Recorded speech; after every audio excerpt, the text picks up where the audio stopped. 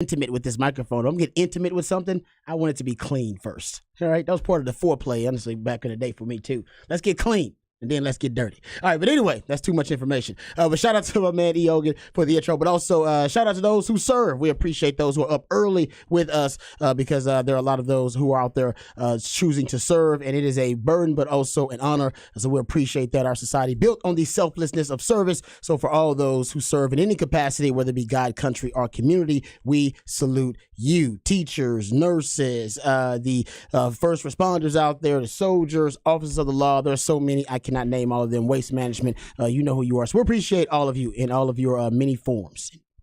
No question about that. Those who serve on this Wednesday, up and out and getting after it, and a lot to do. It's going to be a busy Wednesday, and looking forward, man. What a great football weekend we have on tap that will start tomorrow night with Week 3 in the NFL. 49ers, we get our first chance in prime time to see the Niners hosting the New York Giants in what should be a decent game. We'll see, but looking forward to that. And then into the weekend, 6 ranked matchups, and gosh, probably 6 more that are really compelling. Maybe not of ranked teams, but big conference rivalries or games like Florida State, Clemson should be a great game on a Saturday. So we'll start to preview those, drill down on the big matchups. And obviously the Longhorns getting ready to head up I-35 to Waco for the final time for a while. With that in mind, let's get you caught up on the news of your Wednesday morning.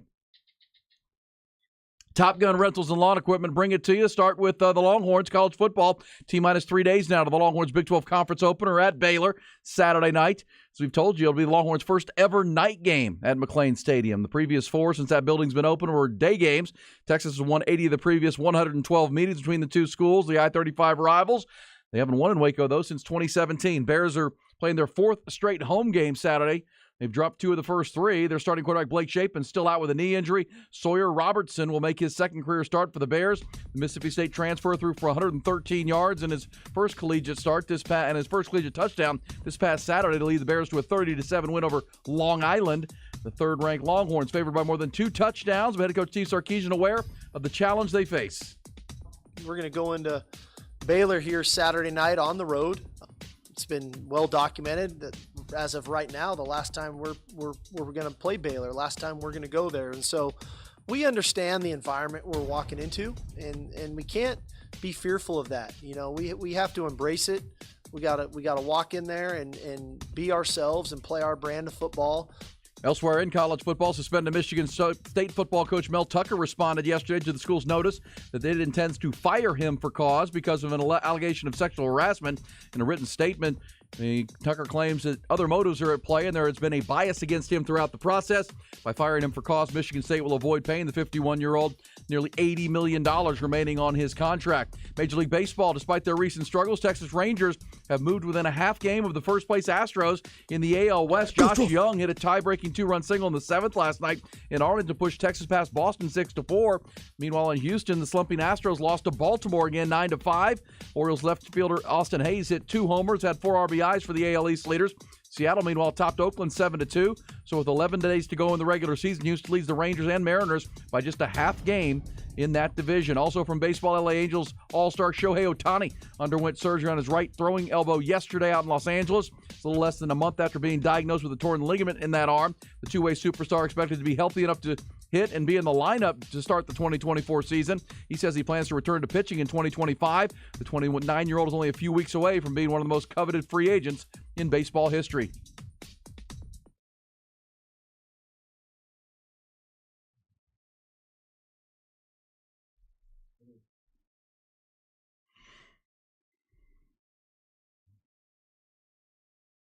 What if I told you that C.J. Stroud was 4th in passing yards in the NFL? Did that surprise you? Yes. He is. Isn't that crazy? That is crazy. And the 4th most passing yards in the NFL. Texans 0-2, and they've been in come from behind mode in both games. So that's kind of why it does make sense. But considering all the injuries on the O-line, and he's been hit a ton. I believe the Texans are one of the leaders in hits allowed, quarterback hits allowed. So I thought he's done pretty well. Just want to throw that out there. Yeah, well, I think saw that stat. You know, as a Texans fan, you and I are kind of downtrodden at this point and have been for a bit. But there is optimism because he looks like a pretty good player, and that's what we saw Bryce Young on Monday night, right? The first pick in the draft playing for Carolina, and you could argue he has more around him right now than C.J. Stroud and not playing as well. As we've said, the Texans have been handcuffed by injuries on their offensive line. DeMeco Ryans couldn't have drawn up a worse way to start his career as head coach in Houston by losing 4 starting offensive linemen. Yeah, he's had some bad luck. That's bad luck. That's bad luck. And, it's the worst place to have injuries for a young quarterback, too. You're trying to break in a young quarterback, and, you put 3 starting offensive linemen. 4. Well, Laramie Tunsil didn't play on Sunday. Yeah. So you got both tackles out. You've got your center. You're down to your third center, and your left guard's hurt, Kenyon Green. So you're just patchworking, to say the least, that offensive line, which offensive line play in the NFL is, I think, diminished. It has all across the league because of the new CBA rules about practice and how much contact you can have. And then there's nobody playing in the preseason either. No, exactly. Like, nobody's really playing in the preseason. You combine those two, and then you got 4 backups. I mean, how many offensive linemen do you even carry? I mean, you're carrying 4. These are taxi squad players essentially that are playing offensive line for you until you get everybody back. So, and for him to be, playing that well, and the fact that he's 4th in passing yards and he still hasn't thrown an interception yet. He hasn't thrown a pick, which is optimistic for. I agree. Reason for optimism for Houston, even though they're 0-2. Obviously, Cowboys have a lot of reason to be optimistic because they're 2-0. Cowboys on another level right now. And they're cranking it up to go out to Arizona and crush the Cardinals. Leading the NFL in turnover differential at +7. The Bucks are next at +5, actually. Bucks and the Eagles are third at +4. So the Cowboys defense and the Cowboys offense, you got to give them the credit. We're not talking enough about the offense. I'm actually working on a little breakdown, so we'll get into that new Tex Coast offense and actually, what entails and obviously the new dynamic of it. But they don't turn the football over, and that's the biggest issue, or at least that was the biggest issue last year. That's the one thing everybody's watching. Are they taking care of the football? Is Dak taking care of the football? He almost threw a pick 6, though. We'll say that. Almost. Sauce dropped it. But at the same time, the 7 turnovers forced and 0 committed through 2 games. It's hard to find a stat that, isn't good for the Cowboys right now. I mean, they're through 2 games with the New York teams, New York City teams, the Jets and Giants. They've just overwhelmed both of those teams. And I know the Jets are without Aaron Rodgers and the Giants are the Giants, but at the same time, those are 2 NFL teams, and it's been like the varsity playing the JV in those 2 games. Can't watch the 49ers versus the Giants. Not that you can do that in the NFL because it's not apples to apples, but I want to see that defense is a dominant defense too. Yeah, well, that's the first game of the week, right, with the Giants out in San Francisco.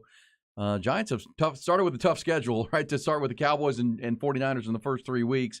They're going to see 2 of the best in their conference and in this league. And, of course, they had Arizona sandwiched in there, which they're able to rally to beat on Sunday. But the Cowboys will now go to Arizona to see those Cardinals, and Cowboys should be 3-0 headed into a weekend 2 weeks from now showdown with the New England Patriots up in Arlington. Yeah.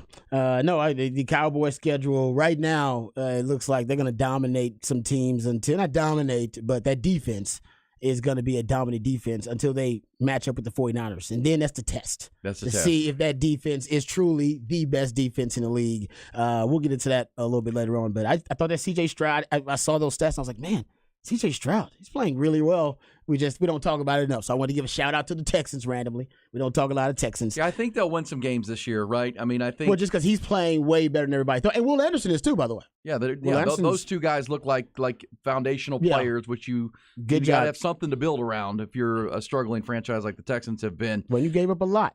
You did. For those foundational, for the Will Anderson foundational piece. Well, listen, we don't.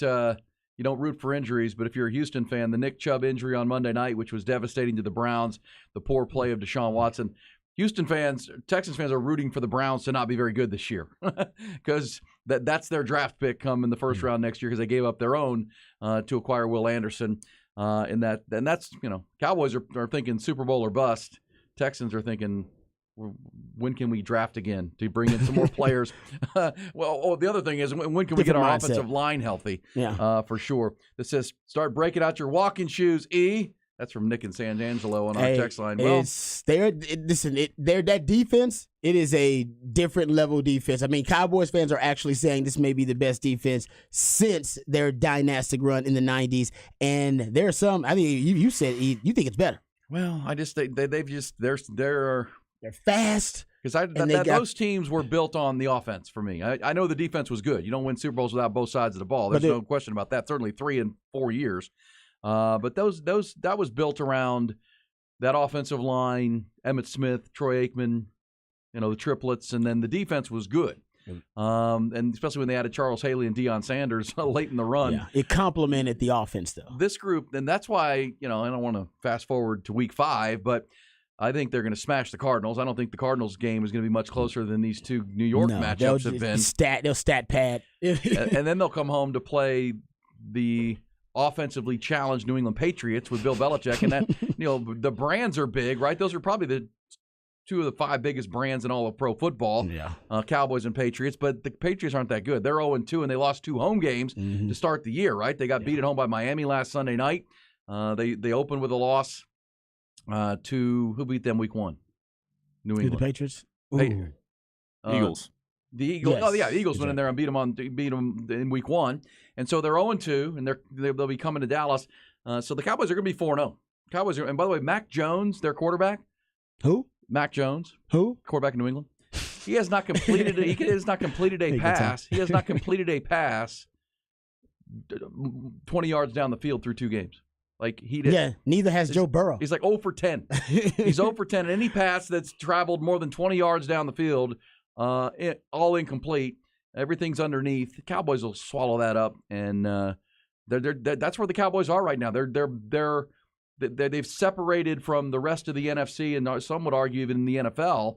So they're gonna crush teams like the Cardinals and the Giants and the Jets, which is reason for great optimism. But the barometer and the question becomes, where do you match up with the Eagles, and where do you match up with the 49ers? Yeah. And week 5 they'll play the 49ers. They'll have 2 games this year with the Eagles, and that's how we know. And then you got that Buffalo game, big one, and that Miami game later on in the season. Really, those are the big tests. I'm with you because how dominant the defense looks. I'm not saying they're gonna make everybody look silly because it's the NFL. But if your quarterback is not up to a certain caliber, the Cowboys gonna make that team look silly. So any quarterback that's not considered of the upper echelon of the quarterbacks in the NFL, they'll make that look silly. Yeah. And I'm just saying, now Brock Purdy, you're like, Brock Purdy's not an elite quarterback, but he plays like one right now. He's on that kind of streak. He is. He's never lost a start. Yeah. So nobody actually has exposed him yet because it's the NFL. He will be exposed at one point. And Jalen Hurts is playing. Did you hear this sidebar? Did Jalen Hurts, Donovan McNabb said he still has a shoulder injury? Did you hear Donovan McNabb say that? Donovan McNabb recently said that he still has. He's not even 100%.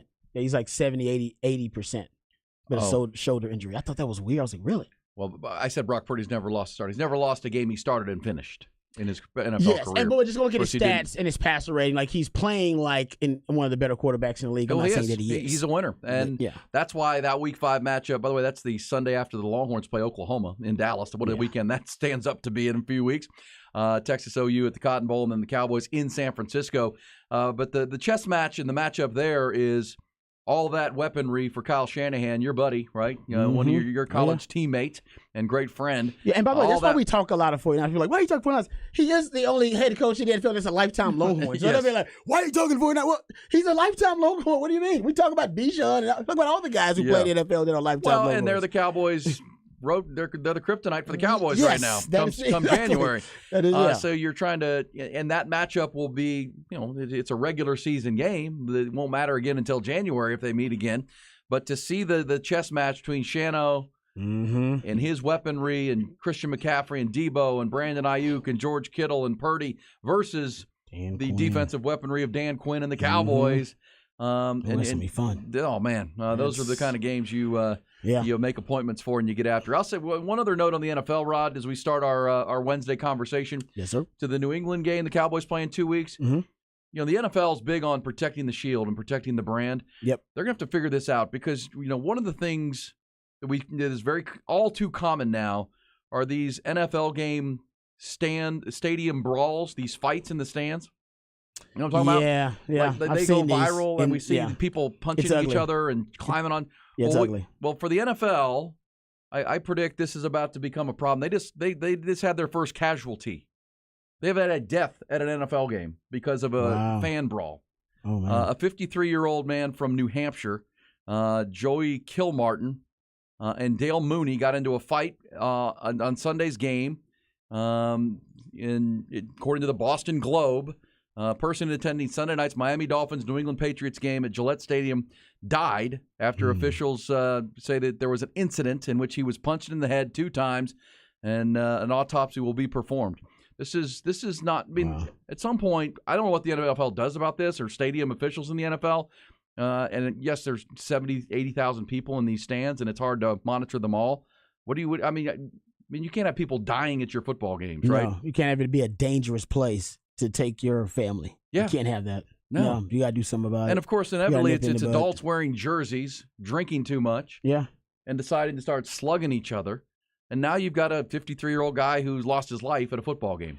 Yeah, so you basically have to make the punishment and the consequences harsh enough. I mean, that guy that punched him's definitely going to go to jail. Well, yeah. Obviously, there'll be legal Prison. consequences, that kind of stuff too. But yeah, it's got to be something. Yeah, I don't know. And I'm not saying this is the NFL's fault. I'm just saying the NFL No. protects the brand. Hey, it may not be your fault, but it is your problem. Yeah, exactly It right. ain't your fault, but it's your problem. So I'm with you. They got to figure out something. I didn't see that story. That's sad, man. Yeah. But I have seen every season. I see those fights all the time. Different fan bases It's all like over every the week country. we come in on a Monday and there's Yeah. viral Oh, videos. and it ain't just one fan base. Maybe some fan bases do it more than others. Philly. But Philly. Honestly, the 49ers and the West Coast teams, I see them doing it a Raiders. lot. Yeah, they get into it a lot. But yeah, I mean, they got to do something about that. I didn't realize it had gotten to escalated to that extent. Well, look, I mean, it takes one to a punch and a guy fatality. and a guy who's intoxicated falls, hits his head, and Oh, that's that's it. typically how that's going to happen. It's not Yeah. typically from the punch; it's typically from the fall, and you hit the Yeah, 'cause hit the chair, or They're you hit the, tipsy anyway. Everybody's the concrete. inebriated and drunk. Yeah. Well, because they start tailgating in the parking lot. We understand that, and that's how these things go down. But the NFL is going to have to, because it's almost become a popular sport to watch the stadium brawls that go on. But that's now become a tragic situation with that guy, and I'm not sure. And I imagine the NFL will just send out probably a memo to the teams and just make it kind of a team's issue. Like, hey, man, I don't know how y'all want to handle it, but it needs. Yeah, This needs to stop. individually, we need to deter And I think you this said type it. of behavior. Yeah, well, and maybe get authorities involved or more security at the stadiums, They can afford private security at the stadium. They really can. I mean, they have that much money. They're bringing. You're talking about $15 billion, whatever the NFL makes annually. They can afford to bring in security. Like, and I'm talking about kind of plain clothes security, so that people won't know who it is, and they can kind of see things happening, anticipate. Oh man, it's a rowdy bunch over here. Stuff's going Well, on, and I think and then ask people to report. Right? You see something, say something. Got to have one of those kind of Well, and it turns out- lines that you can report They people. already have that. Do they really? I Yeah, mean, I'm they just have that UT you got to games. encourage it. You have to encourage it, though. People don't. Well, that's you know what I'm I mean? wondering. You got to with- say, hey, with- man, if you do it, you got to say something about that so that we can deter this behavior. If it's close to you, hit us up. You know what I Well, mean? and that's according to the Gillette Stadium officials there in New England. The guy who was killed was a lifelong Patriots fan and a 30-year season ticket holder. Damn. Who was killed in this. And again, it's a tragedy. But at the same time, you can't just point fingers and blame people. But I do think that these viral videos that go out, it almost incites it, right? Guys, drunk guys go to the game almost looking to fight. Likes to fight guy? Yeah, likes to fight. Likes to fight And guy. it almost want it to go viral. People want things to become a big deal. And I think the NFL needs to be a bit clamp down as much as they can. This is guys. That's why I won't go to NFL games. Too many dumb drunks. This one, here's a text already. It says, I'll never take my 10-year-old or 13-year-old to an NFL game. Too many likes to fight guys that spent their whole month's paycheck on tickets. They're pissed off and they're drunk. Well, That's great. Fair point. That's it. and I don't think that, even though that's kind of going on, it's not the image the NFL wants No. for their fans, right? Agreed. You want to be family friendly as you can. I would not feel safe going to an Eagles game. With a Cowboys jersey on? Yeah. Yeah. No, No. I agree with that. Yeah. Well, No, we saw this in I agree with that. baseball out in Los Angeles. The Dodgers and Giants have a bitter rivalry, and there was a fan killed in the parking lot, like leaving the stadium. We've seen that a couple of times out there in Los Angeles.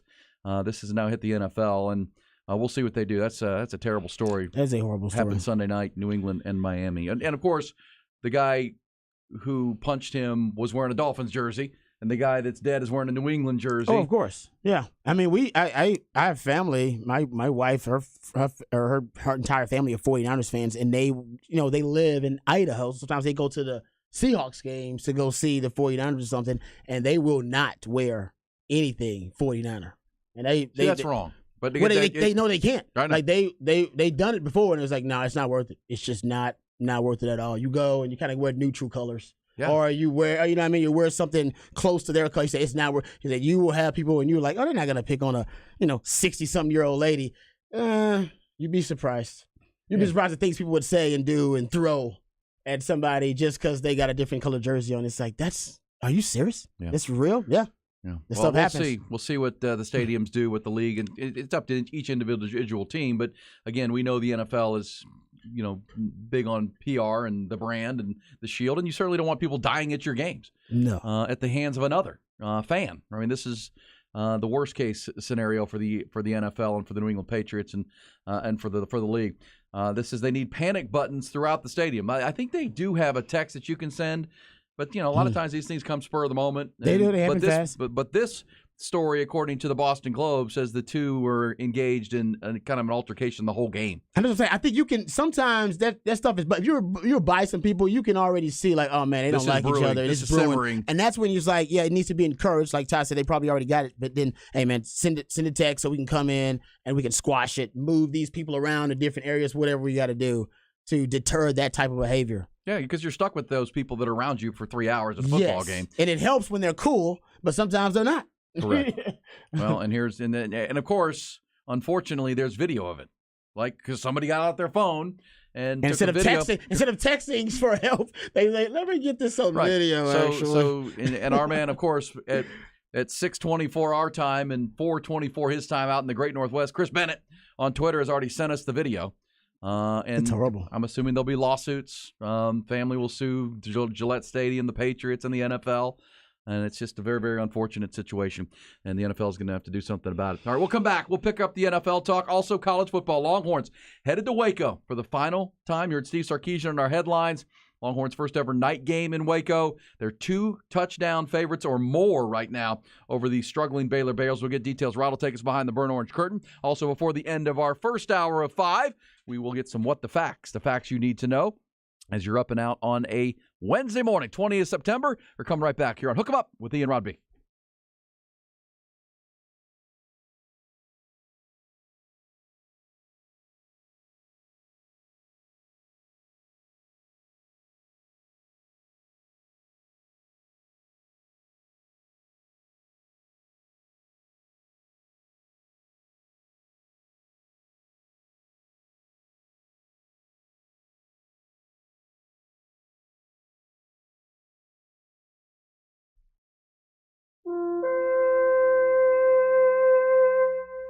Viking Fence, the premier fence company in Austin, Texas, and there is no doubt about it. That is not a subjective opinion of mine that they're the best. They are just the best. No one has invested in the quality of fencing that Viking has for 50-plus years, and they're still locally owned and operated, and that's why I say they're just a separation, and there's just a difference with a Viking Fence than any other fence company you're going to talk to in Central Texas and beyond. No one else has invested in their own on-site lumber mill where they mill the Western Red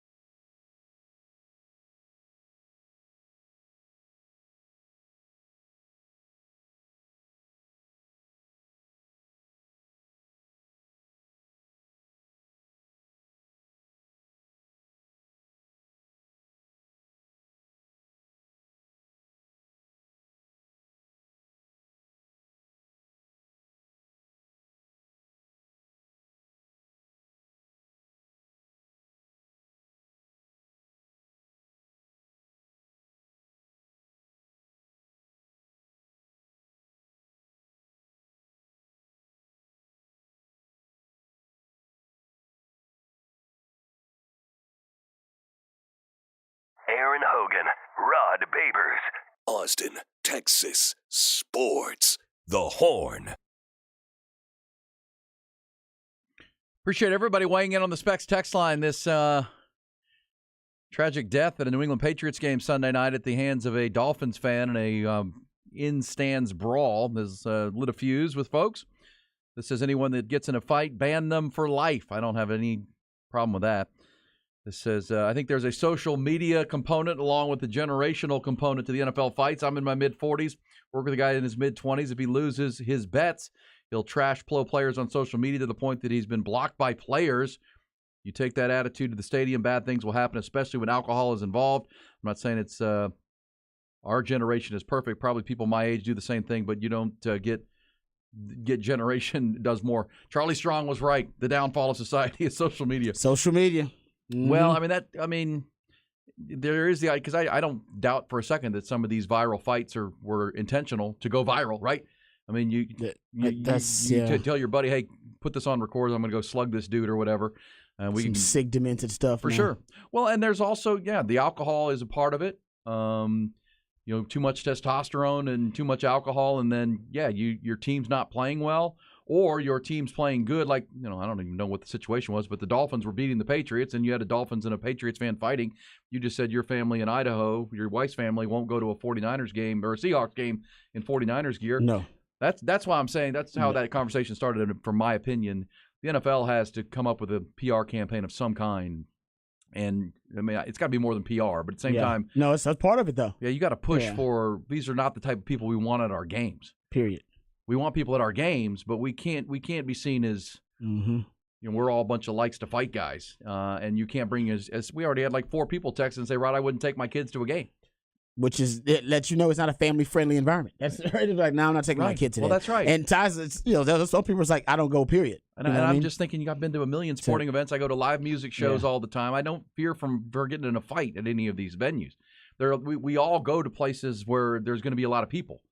And there's going to be crowds and gatherings, but you don't. Do you ever just fear that you're going to get in a fight?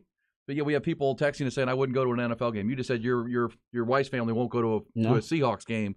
That's wrong. That needs to change if you're the NFL. It's the biggest, most popular sport. And they need to get the players in on it. Yeah. They need to get the players in on it. The players are influential. They need to get the players in on the messaging. For the, like you said, the PR campaign, whatever it is. They need to get that done. I agree. I didn't think it would be, a big issue, but I will admit, now that you bring it up, I see those fights all on my timeline. Every NFL season, and it's all different fan bases. Right, it kind of just blends into the world. It does. And then all of a sudden, somebody's like a 53-year-old, 30-year season ticket holder's dead, and you're like, oh wow, that's kind of a problem. And it seems like that could have been avoidable. It seems like there were signs that led up to this tragedy. We probably should have seen this coming. It's like how actually that is probably bad. I don't see how you can really stop it though. Like getting the players behind something like that is hard when the players are also fighting on the field pretty frequently as well.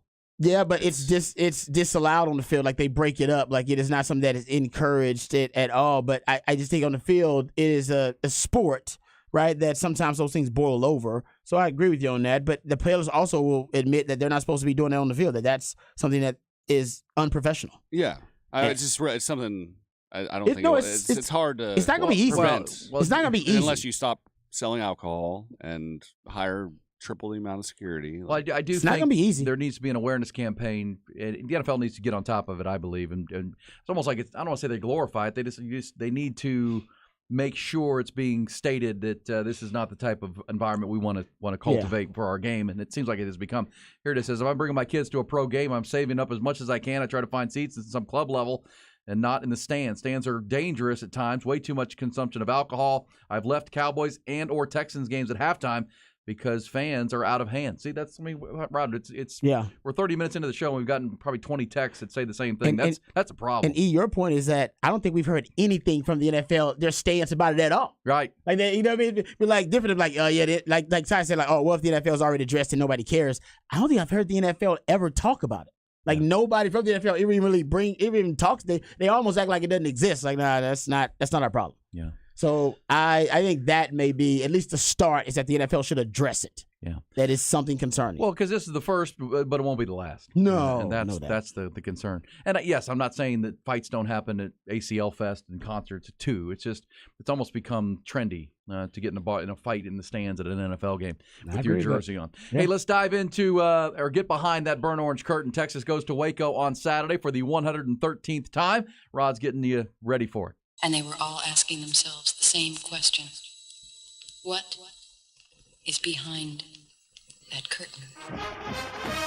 All right, let's get to some Texas Baylor discussion. I think the biggest, at least my top issue, the one thing I'm looking for in this game versus Baylor, and I think Texas right now 2 touchdown. Ty probably knows. Is it more than a 2 touchdown favorite? I honestly don't know yet. Okay. It is. It's 14.5. It was, yeah. I see. It was like And 13.5, and I think it's growing. It's Wait, getting bigger. before you give your No, go ahead. for doesn't it feel like it should be? If you just look at the numbers of these teams, it should be more. Yeah, but I think they're expecting Baylor to put up a hell of a fight. I know. And Texas I'm just saying, if you see that number, you're like, wait a second. versus the number 3 team in the country. With a backup quarterback who against Yeah. Long Island threw for 113 yards, he's thrown for 1 touchdown and 3 picks this year. I don't disagree He was with that. dreadful against Utah. Yeah, but well, you will admit Wyoming had a backup quarterback in there too and played with Texas for 3 quarters. That's very At true. home. 100% true. And I think that's what makes it like, yeah, Texas they're one of those teams like it's really tough to predict Texas because they haven't necessarily been, like I said, a 4-quarter dominant team. They have these spurts where they can put a team away because they kind of just catch fire. Explosive. Right? They talk, And that's what Baylor is not. category 5 explosivity. Right? Baylor is completely not explosive. Right? They're gosh, they ran the ball 50 times last week against Long Island. And Well, that's to hide Sawyer Robertson. yes, right? you're trying to hide your quarterback. You got to hide that guy a little bit. And since we're talking about Sawyer Robertson, we can start there. I just think if Texas is able to get him in 3rd and long, that's how, was it Svoboda? Svoboda? Yeah. I can't say his name correctly, and I apologize. Svoboda. Yeah, Svoboda. There you go. He actually stayed out of 3rd and long for Wyoming, and that was the key. He was only in 3rd and long, I They think. managed that game very well, Yes. Wyoming did. 4 times that I counted, and 3rd and long is 3rd and 7+. I counted 3rd and long 4 times total. That's manageable. Like you said, manage the game for even an average to below average quarterback. That's manageable because the throws that you're going to have to make to convert aren't the degree of difficulty, right? Isn't very high, right? You're talking about slants. You're talking about quick outs, which is what Wyoming threw. A lot of quick outs. These are throws that quarterbacks warm up with every day. And they're relatively easier throws, high percentage throws. If Texas doesn't put Sawyer Robertson in 3rd and long more than 4 times, that could be a problem. All right, that means Baylor is winning 1st down, which is probably going to be the most important down defensively for Texas in this game versus Baylor. If they can win 1st down, and that's going to be key because in gap control is going to be big. They run a lot of zone. I mean, a ton of wide zone, inside zone. The key is with zone, you got to be gap sound. You can penetrate because sometimes they actually encourage you to, right? And they'll kind of use that momentum and that penetration against you because they'll just sweep you on by the action. That's why you got to be gap sound against a team like Baylor. Otherwise, they'll break some big runs. And they got some explosive athletes in the backfield, too. So winning 1st down is key. You win 1st down, then you force them to 2nd and long, 3rd and long. And that's where they don't want Sawyer Robertson in 3rd and long. That's when the Texas pass rush can really tee off. So defensively, I do think that 1st down is going to be key. Offensively, I'm watching, and this is probably the top thing that I'm watching, is what's the start for Sark, right? Sark now, I think he feels confident that all of his efforts in the offseason to get this team to focus on responding to adversity, making good adjustments in the second half, in the 4th quarter, that's paying off. This team is a 4th quarter team, and we want them to be a 4th quarter team, but they're not very good in the 1st quarter anymore, which is what Longhorn fans have become accustomed to. So I want to see in this game what the opening script's going to look like for Sark now that that's become a point of criticism from Longhorn fans, that the opening, and even he talked about it and addressed it in the post-game press conference, that the opening script is not as prolific and is not as explosive as it was in previous years. But the fourth quarter is this is the best fourth quarter response we've seen from this team, or at least for any Sark team since he's been here at Texas. And they're cultivating a bit of the clutch gene. So here's what I think Sark should do it, and what I think he will do. And I'm doing some deeper dives in the numbers about it. But I think against Baylor, he comes out in heavier personnel. And I listen, Sark loves 11, which is one back, one tight end. He's got that full complement of those great wide receivers, X-Man, A.D. Mitchell, and Jay Witt, right? And those guys it's really tough to match up with those wide receivers. But it's interesting. I think the offense may do better starting out in heavier personnel in this matchup, and maybe in some other matchups. Remember against Bama, they start out in 12 personnel. One back, two tight ends. They just go empty formation. Right? They present a power package and they pivot to pass principles. I think versus Baylor, you give them pretty much the option. If you go 12 personnel, one back, two tight ends, and that means you can run the football. If Baylor wants to, and Baylor has a good defensive line, if they want to match up with your heavier personnel with their rush defense, then you can throw out of it. And you still have the advantage because your tight end is one of the best in the country, and your two wide receivers are really good, even if you can design and manipulate a one-on-one matchup, which Sark also does really well. That's essentially what Texas did a lot of versus Alabama. They came out in 12 personnel, one back, two tight ends. They threw the ball up close to 50% of the time versus Bama out of 12 personnel. Usually he's close to 30-something% there. I think against Baylor, if they come out in their sub packages and they want to still play the pass when you got your heavier personnel out there, that's great. You can just run the ball because you'll have the numbers advantage in the run game like you did versus Wyoming. You ran the ball a ton versus Wyoming late to really seal that game, and you did it with 12 personnel. I think Sark may have been revealing something there that maybe his 12 personnel group is what he trusts to be able to run the football consistently.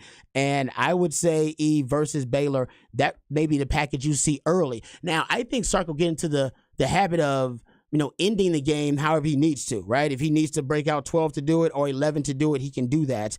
But to start the game, I think it'll have to be based on the matchup week to week. And I think this matchup with Baylor, I would encourage Baylor to try to stop the run for Texas. If they don't, great, shove it down their throat, let them choke on it. But if they, right, but choke on it, right, yeah. But if they want to stop the run, they go, man, they're coming out with heavier sets. Texas got the biggest O-line in the Big 12. We got to stop the run against Texas, and they match your heavy personnel. Great, that means one-on-one matchups on the outside for X-Man or JT Sanders or an A.D. Mitchell, or whoever you put in there, Jay Witt. So that may be one of my ways, to really juice the opening script. Start out heavy, but pivot to pass in the heavy personnel. Present them with their own, pick your poison. Well, scenario. If you go back and watch, the Texas State game they lost, they gave up 42 points, and they're just. And then the game that I would watch if you're watching film on Baylor is the Utah game. That's as close as you're going to get to like athletes as far as the Baylor Bears. They're just not very talented, Rod. They're just not. There's nobody that, like with Texas, whatever you think of the Longhorns and whether they play up or down to people, you see guys that just jump off the screen that are really talented, Yes, right? you do. They're just. Yep. Baylor doesn't have anybody really. You're like, who are these guys? They tried to survive the Utah game until their quarterback Sawyer Robertson threw 2 fourth-quarter interceptions that were unforgivable. Yep. And they're going to try to win this game if they're going to win it with their defense, right? They're going to try to do what Wyoming did, shorten the game, play great Dave Aranda defense, challenge Texas, force them. Because the one thing Quinn Ewers hasn't done this year is turn the ball over. He's not turnover prone. He's not one of those guys. Right, and if Texas doesn't turn the ball over in this game, I don't think this game will be very close. If they turn it over, all of a sudden you could have a close game in Waco. This Baylor team, Dave Aranda has not done a good job of bringing in talent, just based on what I've seen through 3 games so far. No, I totally agree with you. But the one thing I will say about Dave Aranda, he's a defensive mind. Sure he is. We don't know if he's a great head coach, a good head coach anymore, because it just hasn't. It seems like he did more with Matt Rule's players, and now that he has been able to build it, his way and construct this roster his way, it seems like the program's progressing. But he did expose Texas pass protection issues last year. And he was able to do it with a really impressive pressure package. And that's, you've heard me say it ad nauseum about the amoeba fronts and the simulated pressures. That's why Baylor had 5 sacks last season. So he exposed Texas and pretty much provided other teams with the blueprint to how to pressure the Texas quarterback. And in this game, I'm wondering if he's going to bring back a lot of those concepts, which also Texas has struggled with a little bit this season, struggled in the Rice game with some of those concepts. Even Wyoming brought him out there. I think he's going to add to those pressure packages, and you'll see him early and often if Texas is in predictable passing situations. But if they can stay out of that by going heavy early on and playing a little bit of bully ball, and if they, like I said, if they want to match you and try to encounter your bully ball, great. That means I'll get favorable matchups in the passing game. So I think that's the way to kind of manipulate it. If you're Sark. No question. No question. All right, we'll come back. When we do, we'll do the What the Facts? Big facts from the sports landscape as we get you rolling on a Wednesday. There's Rod's first trip behind the burnt orange curtain. We'll do it again a couple times this morning as we're getting you up over the hump and into a big-time sports and football weekend. We're coming back. What the Facts? Coming next.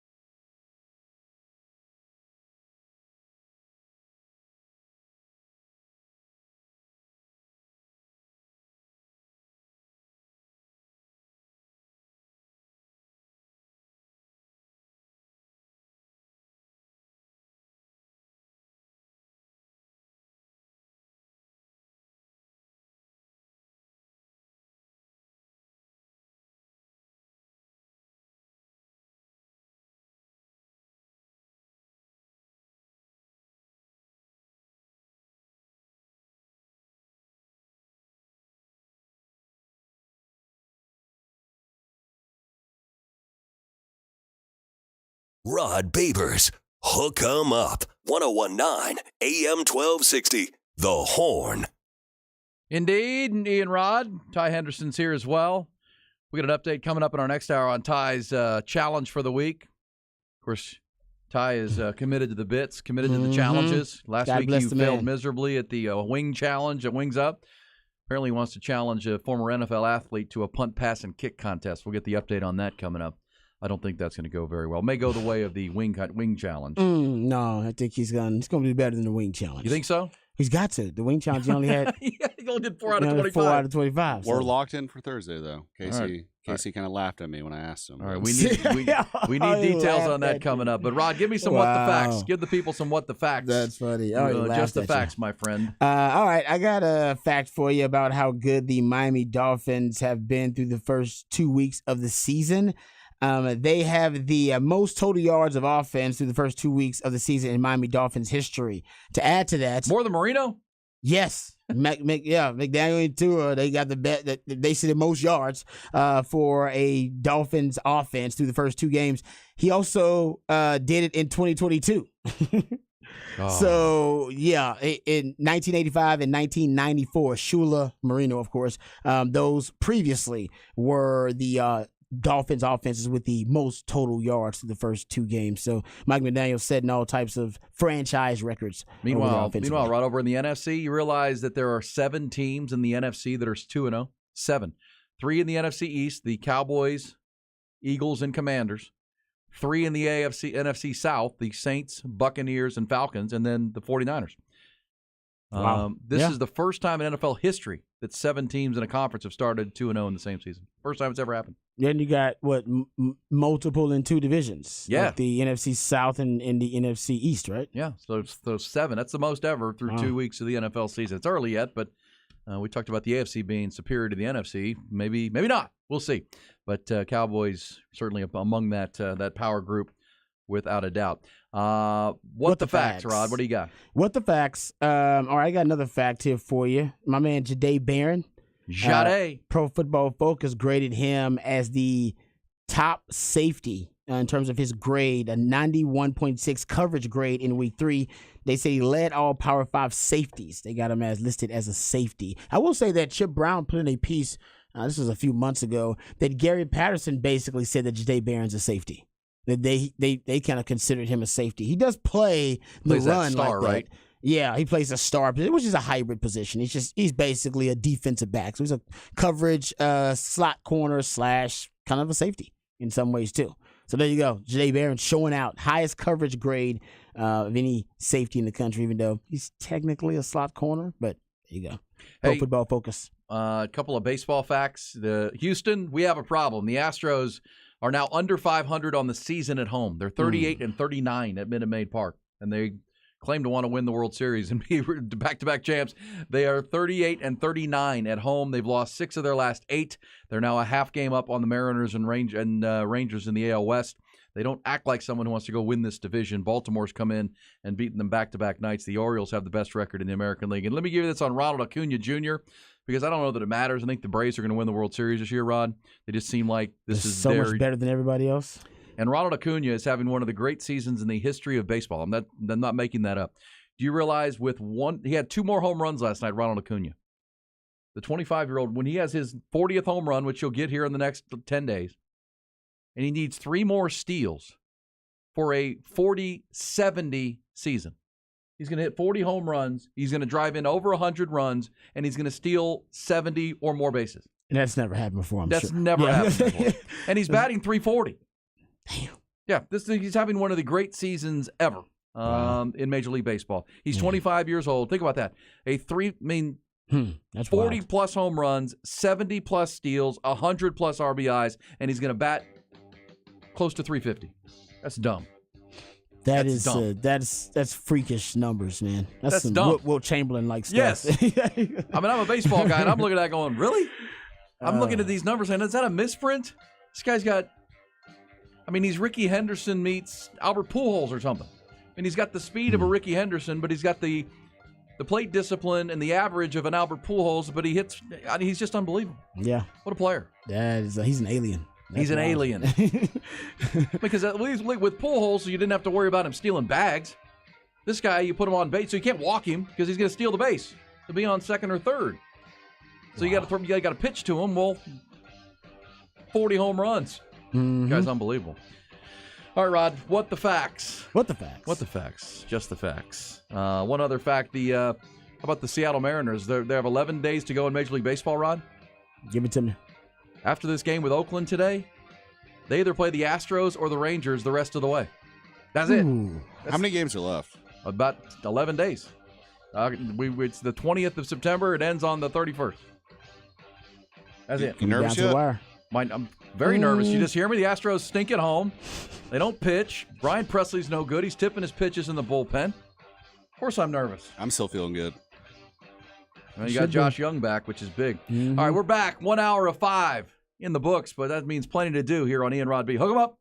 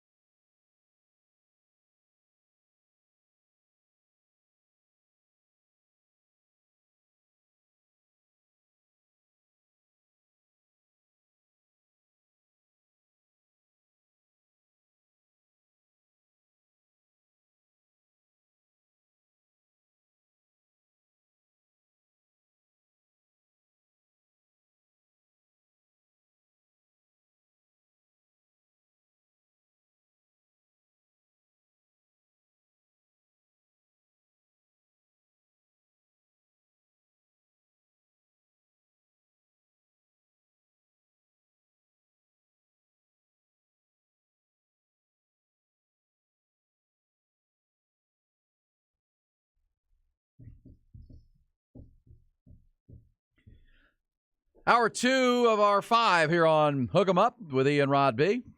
5 hours a day, 5 days a week. Austin's only and best. Well, if you're the only, you got to be the best. Local morning sports conversation. We appreciate you being with us however you find us. Great participation on the text line in the first hour on that tragedy in New England with a fan of the NFL being killed in one of these in-the-stands fights that breaks out. Lost his life. It's horrible. 53-year-old, 30-year season ticket holder of the New England Patriots. Tragic.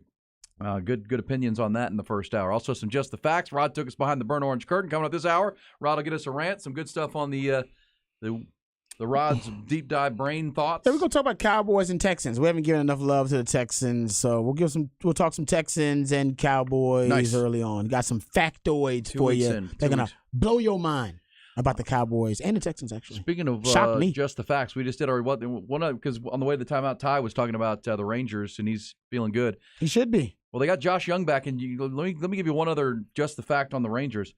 You realize, remember the baseball amateur draft back in July? Mm-hmm. And the Rangers selected a kid named Wyatt Langford out of Florida?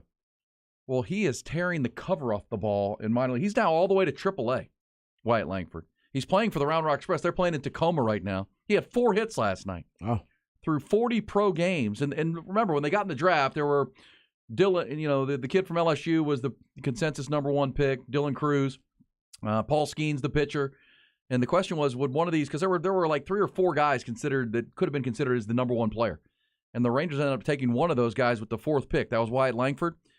In 40 pro games since being drafted by the Rangers, Langford is he's through 40. He's got an OPS of 1.187. He's got 10 home runs, 10 steals. Wow.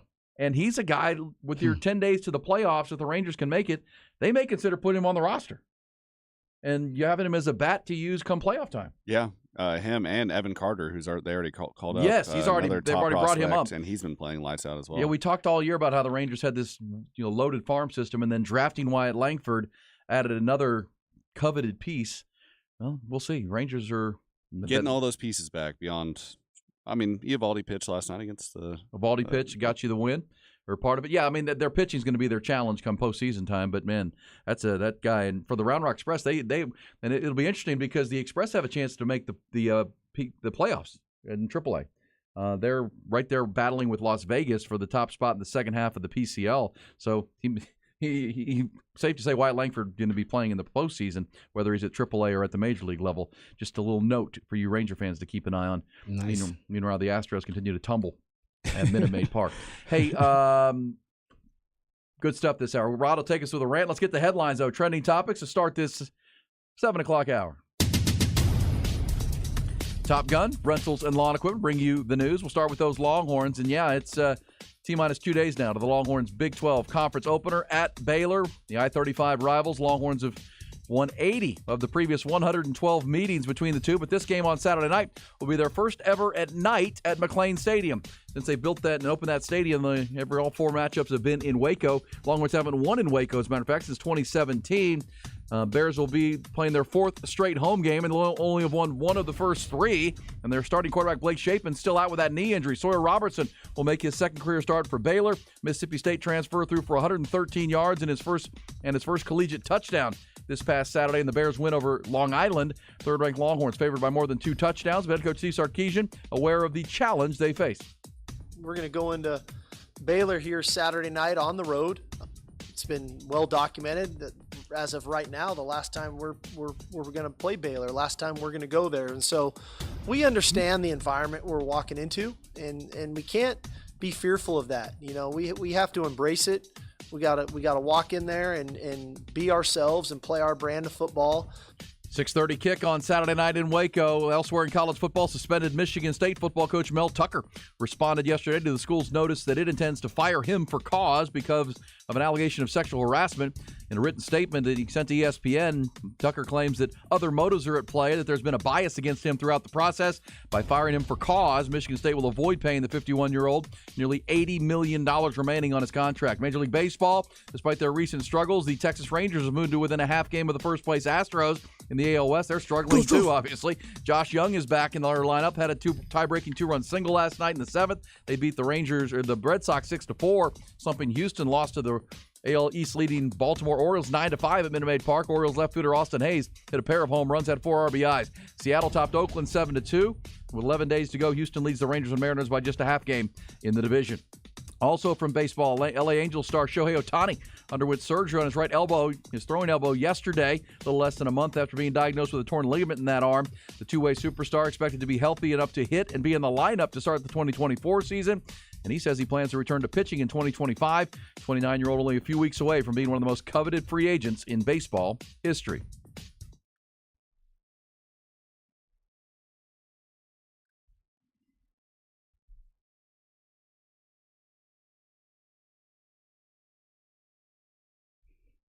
Life comes at you fast. You're actually concerned about the Astros now, huh? You freaking out a little bit?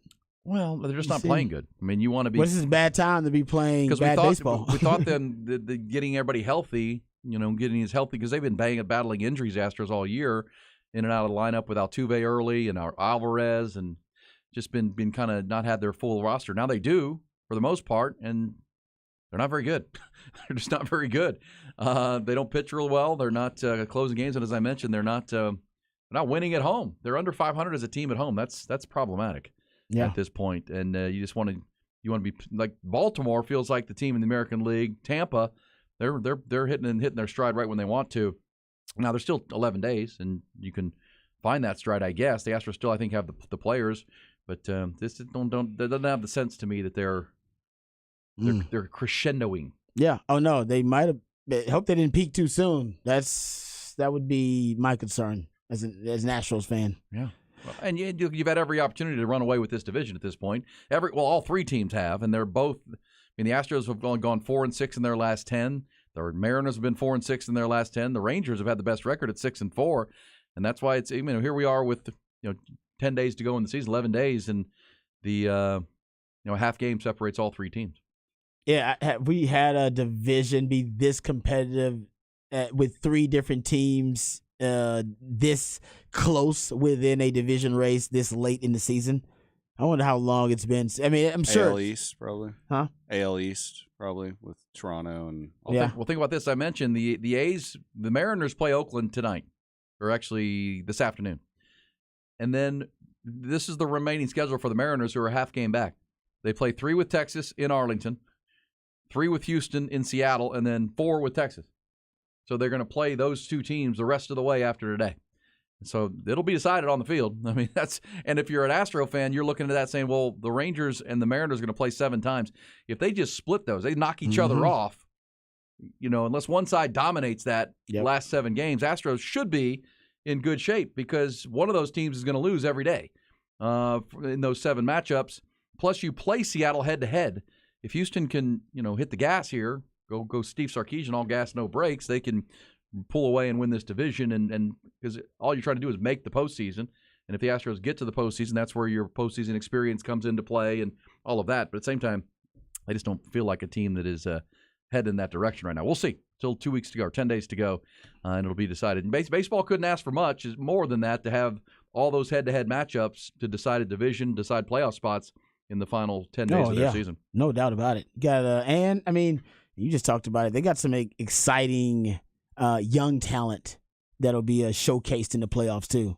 Well, it won't be Shohei, but still. Unfortunately. Well, and then have never seen Shohei in the playoffs. That story picks up. It was interesting that the story broke over the weekend while everybody was watching college and pro football, that Shohei Ohtani cleaned out his locker and had left the Does that mean anything? Well, it just means he wanted to go have surgery. He wanted to expedite the surgery so he can be as healthy as possible by the start of next season, was really what that was about. Because he's going to go be a free agent. I think the fact that he cleaned out his locker and left that would tell you he's probably not going to be an Angel next season. He's going to be one of the more coveted free agents of all time come October and into November. So we'll see. The bidding process will begin, and Ohtani has made it clear he plans to be, in your everyday lineup to start next season, and then by 2025 he wants to be back pitching and in your everyday lineup. That's that. I wonder if now they'll, whoever picks him up, if they will change the dynamic of him being a two-way player, and he'll only be situational or matchup based or big games or something like that. Well, he won't be in the rotation as regularly as he was as an Angel, and which means he won't be setting all these crazy records and doing unprecedented things all the time, but still maybe have more durability. Yeah. As a player. Yeah. Hey, Rod, can I ask you a question real quick before we get to your rant about the Cowboys and Texans? Yeah. And we'll talk about this at the bottom of the hour. The Baylor Bears, the Longhorn opponent this week. I'm trying to figure out how Baylor can stay in the game with Texas. So I'm watching this game. Last week they played with Long Island, or I'm looking at this game. They played with Long Island. Long Island's 0-3, by the way. They're an FCS team from Long Island, New York, and they're 0-3. They're not good. Yet in a game ahead of their conference opener with Texas, where they were pretty sure they were going to have Sawyer Robertson be their starting quarterback because Blake Shapen still a week or so away, according to Dave Aranda. Wouldn't you think against a team like that you would try to get some confidence for your young quarterback who's probably going to start against Texas? Instead, they ran the ball 50 times. They threw it like 15. Yeah, man. And it was almost like they were trying to hide him against Long Island. Yes. They are. I mean, this guy's played in every game they've played so far, Sawyer Robertson. He played in the Texas State loss, and he threw a pick. Then he played in the Utah game and threw 2 terrible picks. And they were in the fourth quarter, weren't they? Yes. They were late in that game. When they were leading the game. Yeah, they were fourth quarter picks. Right. Like the worst kind. Yes. And then that's what I'm saying. Then against Long Island, where we're going to play Texas next week. We might want to build this, see if we can get this guy going. They hit him. They completely didn't even try to throw the football. I don't know, man. He just looks like the worst quarterback in the conference. And the Longhorns have maybe the most talented defense in the entire conference. That seems like a complete mismatch on Saturday. Yeah, that's what I said. You want him in third and long, right? You cannot allow what happened last week with Svoboda. You cannot allow that to happen where he has 4 third and longs the entire game, and he's always comfortable with the passing situation. You got to get him, Sawyer Robertson, in third and long more than at least 4 times. You keep him in third and long, which means you got to win first down. You keep him in third and long, he's gonna throw you a couple. He just will. Or you'll end up sacking him, or he'll end up throwing it away. It is right now highly unlikely on third and long situations against the Texas defense that guy's going to be able to convert vertically down the field. It's just it ain't very likely. But third and short, third and medium, yeah, he can do that. Well, that's right. I mean, go back to the Rice game. Rice kept JT Daniels in third and long the whole day, and he didn't do much, right? Until there you go. One drive in the fourth quarter, this game could look a lot like that.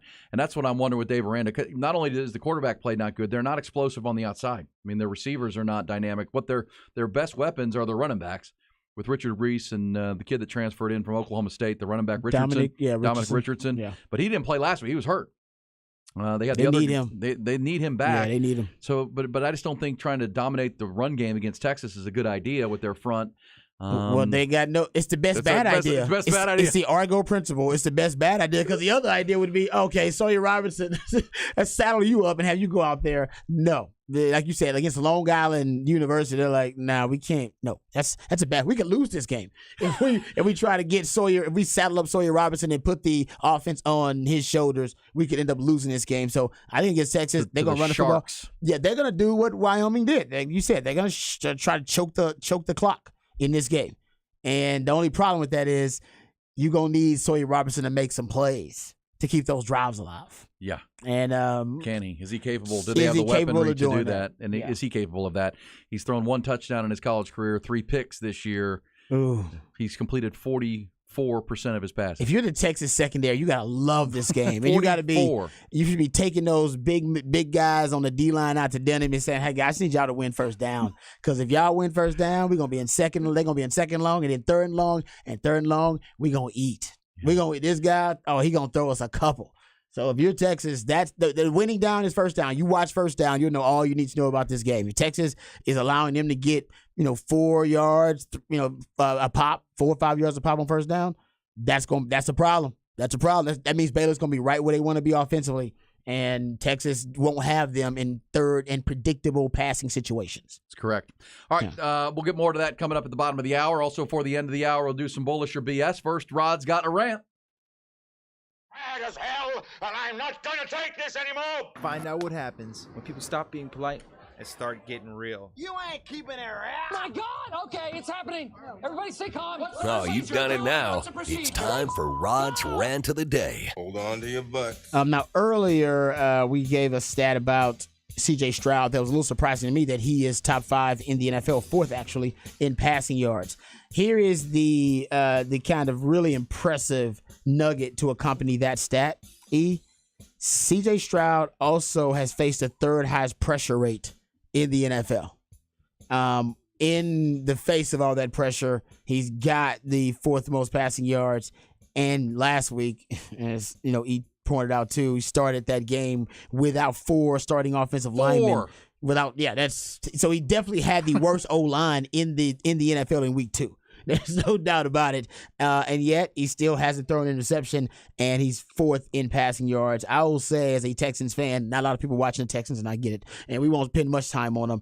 I've seen a lot of really promising signs early on from a young C.J. Stroud. The way he conducts himself and his poise in the pocket, doesn't turn the football over, doesn't panic. He actually, you can tell that, and the Texans have tried to run kind of the Shanahan offense, running 21 personnel and some heavy sets because they got Andrew Beck there as their fullback, and they haven't had a lot of success. So I for Bobby Slowick, it's going to be interesting to see where he pivots because in heavy personnel last week, then 2 running backs or 2 tight ends, which is what the 49ers ran a lot of, and Bobby Slowick coming from that 49ers Shanahan coaching tree, they had 21 plays for 53 yards. But when they were in 11 personnel, 58 plays for 336 yards and 2 touchdowns. They're just a much better offense out of 11, 1 back, 1 tight end, but that is not the Shanahan offense. The Shanahan offense is one that presents power personnel packages and pivots to pass principles, specifically play action pass principles. And that's not really what the Texans offense is. And I always say football is like life, a constant struggle deciding between what you want to be and what you need to be in order to survive. The Texans need to be probably right now an 11 personnel offense so they can get the ball out of, and I know it makes sense like, oh man, we go heavy personnel to insulate pass protection. No, what's better to insulate pass protection is getting the ball out of his hands quickly. And you don't really do that in the heavy personnel, the 12 personnel or the 21 personnel, because they're trying to get to long developing routes, play action pass, vertical shots downfield. There's going to be a time for that with the Texans. But right now, 11 personnel, that's C.J. Stroud's, that's his groove thing. All right. And you want to work the groove thing. All right. Always work the groove thing. You always want to work the groove thing. All right. Let's give you a freaky, crazy stat about the Cowboys. Freaky, crazy stat about the Cowboys, man. And this is really good. Okay, so the Cowboys defense, we know right now considered the best defense in the league. And I think top defense and scoring defense, total defense, takeaways as well. I mean, sacks, you name it. Cowboys are probably at the top of the NFL in that defensive statistical category. So here's a stat for you. The Cowboys haven't allowed their opponents to take a second half snap inside the team's 40-yard line. No. I repeat. Cowboys haven't allowed their opponents to take a second half snap inside the team's 40-yard line. Use it, and shout out to my man Bobby Belt, because he went deep diving on this stat. And Stathead, too, by the way. Shout out to Stathead. Going back to 1994, the Cowboys are the only team to ever do that through the first 2 weeks of the season. Going even deeper, go ahead. Well, I was going to say that because we're going to get a text. Like, well, come on, guys. They played the Jets and the Giants. Yes. No one's ever done it in the history of the league. Doesn't matter who you're playing. This is the NFL. Dating back to 1994, so that's far back as this data goes. But honestly, I would say I'm with you. Like, man, I don't know if I've ever heard anything like that. We can go look at the 85 Bears. Go look at maybe I'll stay the 85. Look at the 85 Bears and the Ravens, and I'll go and I'll see. Right, the Ravens of the 2000 and the 85 Bears, maybe the 02 Bucks, and I'll see where those Legion of Boom 2014, and I'll see where those defenses stand. But like I said, they and how many of them got past the 40. But it's saying back to 1994, so 85 Bears is the only one you really need to look at. That's a long time. That's a big sample size. So I don't know how many of those great defenses, how many times teams got inside their 40-yard line, but it's saying the Cowboys haven't done it yet in the first 2 years, first 2 games, and going back to 1994, no team has been that dominant and has met that criteria to not allow their opponents to take a second half snap, I should say, inside the team's 40. Okay, going even deeper, they've allowed only 2 second half snaps on their side of the field this season. Those plays resulted in a sack for Micah Parsons and an interception for Trevon Diggs. Well, and remember last week against the Jets, the Jets only had the ball for 18 minutes. I mean, so the offense is doing a good job of keeping the ball, which helps ball add control. to these stats, right? I mean, when you control the ball for 42 minutes of the game, fresh defense, fresh defense, and they just don't get that many opportunities. And that was the game plan, right? That was the blueprint for Mike McCarthy when he let go of Kellen Moore. Was we don't need to score more points, we need to help our defense. We need to control the football and manage the game better and let our defense win us the game. And that so far through 2 games, the opposing offense has done nothing and not been given a chance. I love this text. You want to crown him? Crown him. Crown him then. I'm not. No, we said earlier, I mean, these first 4, the Cowboys are going to be 4-0. Yeah, but the 49er game, we all agree. That's the game. If you want to crown him, crown him then. Yeah, we all waiting on that one. Okay, one more here. Okay, one more before we get done. So through 2 games this season, Dallas has allowed an opponent passer rating under 35, sacked the quarterback 10 times, and not allowed a rushing touchdown. The only other team since the AFL-NFL merger in 1970 that can claim that, 79 Pittsburgh Steelers and the Steel Curtain. Also, the only team, the Cowboys are the only team since that Steel Curtain defense to lead the NFL in takeaways in back-to-back seasons. The Pittsburgh Steelers of the Steel Curtain era did it 3 years in a row. This Cowboys team has done it 2 years in a row. If they do it this year, they'll tie the Pittsburgh Steelers for that the years of those consecutive streak of leading the NFL in takeaways. So right now they're trending toward being special, but it's still very early. Very early. But those are some freaky crazy stats. No question. About the Cowboys. Freaky crazy. No question. Yeah.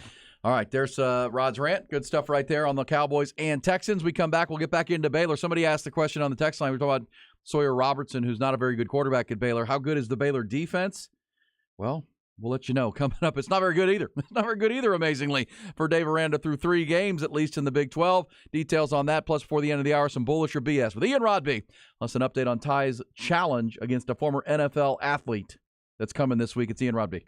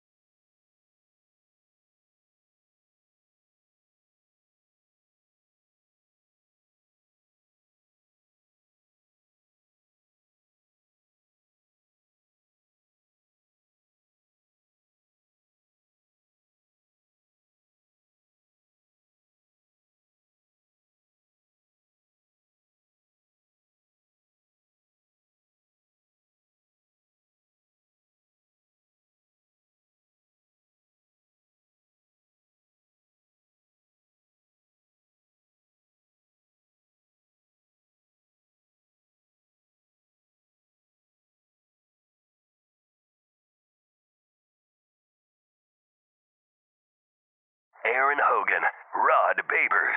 Austin, Texas sports. The Horn.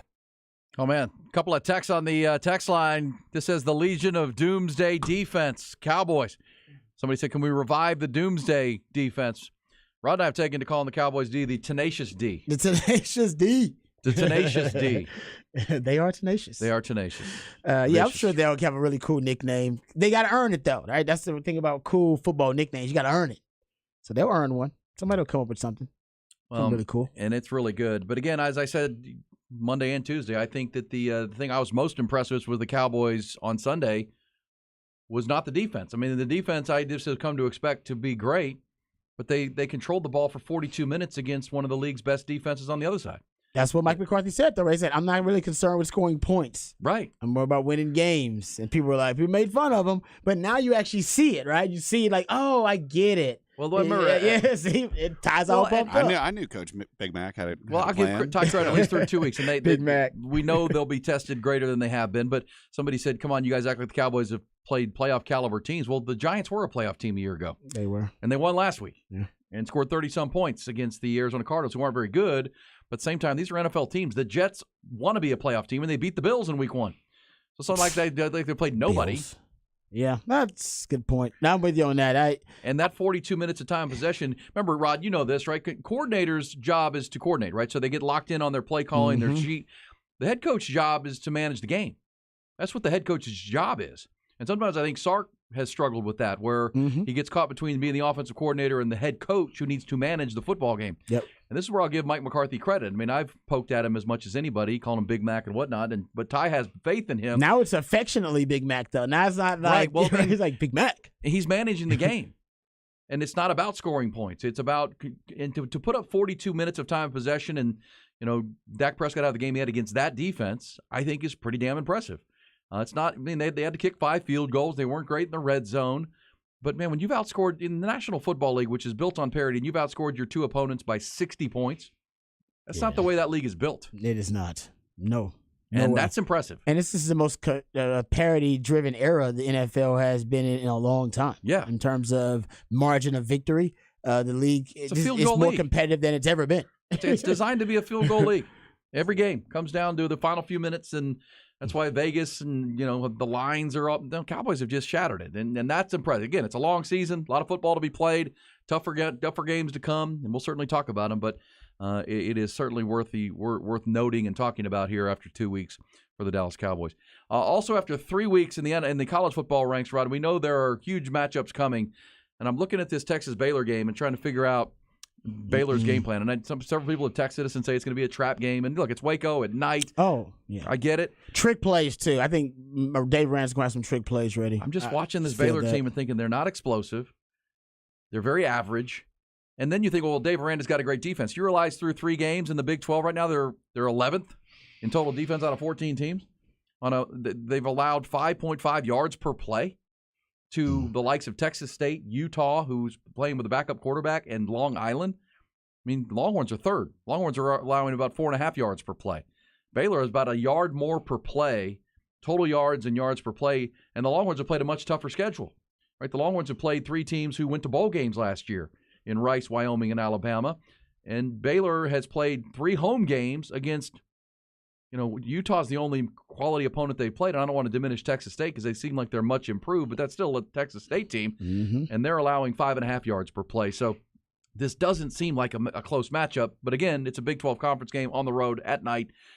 Maybe a trap game. I just don't think see them matching up with Texas very well. They don't match up with Texas very well, but I will say, coming off the Wyoming game, backup quarterback for Wyoming, and a lot of people didn't expect Wyoming to play with Texas for 3 quarters, and then Texas blew them out in the 4th quarter, but nobody really expected that to be a tie game. I guess I would pick, after 3 quarters of football. Both teams for 3 weeks, I would pick Wyoming to beat Baylor. Oh, I know. I don't disagree with you, but I'm just saying that's why I think the line is where it is, and Baylor, Dave Aranda can save his season to an extent by beating Texas, right? And I think they're gonna go all in to beat Texas. You're going to get kind of an all-in approach. Is that going to work? I don't think it's going to work. No, I think Texas is going to beat them. And I think Texas should cover the number, too, by the way, which is 14.5 or whatever it is.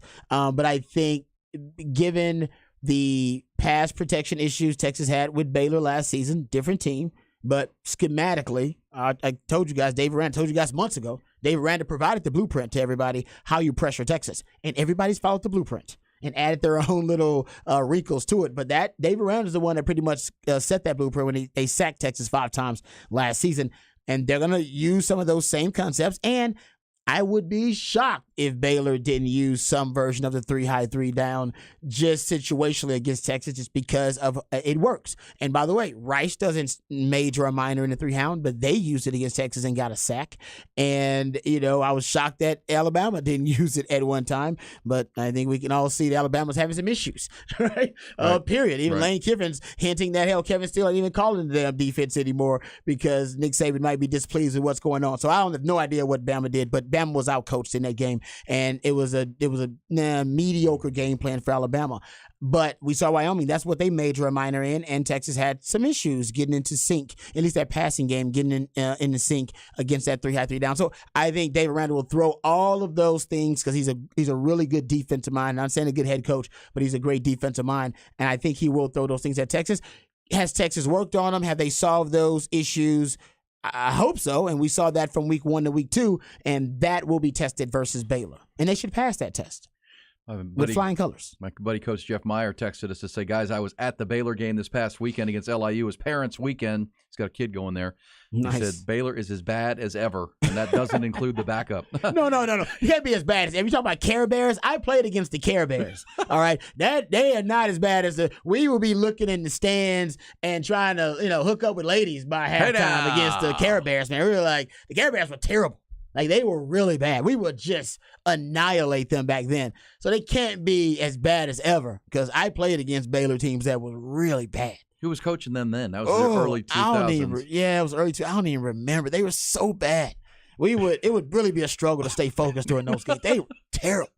They really were. Well, I mean, again, we've said this a lot. That Texas's bar is their bar, and if they play to that bar, Baylor can't play with them. That's my assessment through 3 weeks. Can Texas play down to this team and keep this team around? Yeah. But at the same time, if they play, if they're past that Alabama hangover, which, gosh, even the coach of Wyoming said we expected Texas to be a little flat and maybe a little bit off. He said, it's been my experience that when you win a big game like that, this is human nature. Mm-hmm. So if Texas is through that, he's right, and Quinn Ewers doesn't turn the football over, there's not a lot of ways I find where Baylor can be in this game. But again, that's maybe overconfidence on my part. But it's not up to me to go play the game. I'm just giving you what you've seen on the. These are 3 home games. Baylor hasn't traveled anywhere yet. That's crazy. They haven't left Waco, and they're 1-2. They're 11th in defense. They're dreadful on offense. I'm just looking at the numbers. That's what you do, Rod. Just the facts, right? Look at the numbers. Their quarterback play is awful. That's not even overstating it. No, it's bad. It's really and if Blake Shapen was playing, okay, because Blake Shapen's their best player, I think. If you go back and watch that Texas State game, even on a bum knee, he was excellent against Texas State. But they don't do much good. I mean, and that's on Dave Aranda, right? I think Dave Aranda is going to put himself, because we told you after they lost to Texas State that if they don't beat Utah, they could be looking at a 1-5 start, and the one win is going to be over Long Island. Because their schedule early here is tough. Because after they play Texas and Waco, then they got to go on the road a couple times in Big 12 play with some challenging games, including one to Lubbock. Dave Aranda will be in hot water. There's no doubt he will be, because it's pretty clear to that administration now and the decision makers that he was winning with Matt Rule's players, and he was building off a Matt Rule culture. Well, and if you're the coach, you're like, hey, Blake Shapen. It's not like Blake Shapen's all Big 12. And how is this our backup quarterback in a transfer portal era? Come on, man. And again, if you go back and watch the Texas State tape, Texas State looks like the more talented football team. Like it wasn't even a fluky game. It was just, you watch the game, who's got the better athletes, who's got the better quarterback, who's got the better players. Texas State was better than them. And Utah, came in and, was on the road coming off their big win over Florida, and they, Baylor controlled the game, but then they gave it up in the fourth quarter. And then even against LIU, Long Island, who's an 0-3 football team, they were not at all dominant. not at all dominant over LIU. Concerning for Dave Aranda. Yeah, you guys think Kevin Steele was the head coach when the Care Bears were over. I never heard that nickname, the Care Bears. That's what we used to call them. They were Care Bears stare. That's the only thing they could do to you because they were so bad. It's like they were terrible. So you'd be hitting on chicks in the stands? We'd be hitting on women in the stands by halftime. It was just a thing, and man, we're like, we pad stats and both in the stands and on the field. You know what I'm saying? That's the way it was going. They were so bad. All right, here are the scores. Baylor, Texas, when they played Texas, we beat them 41-0 in 2002, my senior year. We beat, what was the other score? Let's get my sophomore year, 48-14. Okay, they scored some points. Give it up for them. It was pretty good then. And then 1999, we beat 62-0. I'm telling you, by halftime, it was out of the game, and we were like looking in the stands and hitting on women like, hey, meet us down the buses in the back. Yeah, you meet us at the bus. Yeah, it was because they were so bad. They were so bad. So for y'all saying, this is bad, Baylor's, they've never been this bad. No. They have been way worse than that, man. They were the Care Bears. They are not the Care Bears now. Well, and look, they could rise up and play a heck of a game here, and we'll see. They just don't look all that talented. I'll admit, I thought Dave Aranda was going to be a good hire. I mean, he won the Big 12. I assumed it was going to be a good hire. I did not know it would implode and regress this quickly, so it's pretty obvious. He was building off a Matt Rule coach with Matt Rule's players, and yeah. Well, this is what happened to y'all saying Aranda was a good hire. Look, I thought it was a good hire when he came in from LSU. He's one of the best defensive minds in college football, but it's about talent, and you've got to have really good players, and it doesn't feel like he's done a good job of attacking the portal and recruiting. But again, it's 3 weeks in. But all you can go on is what you've seen for 3 weeks. And for 3 weeks, they've been average to way below average in most all phases of the football game. Our buddy Mike Harge pointed out on the text line, on a text to me, that the backup quarterback for them is a kid named R.J. Martinez, who's from Westwood High School here in Austin, Texas. Might be time. You know, I know he's got some legs to him. Yeah, might be time, man. He's got some legs to him. He can't be worse. And I gave Dave Aranda some slack because he was hired during the COVID year. That was a challenge for any coach trying to build a staff and build a team during COVID. And then he won the Big 12 in year 2. He won the Big 12, exactly. And you're like, okay, well, that's pretty good. That's pretty good. I think we all were like, okay, I'm impressed. But you're right. That was with mostly all the star players on that team were Matt Rule recruits, right? Yeah. The Jalen Petries, Terrell Bernard, and Tyquan Thornton, and Arthur Smith. There's Smith, the running back, and Bohannon, the quarterback. And they were all guys that Matt Rule brought in. And I remember Jahdae Barron, the Longhorn great player, was a Baylor recruit of Matt Rule before Matt Rule left, and that's when he flipped and came to Texas.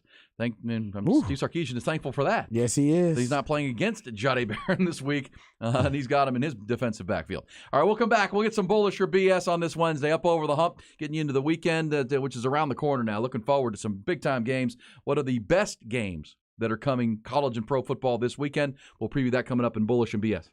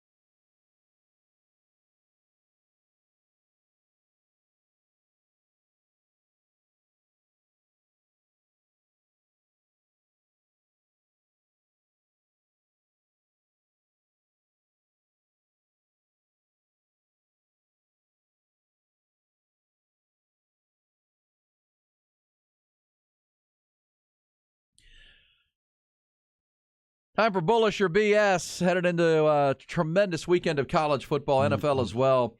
Rod, Wednesday through Friday, let's get bullish on some of these big games in college football. Oh, yeah. I'm going to ask you this. The best game of the weekend, the biggest game of the weekend, the marquee game of Saturday is Ohio State and Notre Dame. Number 9 against number 6. Both teams undefeated. It's in South Bend. Which side of this game are you bullish on? Which side are you concerned for when you look at this game? Yeah, that's interesting. You said it's at Notre Dame, right? It's in South Bend? It's at South Bend at Notre Dame Stadium. 6:30 kick. Same time the Longhorns will kick in Waco. The Buckeyes will kick at the Fighting Irish. Man, right now I'm leaning Fighting Irish. I know, and I'm leaning Notre Dame. But I know the Ohio State has a more talented roster because Marcus Freeman just hadn't had enough time. But how often do we talk about the separation in quarterback, right? Yes, exactly. There you go. I mean, Sam Hartman. Well, Sam Hartman, I mean, Notre Dame's been playing football a long time. He's been legit, man. And he has thrown 13 touchdowns and no picks in 4 games. They've been over 40 points in each game. His 13 touchdown passes are the most TD strikes in the first 4 games of a season for any Notre Dame quarterback ever. Ever. And the Wake Forest transfer, remember, this is not a flash in the pan. He was a 4-year starter at Wake Forest. And he was great there his last 2 years, too, actually. And he's moved into 7th on the major college football career touchdown pass list. And he's just a really good player. And that can cover up some issues with your roster if you're not as good as a team like Ohio State, who's trying to figure out what their quarterback situation is with trying to replace C.J. Stroud. Yeah, I'm leaning Notre Dame right now. I could switch up after doing some more research, and I will. But considering how upset Ohio State fans are about what they've seen, and they're still undefeated, but they don't like the offense right now. And Ohio State had been known for their prolific offenses. So, like I said, Notre Dame is my lean right now. And you're right, Sam Hartman is probably the difference.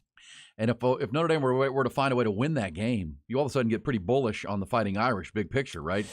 Because, I mean, Marcus Freeman in his second full year there. If you have to beat USC after that. Yeah, right? well, yeah. Tough schedule. Their schedule is tough because they have Clemson still on their schedule, I believe, in the ACC. Mm-hmm. They've got Clemson plays Florida State in a good game early Saturday. We'll get some picks on that coming up. Ty, what side of this are you bullish on? Buckeyes or the Irish?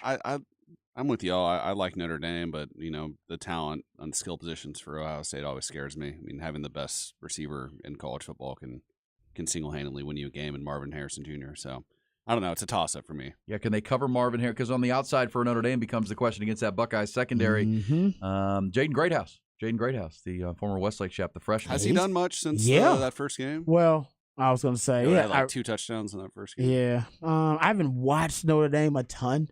So I got to go watch him and see if he's actually playing a lot. But, I mean, they don't have a lot of receivers, though. That was the whole point. Remember, they didn't have a lot of great skill receivers. They were recruiting a lot of them from the state of Texas. But they were recruiting a lot of receivers to give Sam Hartman some weapons.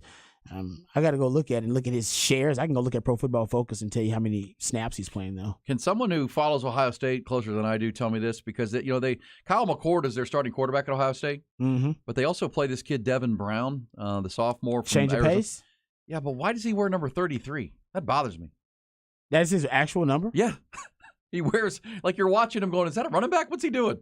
Why would he do that to himself? I don't know. Does he have no style? He wears number 33. It's got to be a tribute. It has to be. That's why I'm saying. I'm not trying to make fun of the guy. I'm just saying.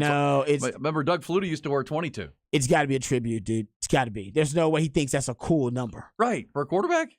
For anybody, really. 33 is a struggle to Tony make. Dorsett looked pretty good at 33. He did, but exactly. Look how good he had to be. That whole year, Denard Robinson wore 97. Yeah. For Michigan. Yeah, was it a tribute? I think to a Michigan quarterback from the 1910s. Yeah. I bet it's a tribute somehow. Kyle McCord's wearing number 6, which is kind of a good quarterback number. Oh, yeah. I'm not getting 33. He wears it in honor of Sammy Baugh. Slanging Sammy Baugh? Nice. Is that real? Or are we making that up? Are you making that up, Jeff? 2 people have said that now. Jeff and another text said he wants to be Sammy Baugh. Oh, that's awesome, then. See? That's good. Now, that is the reason. That is pretty freaking cool. It's just odd to turn on a TV and you see the quarterback, dropping back wearing 33. You're like, I like that. That's pretty good. Now that's a baller reason to wear it. Now, got whole new respect. You bullish on that? Whole new respect, man. That's legit. If that's the reason, that's legit.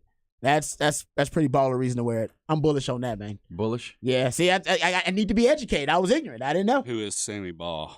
Who is Slanging Sammy Baugh? Oh. All right, let me ask this question, Just Rod, Google and then it. I want your bullish or BS. So Ty on Wednesday or Thursday is going to go head to head with Sammy Baugh? Casey Studdard.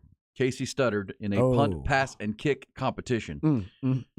For this is all for internet content. Let's not mask him. We want some clicks. Yes, we do. Yeah. Got some clicks Gotta last commit week to the for bit. got some clicks last week for the wing challenge that went miserably for Ty. What is what are you bullish or BS on Ty versus a professional athlete in a punt, pass, and kick contest? Obviously, I'm going with the pro athletes here. But, Ty, I do think you have a chance. You got to make sure accuracy is a part of this and not just power and distance on these things, the punt, pass, and stuff. Yeah, we got to put parameters on. Yes, you need to be like accurate. Make him be accurate because sometimes for We big don't boys. need no Deshaun Watson out here throwing the ball around. Casey has a lot more to lose here than I do. I'll say Yes, that. I agree. I think with that too. No doubt. But so Casey is accepted. Yes. But Casey Officially. he was a pro athlete, so he's got the advantage too. That He's a national champion. he played pro football for a living, and you're in a this will be a football contest. It'll be fun. And as Ty told us on Monday, he got like shin splints walking to the game the other day. You just got to throw. I mean, how many attempts on each punt pass? That's a good question. You guys have to decide. There you go. You guys agree on that? I think in the actual PP and K, you get one.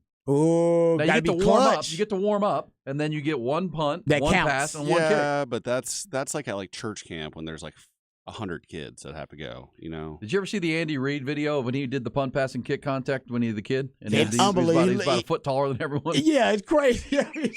That is an awkward video. He's wearing 34, and there's like he looks like an adult, and all these little kids are like next to him, and you're like, what in the world? He looks like he's got facial hair. Yeah, With at those 12 little kids. or I'm like 13. what? Yeah. He's huge. Look at him. That is unbelievable. Yeah, you got to Google Andy Reid Oh, punt, man. pass, and kick. It is fantastic. That is awesome. And Andy, He didn't win, did he? well, it's pretty clear Andy Reid got to full size by 12 or 13, and then that was it. Did he? How did he do in the kick, pass, and catch cover? How did he do it? I think he won. Did he win? Well, yeah. Oh, huge he was. There you go. All right, Ty. I'm rooting for you, but I wouldn't bet on you. Does that make sense? My I'm money rooting is for you. heavily on Casey Studdard Yeah. because I know this about Big Casey. He's Someone says best of 3. Yeah, that's what I was thinking. I think 3 would probably work. I agree with It this. won't be a very long video if it's just one. Yeah, let's go 3. I agree with that. Let's do it. Ty, represent, baby. I will. Which one are you you have the best chance to win? Which one? I once at a Westlake football game when I was in middle school was brought on the field at halftime if it was like you make a field goal, you get free Chick-fil-A for a year. And I got it about 2 feet off the ground. Oh. And I've regretted it ever since because obviously Chick-fil-A for a year would be huge. Oh, I'm man. pretty sure you're Game gonna- changer. I'm pretty sure you're going to pull your hamstring on that 33-yard field goal. It's all right. I might go out today and get some practice. There you go. All right, man. well, we're going to have to go to this, Rod. Do we know what time this is happening on Thursday? I might- Noon. Noon. I'm Noon on going to Thursday? take that in. I might have to attend this thing, too. Are we sure we're man. clear to have people out? Use the field, all that kind of yeah, stuff? well, yeah, we're getting there. We're good. We're getting there. Uh-oh. Yeah, I need clearance before I go over there. Welcome to planning. Right, welcome to planning. Well, I don't 101 wanna at get the Horn. escorted Worst off case the scenario, premises. we go to the park that's right here behind the office, and we can do it there. Okay. There would be no field goal. Meet me in the involved parking that, lot. but You and Casey. We'll figure it out. Someone says Casey's a lineman for a reason. Casey's one of the more athletic and talented linemen I've seen as far as that goes. We'll come back. It's Bullish or BS here on Ian Rod B. Coming back with the headlines. Plus, the Rod's got behind the burnt orange curtain for you.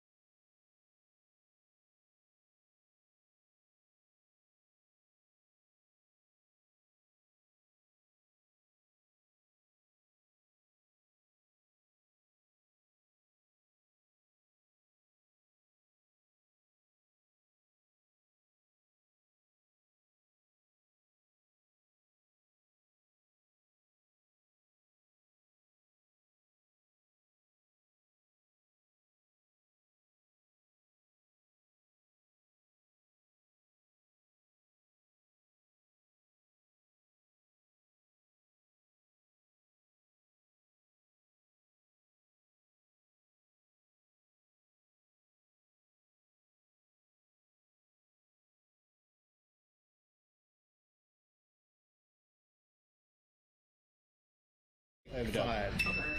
Double tap.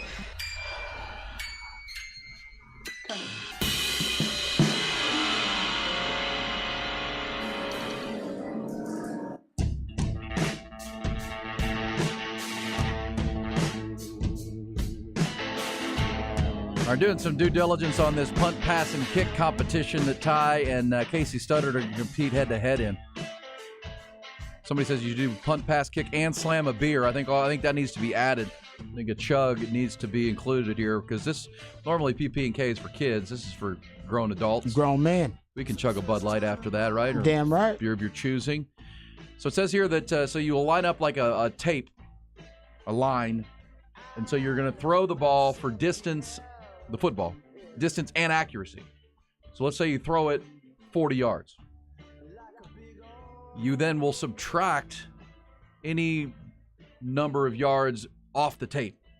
So if you throw it 50 yards, Ty, but you're 20 yards offline, you get a net score of 30, right? Because you would subtract the 20 feet offline. Now, if you land on the tape, you get a score of 50. You know what I'm saying? Because you want it to be long and straight. Yeah.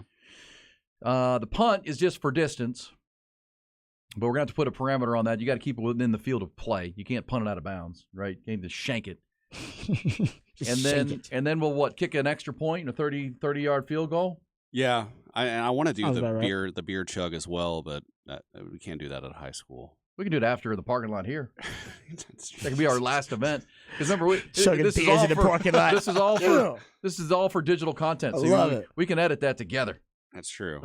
We can edit that together. He's right about this. Make it a short. And I think, Rod, if Ty and you are agreeable to this, and Casey, you get 3 tries at each, and you take your best one of each.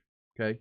So if your first one's your best one, but you do 2 others and not as good, you get to keep your first one. Yeah, it's like your 40 time Yeah. at the combine. It's like, I'll keep my fast time. That makes sense. And you get I get like 3 this. throws, you Yeah. get 3 kicks, and then you get 3 punts. Money. And you add up the total. That's what they do in the PP&K. How you long add are the up, kicks? Well, you guys can decide on that. I mean, it could be a 25-yard field goal. It could be a 30-yard, whatever What you if want. none of us make the kick? Then nobody gets points. Nobody gets points. Yeah. It's total points. So there's a point for each event? No, like I said, the throwing competition would be the distance minus how accurate or inaccurate it is. So there'll be 5 total points to be had. 3.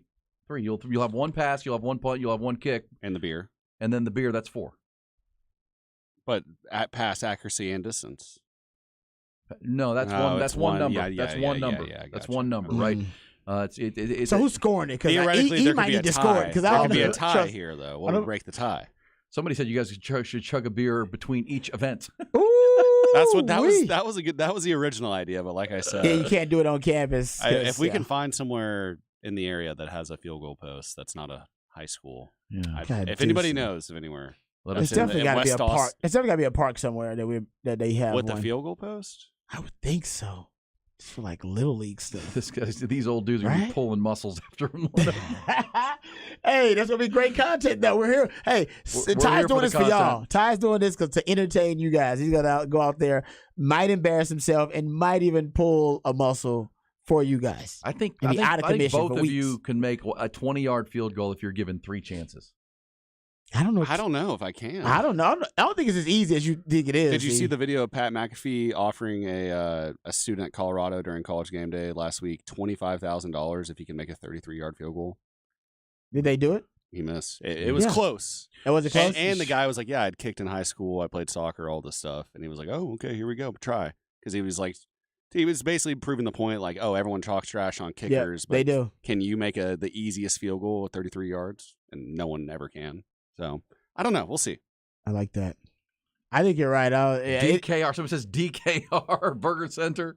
It's making a big deal, Oh, baby. man. That's it's making good. a big deal. That's good. All right. Well, I can't wait. I can't wait to be a part of this, and I will help. So you're coming? measure. Yeah, I'll measure. Okay, cool. Well, because someone's got to be the arbitrator of the process to Very make sure. true. I think 'Cause each you guys should will end be up in a scoring fight. it. I think each should be scoring it. You guys will end up in a fight. Oh yeah, because you don't want to do that. You definitely gonna lose Well, then you'll twice. lose. Then you'll lose. You'll lose.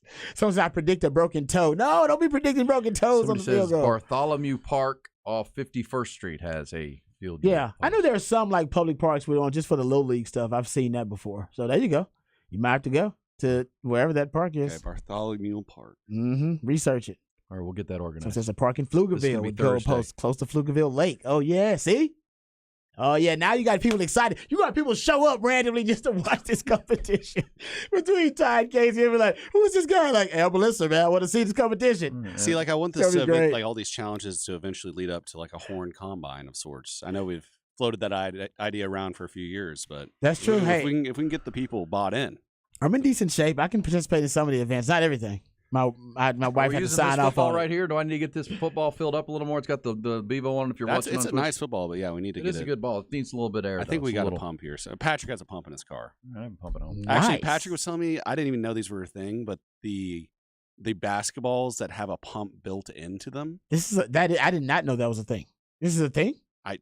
It's Wow. like you pull it out. It's obviously probably not the highest quality of basketball, But there's still, a pump in it. It's probably just for some kids. To just, yeah. No, he's Wow. like, yeah, I got one, got it in my car, ready to go. Patrick's always ready to hoop. You didn't know that? Yeah, about Patrick is a big, he wants to play, I think, he might go shoot hoops on this goal him over here. and Jacob now and then. Standard go play horse. Do they really? That's what he. Oh keeps yeah, it that's to, the next because challenge. You and Oh, horse is a proper challenge. That is a proper challenge. We gotta wait till basketball. We can all we're doing participate more in horse. football season centric challenges at this point. All right. And when we were growing up, my brother and I didn't play horse. We played Hogan because that was. Oh, nice. Well done there. I like that. Well done. All right, let's get to the headlines, trending topics, and start your 8 o'clock hour. Top Gun, rentals and lawn equipment bring you the news. Yeah, T-minus 3 days now to the Longhorns' Big 12 conference opener at Baylor Saturday night.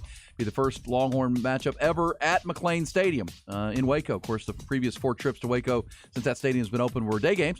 Texas won 80 of the previous 112 meetings between the I-35 rivals, but they haven't won in Waco since 2017. This will be the Bears' 4th straight home game. They've dropped 2 of the first 3. Their starting quarterback, Blake Shapen, still out with a knee injury, so Sawyer Robertson will make his second career start for the Bears in this game. Mississippi State transfer threw for 113 yards and his first collegiate touchdown this past Saturday in the Bears' win over Long Island. Third-ranked Longhorns favored by more than 2 touchdowns, according to Vegas. But head coach Steve Sarkisian very aware of the challenge. Baylor here Saturday night on the road. It's been well documented that as of right now, the last time we're going to play Baylor, last time we're going to go there, and so we understand the environment we're walking into, and we can't be fearful of that. You know, we have to embrace it. We gotta walk in there and be ourselves and play our brand of football. Elsewhere in college football, suspended Michigan State football coach Mel Tucker responded yesterday to the school's notice that it intends to fire him for cause because of an allegation of sexual harassment. With a written statement he sent to ESPN, he claims other motives are at play and that there's been a bias against him throughout the process. By firing him for cause, Michigan State will avoid paying the 51-year-old nearly $80 million remaining on his contract. Major League Baseball.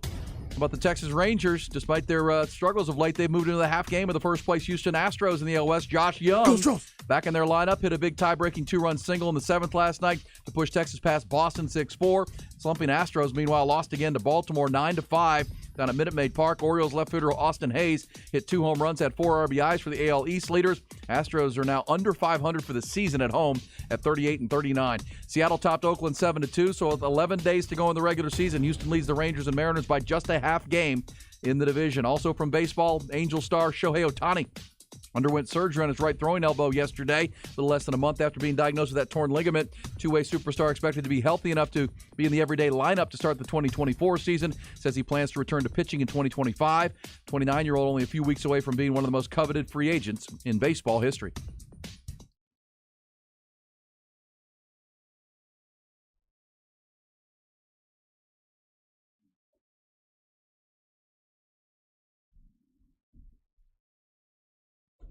All right, Longhorns getting ready for the Baylor Bears, and you're predicting blowout here. You're starting to feel more and more. I'm trying to find the reason why it won't be. That's because I mean I know. Well, just the only reason it wouldn't be is because Texas will play to their competition. That's why. right. That's right. That's the only reason it would be relatively close for, I don't even know, 2.5, 3 quarters. I think by the 4th quarter, Texas somebody will pull said away. that, and I got to go find this. Somebody said Dave Aranda said yesterday in a comment that this is a championship roster that he has. No, he didn't. I'm like, what? No, he didn't. Did he really say that? I got to find that quote. If he's saying that, then was he talking about Texas or he talking about his team? Because I think maybe talking about Texas. That makes sense. Look, now that makes sense. We've seen 3 games of Baylor now, and I don't see any semblance of a championship roster. They got beat by Texas State, an outright beat. They lost to Utah, Mm-hmm. and then they beat Long Island and were not dominant in beating Long Island, an 0-3 Long Island team. So I'm just trying to find it because, again, if Texas plays to their standard or close to it, I just think they're more than 2 touchdowns better than this Baylor team. But it is a road game in the Big 12.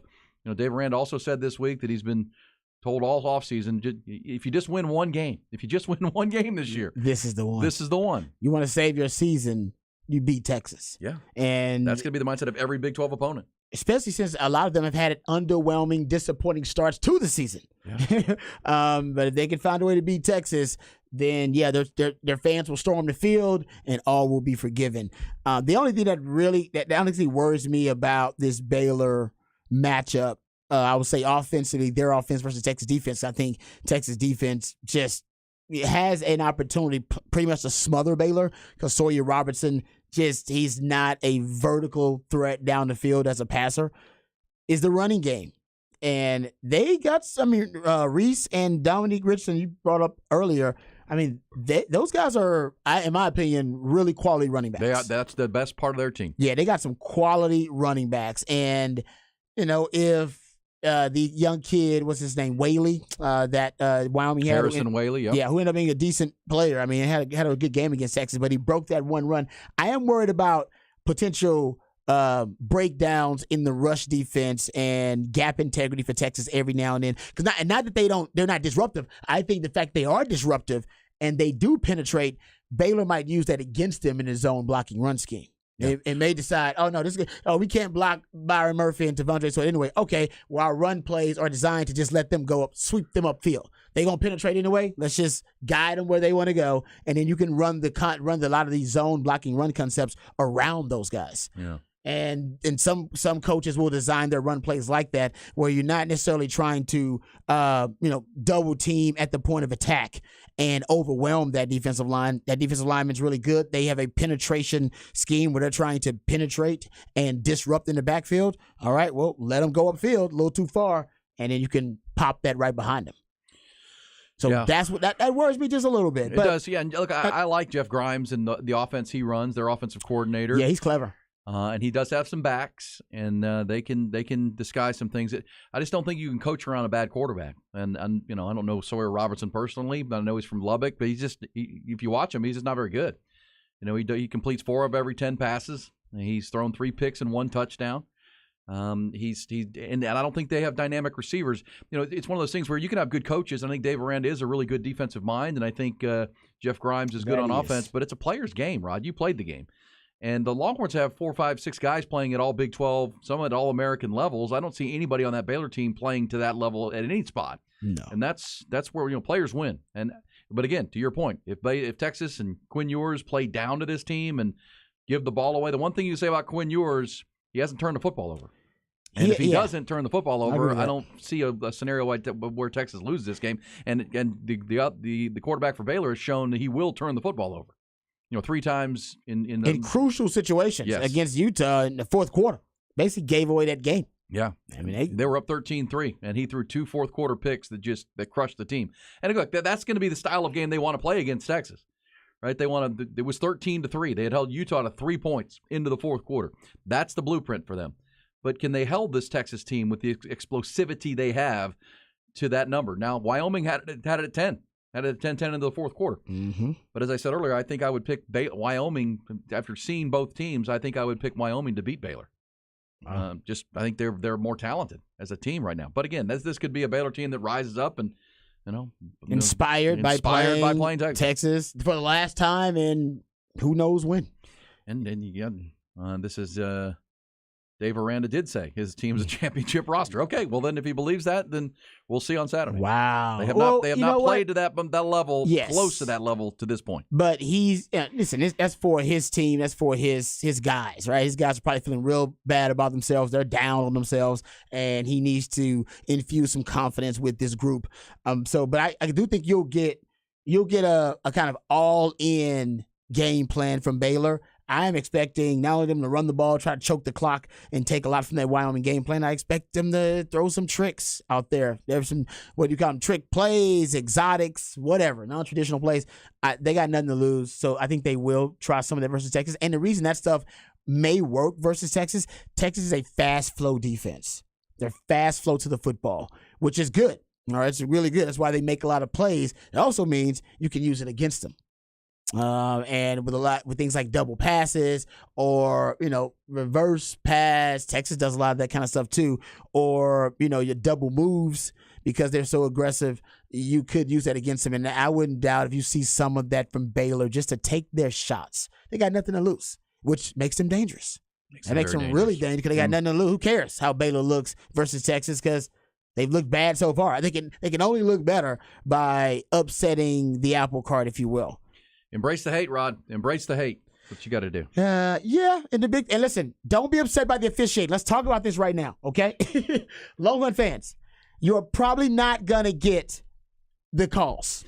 It's just not going to happen, not only because there's home cooking and you'll be playing on the road, but also because the Big 12 just don't like you anymore, okay? The Big 12 doesn't like you. And am I saying the referees have this, conspiracy theory and that they're plotting behind the scenes? I'm not saying that at all. I'm just saying it's not very likely that Texas is going to get any calls in their favor versus Baylor. Just be prepared for it. Get your mind ready for it. Don't let it ruin your day, all right? It's going to happen. It's going to be some crazy call. Hell, even in the Wyoming game, there was a crazy incident where they placed the football in the red zone on the 8-yard line. And the run, the quarterback was pushed out at like the 11. Yeah, totally botched the spot. I don't know how they did. Shout out to Horn Sports who made a video of it. I don't know how you screw up something that is so obvious, but just telling you, it's going to happen. All right, and Texas needs to win by such a margin. Yes, that doesn't matter. All right, you win in spite of the officiating. Officiating doesn't matter. As Mac Brown used to always say, players play, coaches coach, officials officiate. It's going to happen all year long. If that's the reason you lose a game, then you know what? That's on you because you knew that was the case going in, that you were going to have to win in spite of the officiating. Yep, so, I think that's probably fair in every Big 12 game, especially on the road, especially in road environments. We shall see. Hey, real quick, before we get to timeout, Rod will get a Rod's rant coming up. We'll also get back into this debate. The NFL, who, I don't say they glorify this, but I haven't heard them, go after fans. Because we talked about this off the top of the show, Rod. Fans are getting brawls at the football games. It's become a bit of an unofficial tradition. It's like a viral thing, right? Yeah, I mean, we see it every week now, that fans getting fights in the stands. And, different stadiums. Well, the NFL has now had a casualty. The NFL has now had a 30-year season ticket holder of the New England Patriots killed in one of these fights. And it's one of those things, I'm not blaming the NFL for it, but I am saying, as you said earlier, I don't think we've heard the NFL come out and, Roger Goodell or anybody with the league, that they've got to be more proactive with this. They've got to shut these things down. So we'll talk about that coming up. Plus, Rod's behind the burnt orange curtain. But I'll ask you this. We talked about it a little bit at the end of the show yesterday. Do we think Mel Tucker has any case against Michigan State? Because basically what he's saying, and I read his whole statement yesterday, he's essentially saying, look, I have admitted to what I did. Yeah, he did. He admitted it happened. Way back. Yes. And it's he said, she said. I believe it was consensual. She says I was harassing her. That's a disagreement we have. Mm-hmm. But you knew about this in November of last year. Why didn't you fire me then if you're firing me for this offense? Why were you waiting to fire me since it's been leaked and now the information is out? That's his question. If it's a fireable offense, then it was a fireable offense in November for cause. You didn't think it was because I admitted to it. We all agreed that it happened. And now here we are. And that's why he is arguing that there's ulterior motives, which is what they're trying to get out from under the $80 million they owe him. Is it possible there's any other behavior uncovered in the investigation that they deem, inappropriate? Nothing else has been brought to the fore. Okay. And so he's saying, look, guys, if this wasn't fireable in November when you knew about it, then why is it fireable now? That's a fair question. It is a fair question to ask. I agree with that. And it feels like the only reason you're firing me now for cause is that it got leaked. Is it possible they're just going to say, hey, man, we want to do a thorough investigation before. We want to make sure we were as thorough as possible in our investigation. And once we, dotted all, the I's and crossed the T's and we did our due diligence, then we decided. Well, that's what they're going to say. But at the same time, his statement is, look, there is no new information based on what we knew in November. The allegation is the allegation. I agree. I said I did it. It happened. Yeah. I believe it was consensual between two adults talking on the phone. She disagrees. Okay, that's where we are. But if you're going to fire me for it, you should have fired me for it last year. And now you're only firing me because it got leaked by somebody. Who leaked it? Who leaked it? That's the real question. That's how you'll know what the motive was of the. If it's somebody within the administration that leaked it, then that's definitely what they were trying to do. That speculation has been had in East Lansing that it was a member of the Board of Regents or someone who had access to this report. And what media outlet broke Today. the story? USA Today. Okay. Well. And so, yeah, I mean, look, if you're looking at that and you're like, man, we gave this guy a 10-year contract. He's not as good and as he's not that. as good as we thought. Yeah, that's why this is our way out. That's probably why you don't sign guys to long-term deals like that after one season. Yeah, well, because he was getting flirted with by some SEC schools. Apparently, his agent did a good job. His agent did a good job. That's right. Think the Aggies are looking for some dirt on Jimbo? You better hire a PI, man. Hire a private investigator. You could argue you should when you hire the coach, you should find dirt on them first. And then, so you can always have your out. Ray Donovan? Yeah, you can. Yeah, there you go. So you can already have your out. Like, listen, man, I'm hiring this guy, but I already know he's got some shady stuff that when it's time, I will reveal it and we can fire him for cause. Yeah. Yeah. Right. Yeah, but it's that's a situation. I don't know if we'll ever get to the truth because it was just on those two people that witnessed anything, and they're saying, yep, it was good. He is saying it was consensual. She's saying it wasn't consensual. And he never denied doing what she said he did. Yeah. And he just had this different. The only issue is consent. Yeah. Whether she gave him the okay to do it. And so anyone with common sense that says here knows Michigan State is trying to get out from the contract they gave Tucker. And that's what he's saying. He probably won't be the coach of Michigan State. He just wants some of that money. He wants that this is for cause, but the cause is BS. The thing is that she is an advocate for the victims of abuse, and sexual harassment and sexual misconduct, and it started with her complaint. Correct. That's right, and that's what led to the investigation by the school's Title IX office. It did start with her complaint for just saying they found a reason to get out of it, and they're probably using this as a reason to get out of it, but. I wonder the legitimacy of the complaint still remains. I mean, that's fair. It's legit. All right, we'll come back. When we do, Rod goes behind the burnt orange curtain talking Texas football and the Big 12. Also, before the end of the hour, we go off the record. And, this NFL situation, what can they do about these in-stands brawls? Talked about it in the 6 o'clock hour and got a ton of response from folks who won't even take their kids to a game, won't go to a game because of the violence going on in the stands in NFL games. It's D and Rod B. Hook 'em up.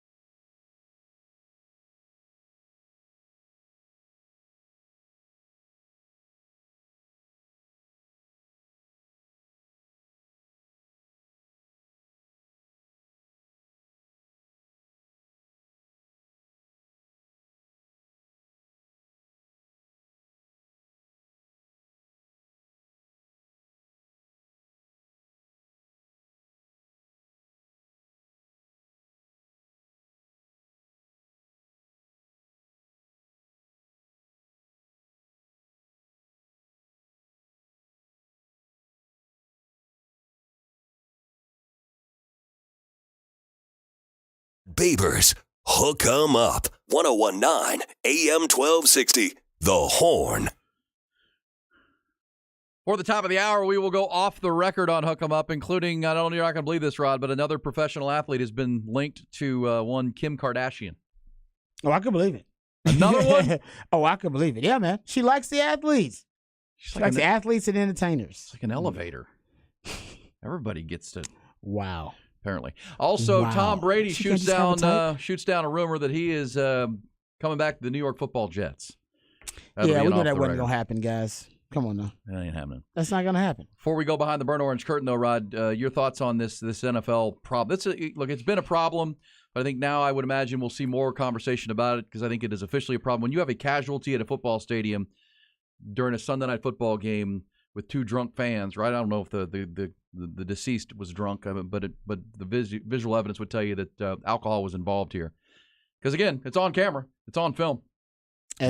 Yeah, I mean, I had not heard that story until you brought it up this morning, and I think the point that you're trying to make is that the NFL needs to say something about it. Up until this point, we have not heard the NFL even acknowledge these brawls in the stands at all, even though they become more and more commonplace all around, the country at NFL games. Well, they just become during viral the video, season. right? They become clicks. And the NFL has not really addressed it at all. I haven't heard one NFL official talk about it or anyone in the higher-ups in the NFL offices talk about it or even address it as if it's a concern or a problem. Like you said, now it's been brought to their front door. There's no question it has been, unfortunately, with the tragedy.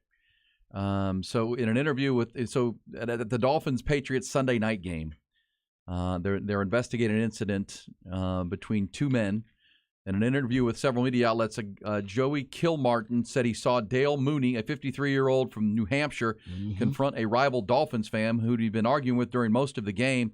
He went over to Section 311, basically engaged in mutual combat with another fan. A lot of people started trying to pull them apart. It looked like somebody was in the middle of them. And then the man in the Dolphins jersey reached over and connected with two punches to the victim's head. It wasn't something crazy or out of the ordinary until 30 seconds later, and the guy didn't get up. Wow. And whether it was the punches or hitting his head on as he fell, either way, the NFL now has, and the Patriots now have, a casualty in their stadium.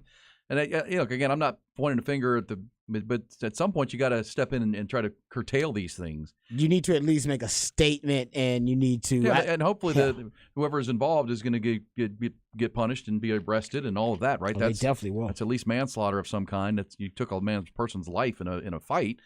Whether you're in a football stadium on 6th Street, in your backyard, that's a crime. But for the NFL, who protects the shield and all of that, right, and the PR of its league, they got to get their hands around that thing a little bit because it's becoming like you see one a week. Yeah, and basically, we through texters, thank you guys for all of your thoughts and your sharing your experiences.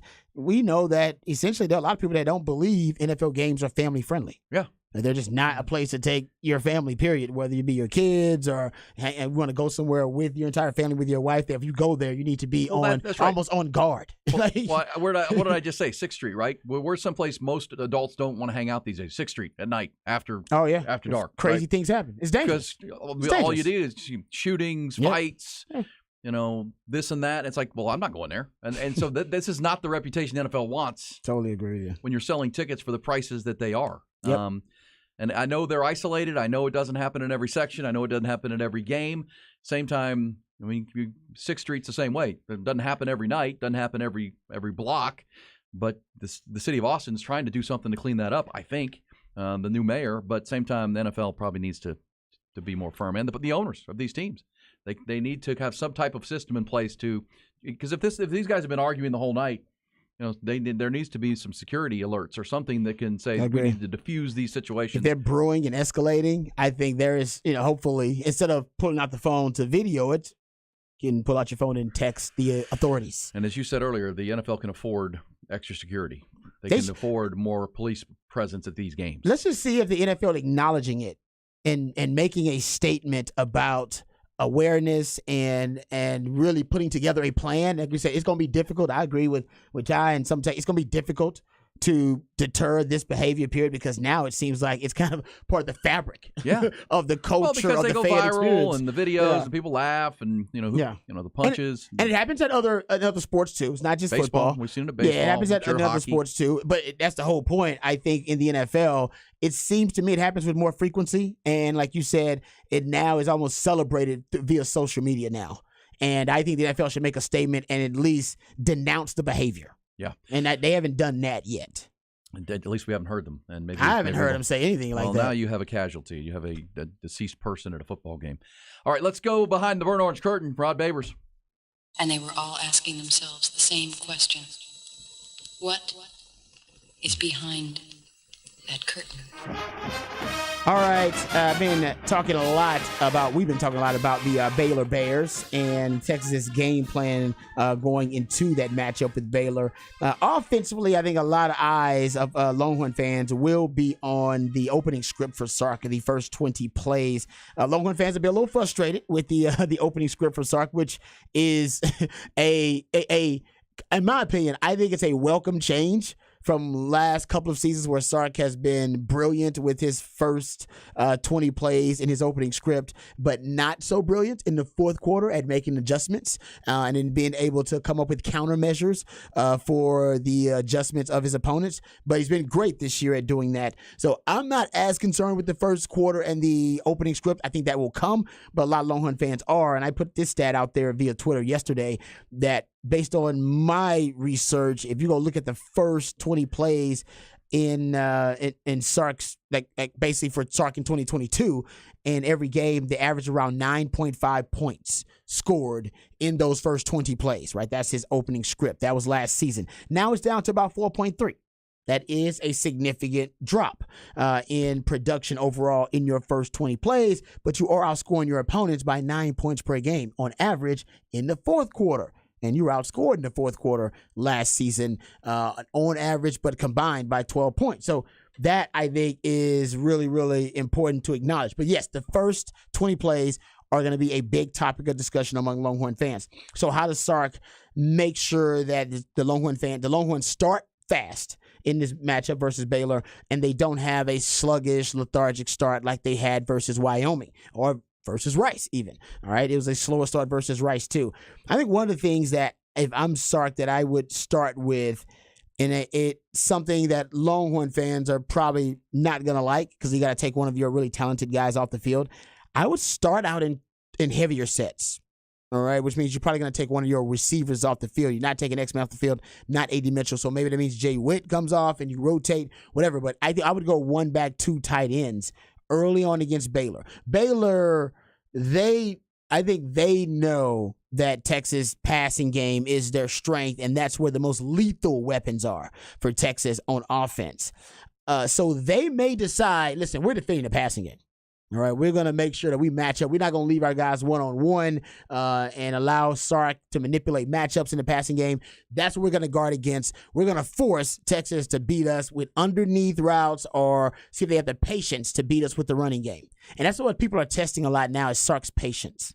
All right, can he be patient enough to just take what the defense is giving him, be patient enough to go with the running game? Wyoming tested Sark's patience, and he was really patient in the running game, especially in the second half, and being able to win ugly or even win in a boring fashion as opposed to winning in a spectacular, eye-popping way, which is what Sark usually is all about. Big plays, the vertical, sexy passing game. It's important for him, his offense, to look aesthetically pleasing, and I think this season teams are forcing Texas and Sark to beat them in a less spectacular fashion. All right, you got to go the length of the field. You want to try to take away some of those big shot plays. That's what Wyoming did, and they did a good job of it until X-Man had that big time reception, touchdown reception, 44 yards at the end of the game. But I think, there was a lot of lessons learned in that Wyoming game. And one of the lessons I learned was that Sark, he loves 12 personnel, talks about tight end being the most important position in his offense behind the quarterback position. And I think this year that definitely will be tested. Not just because you got JT Sanders, second most talented tight end arguably in the country, but because more and more I'm seeing Sark rely on 12 personnel, not only to bring, more bodies to win the numbers advantage and the mass advantage in the run game, but he's pivoting to pass principles in it because you can force a team to match your personnel, which is what you do when you go heavy. 12 personnel, one back, two tight ends. You go heavy, they try to match your personnel, and then you can go to passing principles. We saw Sark do it versus Alabama. Started out that game in 12 personnel, started out the game in empty out of 12 personnel. Threw the football close to 50% of the time out of 12 personnel. That's breaking tendency from what he usually does, which is around 30 to 35%. In that game versus Wyoming, he was all about 12 personnel. That was his big adjustment, actually, by the way. I have not seen Sark use as few snaps of 11 personnel, maybe in that K-State game in 2021 where he didn't have a full complement of running backs and he ran a lot of the Wildcat, remember, with Rojo, and to win that game. It was a brilliant game plan by Sark to win that game. But honestly, that's the last time I can remember Texas playing as few snaps of 11 personnel as they did versus Wyoming. Now, they only had 52 plays, so he didn't have a lot of plays, but most of those plays ended up being, a lot of them ended up being 12 personnel, one back, two tight ends. And Texas ran the football a lot out of 12 personnel, but they were really successful when they decided to throw out of 12 personnel. Now, you're talking about 83% completion percentage versus Wyoming out of 12 personnel. Pretty damn good. And you got your 44-yard touchdown reception out of 12 personnel. You got also out of 12 personnel, you had another 8-yard reception, a 6-yard reception, but I think you can get chunk yardage plays out of 12 from the run game and from the passing game. That's been shown in the last 2 weeks. And in the run game, you got your big chunk 62-yard run from Jonathan Brooks, running out of 12 personnel. And I think Sark has found something that he likes in the run game with the 12 personnel. And if I'm him, I come out in Baylor and force them to pick their poison. If they want to match personnel and match heavy personnel against you with their rush defense, that is great. That's going to leave isolated one-on-one matchups to manipulate on the outside with JT Sanders, AD Mitchell, X-Man, and or Jay Witt. If they don't, and they decide we're taking away Texas weapons in the passing game because that's where they're most lethal, then great. You'll have the mass, the girth, and the numbers advantage in the box. You can run the football, and if they're not going to match you, you can shove it down their effing throat and then let them choke on it. There you go. Right? Let them choke on it. That's what you can do. So that's why I would start out in 12 to really to juice the script a little bit. I would start out. His best script of the season, opening script, has been Bama. He started out in 12. Agreed. All right. And remember, coming up on Saturday, Rod and I will be out at Doc's backyard, Sunset Valley, having some Bud Lights with our friends at Bud Light, watching the game, getting ready for the game. 4 to 6, our pregame coverage of the 6:30 kick in Waco. That's a great place to come. That TV's everywhere. Great day of college football. So we'll be taking it in at Doc's backyard in Sunset Valley with our friends at Bud Light. So come on out, join us there. 4 to 6 Saturday, getting ready for the 6:30 kick in Waco. We'll come back. When we do, we go off the record, including Tom Brady diffusing some stories that he may be planning a return. Also, Vanna White gets a new contract. It's Ian Rod B. Hook 'em up.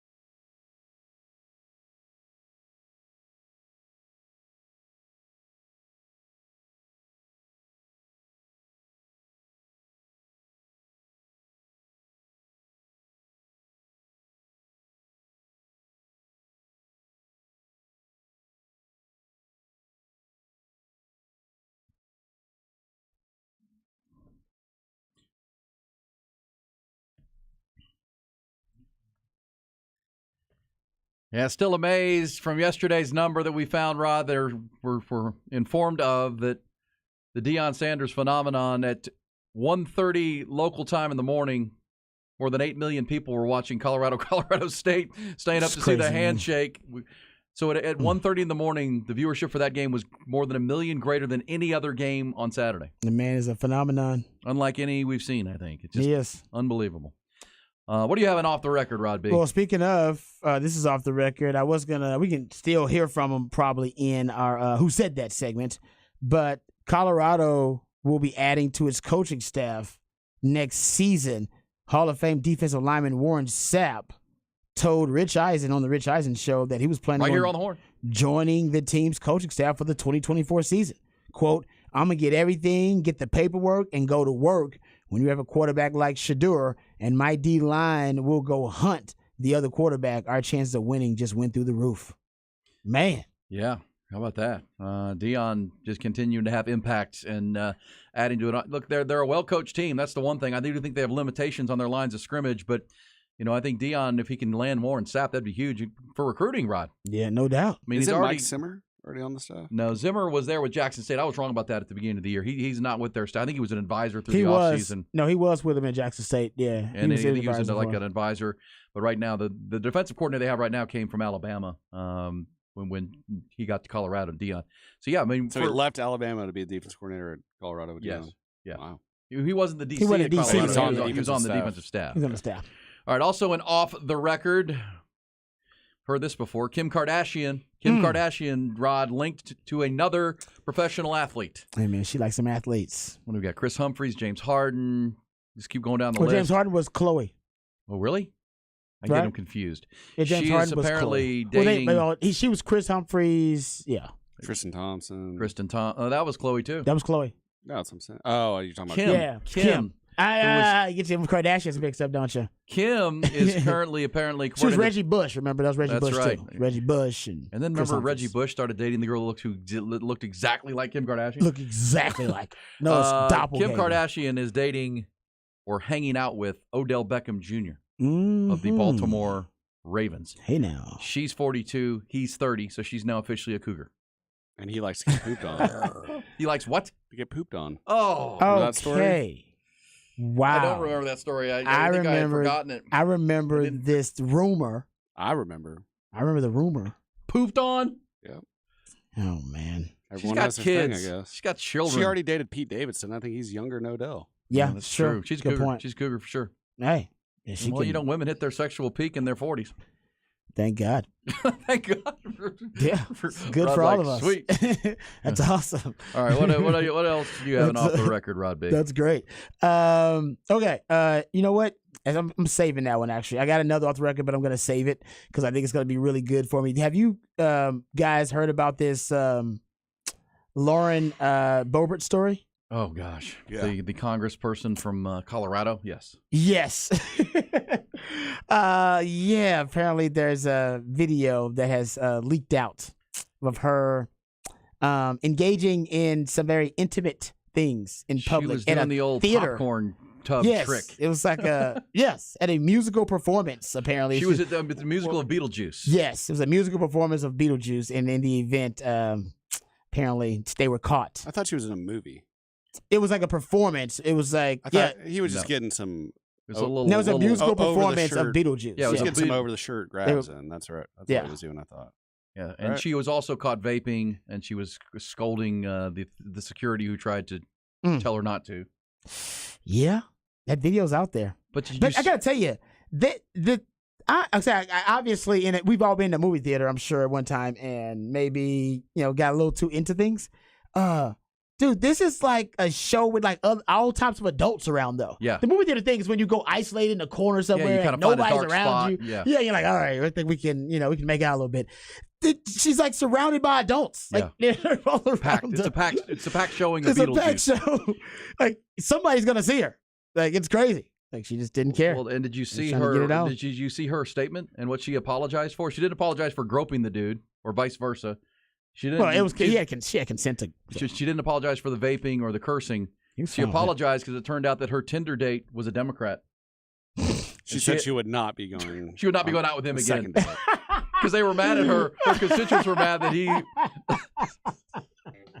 That is not true. That's That's not true. real. That's true. That's not real. Like there was, she now claims it was like a Tinder date or something, and Wow. she didn't realize She that gets he down was, like that with Tinder dates? Man. he's with the wrong team, That was first date stuff? and that's what her constituents were mad at her for. So Not the this was behavior. This was the first date? Are we Or that's I what wouldn't be that's- pulling that move on the first date. I want to know what date Personally. it was then. She also said she's been recently divorced and she's been stressed, and so she was blowing off some steam. Hey, you know what? I ain't mad at her for that one. I love that she apologized for dating a Democrat. I won't be dating him any longer. It's not like that. It's like a Chappelle skit or that, something. that candidate in where was it, Virginia or wherever, where she had the cam girl action going Oh on. yeah, you're right. It's not quite that bad, It's not quite that bad, but this Hey, is or even close. You can't even make this stuff up. This is You can't. And that's what it's kind of a that's what skit. they're mad about. Like, really? Not the behavior of your elected Oh. official. Social hey, media. Vanna White, by the way, extended her contract on Wheel of Fortune 2 years. Remember, we thought she Hold might on, be what? out. She might be out after Pat Sajak retired, and they hired Ryan Seacrest. Nope, she's staying 2 more years through 2026. Hold up. How old is Vanna White now? 60-something. It's time. I know. Isn't it time for her to step down and retire? I don't think they could lose Pat and Vanna at the same. They need to keep one of the old folks. Ugh. So yeah, Ryan Seacrest will be coming in. We need to It says here late of American Idol. Is he not doing American Idol anymore, Ryan Seacrest? Hey, we'll be back. He and Rod B rolling on.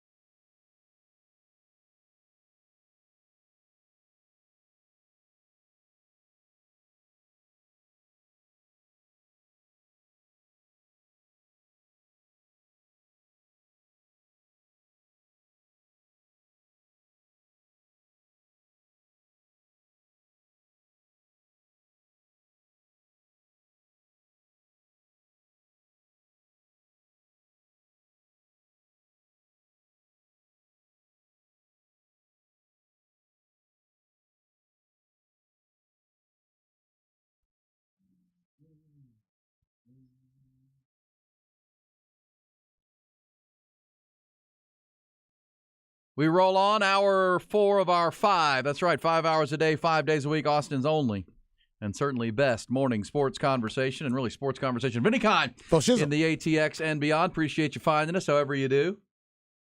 If you've been with us this morning, you learned a lot about Texas Baylor. So the Cowboys defense. Ty's got a challenge coming up. Our producer Ty Henderson, head-to-head punt, pass, and kick competition with Casey Studdard on Thursday. With an NFL player. Former Retired. NFL player. Retired. Now still. father of 3. Yeah. That keeps you active, though. Last time we saw Casey's lost weight. Lost some weight. He's probably lost 40, 50 pounds. Yeah, but the winter is coming. The winter he is told coming. us. He'll He burrows hibernate. up. Oh, that's true. Yeah, you want to gain a little weight. You know what I mean? He wants to be huggable in the winter. Yeah, he's Huggy Bear. What'd you call the Baylor Bears when you were playing the Care Bears? Care Bears, man. It's the Care Bears. Care Bears stare. They were not very good back then. They're not that bad. So they're not the Care Bears they were in the early 2000s when we played them. We would beat them routinely by 40 points. I'm not making that up. And that was what, Guy Morris, maybe? I believe it was Kevin Steele. Oh, the current Alabama I defensive believe it was coordinator. Kevin Steele back then, if I'm not mistaken. Yeah, I think it And was you Kevin guys Steele. were uber talented. Yeah, but Baylor was just, I mean, like I said, there was that might have been the lowest point for Baylor football, honestly. I can't remember Baylor being worse than that. Yeah. Well, and again, I'd say I'm not overselling Texas here, or not. But you think they're pretty low right now too. Because we've seen 3 games for each team, and if Texas plays their game and Baylor plays the game we've seen them for 3 games, this game won't be very close. But obviously, it's football, and Baylor could play their best game, and they could play at a higher level than we've seen them. Texas could play down to competition, which they've done. But if they played what they played the first 3 games, I think 14's about right, maybe bigger. I think 17, 21 kind of a 37. 14, 37-17 kind of game. But, that's just my assessment of looking, because Baylor's got – if Blake Shapen was playing, this kind of reminds me of the Oklahoma game last year when Dylan Gabriel went out. Oklahoma didn't have a backup quarterback, right? And no chance. And Texas beat them 49-0, and their offense was ridiculous. And what I've seen from this Sawyer Robertson in games against – because he played in the Texas State game that they lost, because that's where Shapen got hurt, and he threw a pick. Then he played against Utah and threw 2 horrible picks. And then he played last week and threw his first touchdown pass against Long Island. But even against Long Island, where I'm thinking, you know what, Baylor's going to try to establish this quarterback, because knowing that they may have to use him again the following week against Texas, we need to build some confidence against Long Island, an 0-3 team out of the FCS level, and they really didn't. They just ran the ball and kind of protected the quarterback. Can I throw one other thing out there, too, that may concern me about this game? Like I said, I'm with you. I believe Texas is going to win, cover the number, and they should win. They should be ahead comfortably before they even get to the fourth quarter. That would be my thought. I agree. So I agree with everything you're saying. I will say this, though. What concerns me a little bit is Texas on money downs.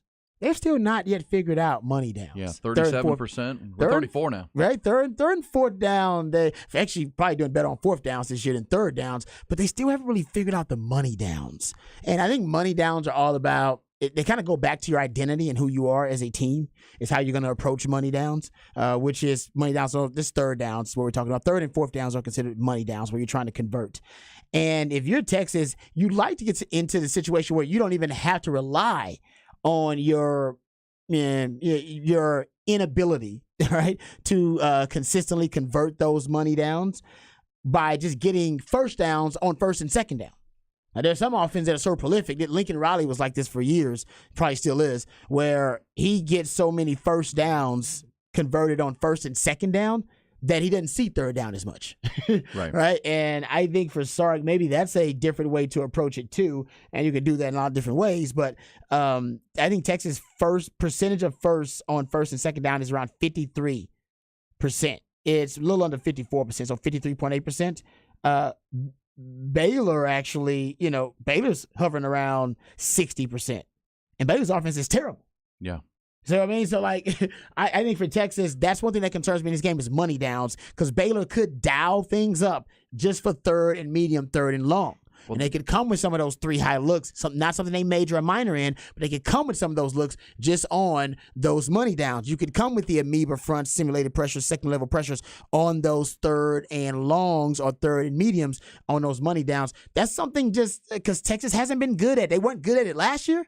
And they haven't really been good at it this year so far. money downs. They've been able to win in spite of their inability to be consistently converting some of those crucial money downs on third down. So that worries me a little bit in this Baylor game. That could come back to haunt you. Agreed. And that's how it'll be close if Texas turns the football over. And the way they'll turn the football over is if they get themselves into second and third and long, and then Dave Aranda can dial up some disguise coverages and some packages that can confuse the quarterback. He did that very well last year against Quinn Ewers, and this was a close game into the fourth quarter here in Austin. But I just don't. Look at last week, and I understand against LIU, against Long Island, you're gonna be very vanilla if you're Dave Aranda and Jeff Grimes. But even in that game, Sawyer Robertson completed 10 passes for 113 yards and a touchdown. I mean, they didn't even really try to throw the ball; they just ran the ball for 270. But you're not running the ball for 270 against Texas. It's just not going to happen. Not happening. And as I said earlier, you're looking for a stat that can help Baylor keep this game close. And you're at home. It's at night. And it's a huge game. The last time you'll play Texas, so there's a lot of emotion in the building. But, even if you go to Big 12 stats through 3 games, Texas has played a tougher schedule, yet they're a yard better yards per play defensively. So they have the better defense. We know they have the better offense. They're a little more explosive. Texas special teams have been outstanding. So I think that 14.5 is about the right number for Texas in this game. But got to go take care of your business. That's now the new challenge for Texas, to play up to your bar, not down to your competition. Certainly will be the case these next 2 weeks against Baylor and Kansas. Like Kansas scares me more next week.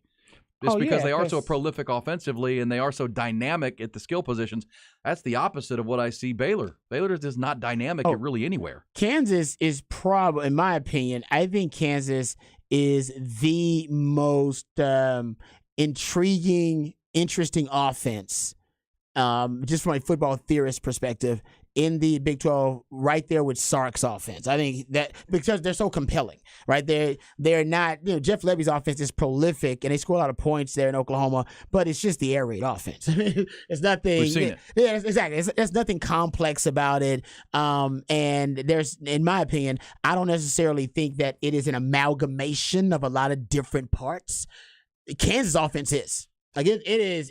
There's no way to even really describe it in traditional terms. It's it's so outside the box. Hell, sometimes they got 2 quarterbacks out there. They're doing a lot of cool stuff. So in terms of just how progressive and how modern and multiple the offense is, I think Texas and Kansas are the top 2 offenses in the Big 12 when it comes to how modern and multiple they are. But I'm with you. I think Kansas is going to score points on Texas. And no matter how good that defense is, I think Kansas will score points on that Texas defense. It'll be more about, it'll be a shootout, but it'll be about that Texas offense being able to score close to 40 against Kansas, because their defense is just as bad as their offense is good. Yeah, Kansas 3-0, and Baylor 1-2, and they played all 3 home games. Yeah, that's the other part of this Baylor team. It's that they just look. To have 4 home games to start your season, and there's a good chance they're going to be 1-3. That's a problem, right? That's a problem for Dave Aranda, to say the least. All right, so we've got that on the brain. We're talking college football. Rod will have a rant here coming up. Nick Shuley will be in the house at the bottom of the hour for our Set List ATX, a recap of yesterday's ham benefit day, how that went. Also, I'll thank Nick for a big-time ticket he came through for me on Monday night. One other thing, Rod, before we get to your rant from baseball, where there are 11 games to go. In 11 days to go. Today's the 20th. The season's over at the end of the month, and it's as compelling as it. It's hard to say it's compelling because all 3 teams in the AL West are not playing well right now. They're all. You're starting to panic a little bit. I'm panicking. Not panicking. I don't think you have been freaking out about this AL West race the entire season until now. Well, I think the Astros are going to make it. I'm not really confident once they get there. Because maybe the playoff experience kicks in and all this. Because here's where the Astros have. Right, Astros have now fallen under 500 at home this year. They're 38-39. That's bad.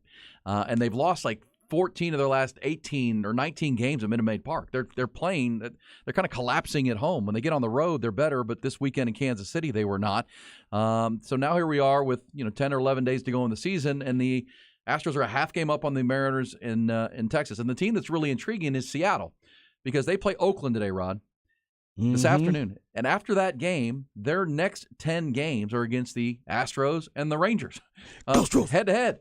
They play 3 with Texas, then they play 3 with Houston, and then they play 4 with Texas.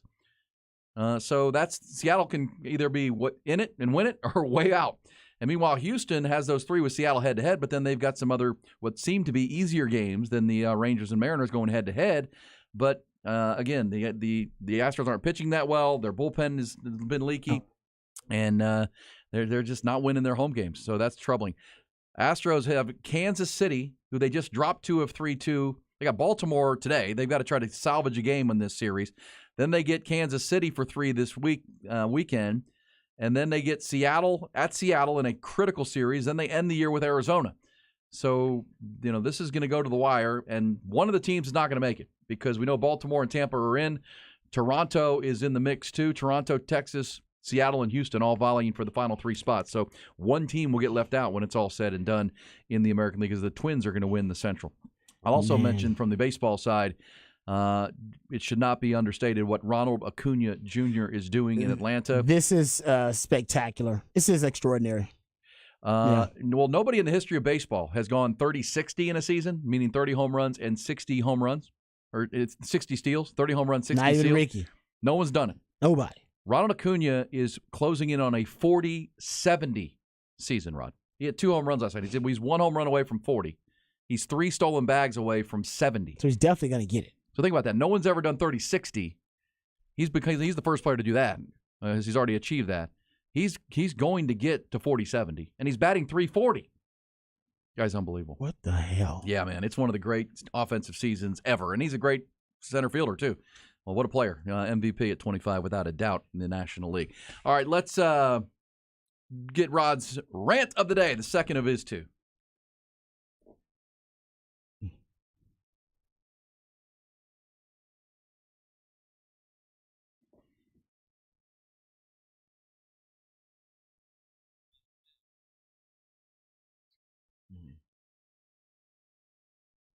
Okay, so I want to talk about a couple of Cowboys nuggets and stats that I saw. They just kind of put things into perspective about how dominant the Cowboys have been through the first 2 weeks. Also, there was a very surprising C.J. Stroud stat that I also want to share, too, that shows you, if you're a Texans fan out there, how impressive C.J. Stroud has been. Let's start with the Cowboys, though, because a lot of people have them at the top of their power rankings. Hard to really throw out any team that's been more impressive than the Cowboys have been throughout the first 2 weeks.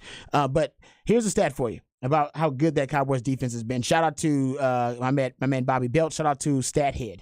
It's a combination to try to figure out this little nugget.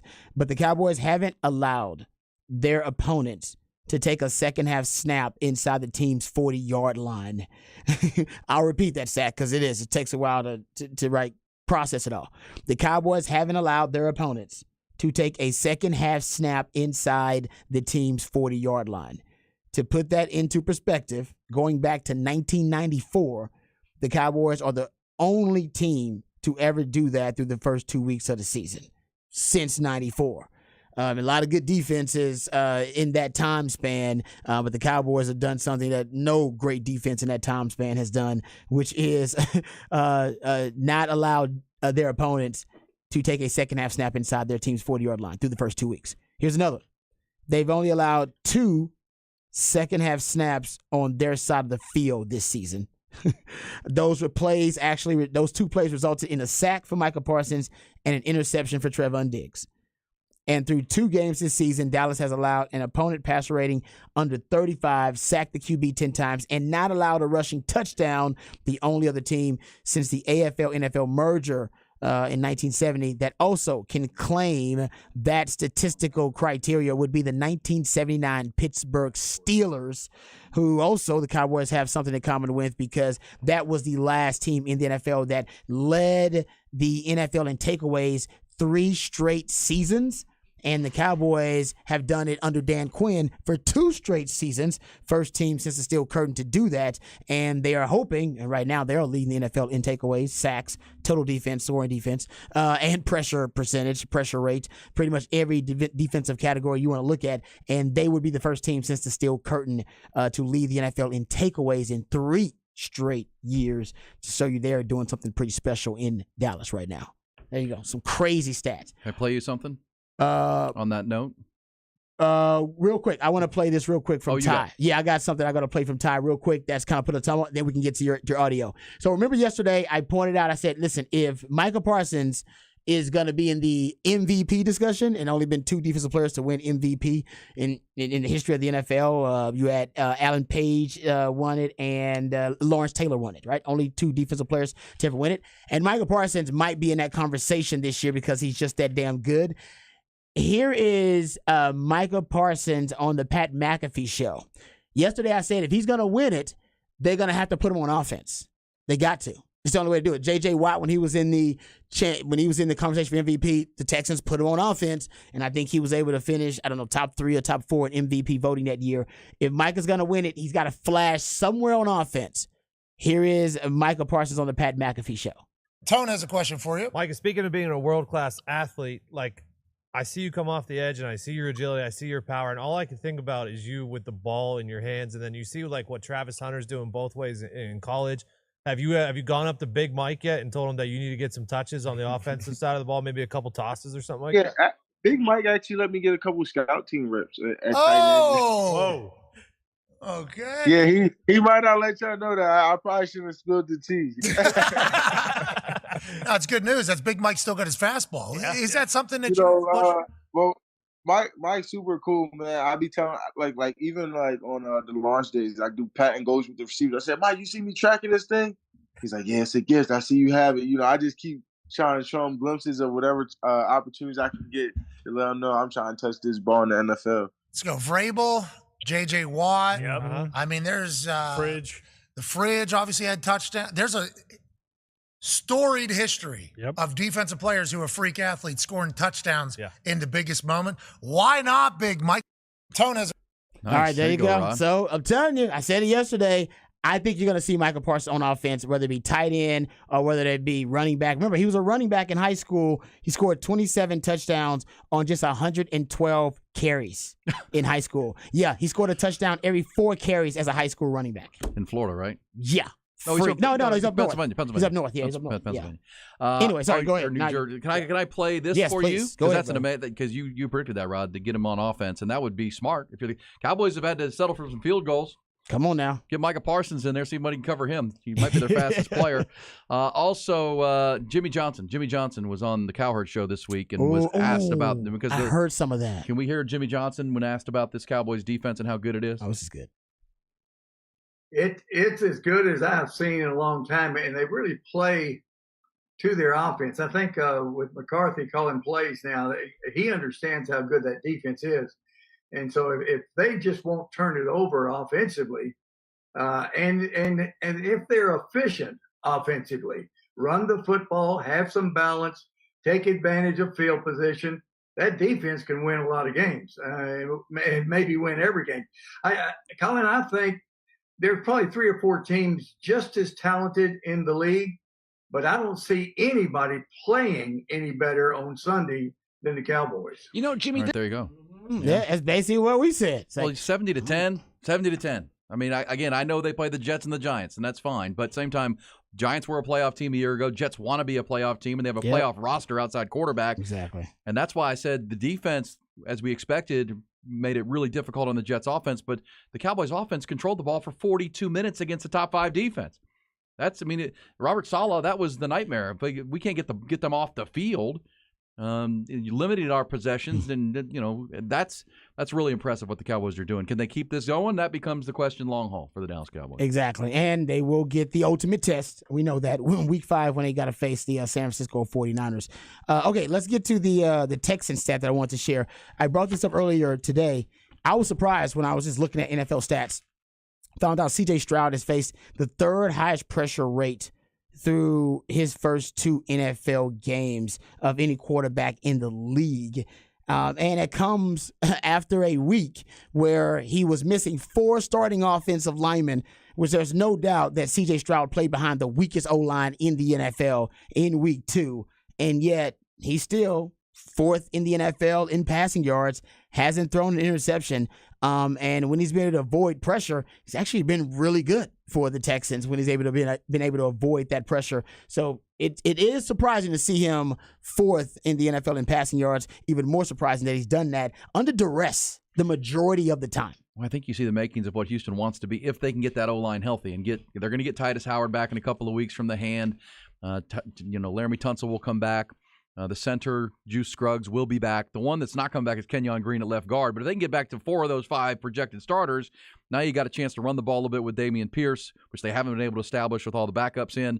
But C.J. Stroud, as you said, he's averaging 313 yards a game. He hasn't turned the ball over, and he's getting pressured like hell. He is. He's completing 64% of his passes while he's getting pressured like heck. And he did have the strip sack fumble or strip sack last week, but that's he was immediately under pressure upon the snap. So you're right. I think as a Texans fan like I am and you are, Rod, you see why he was such a high draft pick, and he's playing better than Bryce Young is right now. No doubt about it. And I said the Texans aren't necessarily right now. They're not building the offense to make it as CJ Stroud friendly as possible. Just to give you an example, Bobby Slowick is from the Shanahan coaching tree, so he ultimately wants to run kind of that Shanahan offense. And Shanahan runs a lot of heavier sets, run-oriented sets. 1 back, 2 tight ends, 12 personnel, 2 backs, 1 tight end, 21 personnel. And the Texans tried to do that. They actually, when they had those heavier sets on the field, they had 21 plays for 53 yards. But when they have 11 personnel on the field, you're talking about 58 plays for 336 yards and 2 touchdowns. So they're much better right now in 11 personnel than they are in those heavier sets. So I know Bobby Slowick wants to be like Shanahan. A lot of people do, but you got to have the pieces in place to do it. Texans don't have those pieces. What they do have is a nice complement of wide receivers, and they got a young quarterback who can be a gunslinger, and they can get the ball out of his hands quickly. When you're playing those heavier sets, you're pivoting to play action pass principles. Longer developing routes, you need protection to get that ball downfield. With those 11 personnel sets, you can get the ball out really quickly on some short, high percentage, quick game routes. CJ's shown the accuracy. Exactly. That you want. Again, in the NFL, if you get quarterback right, you got a chance. And not this year, but if you get quarterback right, you feel good about it. And so far, it looks like the Texans took a good player at number 2. Hey, we come back. We'll go set list ATX. By the way, one NFL news of breaking news, not surprising, but according to multiple reports now, the Browns, who lost Nick Chubb to that devastating knee injury on Monday night, close to signing Kareem Hunt today. So I already picked him up in my fantasy league. Pick him up in fantasy. Nice. Jerome Ford will be the running back, or Ward will be the running back right now. We come back. It's Set List ATX with Nick. We will play a little Who Said That for the end of the hour.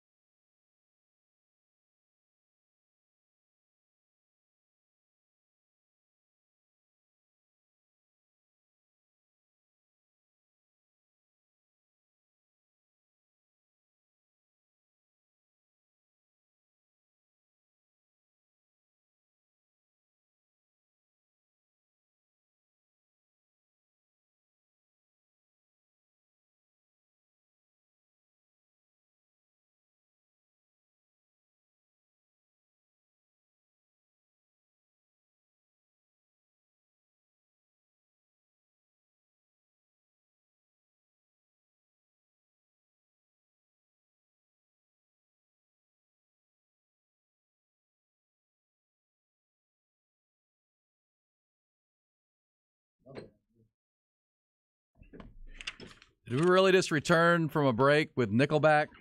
That really just happened? Oh, my gosh. Of all the things. Of all the people. That must be on the set list. Oh, man. That must mean they're on the set list That must somewhere. mean they're on the set list. Got to be on the set All list. they do is write hits. That's right. All they do is write hits. Look Say who what it you is. want. It's You ain't time gotta for like 'em. Set List ATX in the live music capital of the world. We get you the roadmap to the best live shows starting tonight through next Tuesday with our man Nick Shuley, the president of the Austin Music Movement. I know you've been busy with the Texas NIL activity as well. And yesterday was Ham Benefit Day. How'd that all go? Yeah, it was cool. I went down. I heard you guys talk about it. I went down to that HEB on Lake Austin, which I hadn't been to that since they redid that. And man, that place is 2-story, right? is impressive. And so they had it kind of in the foyer there. And one of my good friends, Troy Campbell, who played that, he was actually the person that Ham was created for. His manager at the time created it because, like Troy said, he was just a mess at the time and needed all this help. And she was like, you need healthcare, you need all this stuff. And so she thought of this idea as the legendary Robin Shivers, and she passed away. But she kind of created Ham from that moment. And so Troy played and told some stories. It was really cool. And they had a bunch of, Shiny Ribs was there. May Lott, who's one of my favorite artists. There were a lot of good artists there. That was great. Good That's stuff. cool. And hopefully they raised a ton of money on Ham Benefit Day all day yesterday. And Nick Shuley with us. And I want to thank you. Speaking of writing the hits, you and I were at the Jason Isbell show in the taping, the ACL taping. You came through with that Hail Mary ticket for me. And what a great show that was on Saturday night, or on Monday night, I should say, the taping for an upcoming episode of ACL TV, season 49. Wow. And what a show. Now, you were telling me, because I mean, people who love Jason Isbell love his music, but they had two drummers going. They had their normal drummer, but they brought in a second drummer, which really added to the sound. And you know the drummer. He's a local guy. Yeah, well, I'm 99% sure he tours with them. And so, yeah, it's Will Johnson, who was the front man for Centromatic, who were like one of the best bands in that scene. And he's been around for a minute. He's got an in-store this week. He does a lot of solo stuff, but it just shows you the caliber of musician that's in Jason's band when you have a guy who's one of probably the most legendary Austin musicians, is your second percussionist and multi-instrumentalist. Yeah, it was amazing. And I had never seen Jason with two drummers. It really, because look, I mean, he's kind of an Americana singer, but that's a rock band. That's a rock and roll band. And his new album, there's a lot of rock on it, the Weather Vanes. And they can jam. And there's something about it when both those drummers are playing the exact same part at the same time. I mean, most of the time the other one's kind of filling in something, but when they play that same part and they're both hitting the same things, like it's almost like they're competing. And I don't know, I love powerful. it. Like, it's powerful. Yeah, it was cool. Nice. It was very, very good. So yeah, looking forward to that episode when it does come out. Thank you again, Nick. That was awesome. And thanks for coming through, because that was a tough ticket to get, and you got me one. So thank you. Yeah, came through in the clutch. All right. So where are we going to see live music? By the way, do we have an NIL update? Anything percolating with the Longhorns and the name, image, and likeness front? Oh yeah, we had a cool one come through with Clarkfield Creative, and we'll be announcing it soon. This is kind of on the for-profit side, and the good folks at Gallery Furniture and the legendary Mattress Mac have done a deal with Kelvin Banks, and so we were working on some of that last night. And I guess that what they told me is that Mac's question to everyone is, how did you sleep last night, when he talks to him. And so I guess he's a salesman all the time. He asked Kelvin this question, and I guess Kelvin was like, it was okay. And Kelvin's like really, really soft spoken, super sweet kid. It's amazing that he's such a monster on the field, because he's such he's humble and everything. Oh my gosh, man, he's such a good kid. And so I guess he asked him that, and Kelvin was just like, oh yeah, no, I'm good, or something like that. And Mac was like, what, and so he as part of this deal has sent a brand new mattress, like all this kind of stuff. And so we kind of helped move it in and we're doing some content around that, and they'll put that out. But the mattress was the craziest thing I've ever seen. I mean, my mattress does one thing. It sits there. I sleep on it. That's about it. Occasionally something else. Yeah, exactly. If you're lucky. Every once in a while. Then, but yeah, so it had USB ports in the mattress. What? It has a coolant something in it. It has speakers. The speakers would come, like you could channel your sound from your TV into your speakers to get surround sound. It's a smart mattress. I've never seen anything like it. Like wow. I wanted to look up like how much one of those runs. I was like, man, and his got to be big, right? I mean, I imagine yeah, it's yeah. bigger than the normal mattress. It was a king size. California king. Yeah, exactly. Going on. Damn. But yeah, I was like, my mattress is nowhere near this. I got some mattress envy now. That's hilarious. When Mattress Mac picks out your mattress, it's gonna be the top notch mattress, right? Oh, you know it. You know it. And, hand-picked. Lifetime Longhorn mattress man. Amen. Yeah. Well, legendary at this point. He should be considered to be a legendary lifetime Longhorn just from the stuff he's done in the community. Period. All the people we work with, like Gerald, Christian, everybody, like a good friend of ours connected this and really helped set this up. He's the man. And like Gerald and Christian and all the guys that kind of run the marketing are so awesome, so fun to work with. It's been cool. It's a cool crew, and they do some needs, and you can tell they have fun, and they all have like nothing but amazing thing to say about Mac. He just seems like the best. He's gonna have statues in Houston whenever he passes. He'll have statues in H-Town. They love him that much. He can walk around any part of Houston, the most dangerous parts of the concrete jungle, and nobody would mess with Mattress Mac. He's got that kind of street cred. When he flashes up on the screen on the Jumbotron, everybody goes crazy before he even says anything. It's so like, much he's love the man. and respect for that dude, man. He's the man. Yeah. All right, let's get the picks. This is where Nick sets the set list. Where are you going to be seeing live music starting tonight? And you also have a ticket giveaway coming up to get out to the Saxon Pub this weekend. Where are we going? Good shows tonight, starting with the Wednesday. Yeah, it's kind of a legacy week. There's a lot of these kind of legacy artists, but today's pretty packed. Like Neon Trees will be at Scoot Inn, who are kind of a great radio kind of rock band. Three Doors Down are at Moody Amphitheater outdoors there. The Wonder Years, one of my favorite punk bands, are playing Mohawk. Switchfoot, kind of they were like Christian radio rock crossover, but they're playing in the 90s. They're playing, or 2000s. They're playing Paramount Theater. James Bay is at Emo's, a great British artist.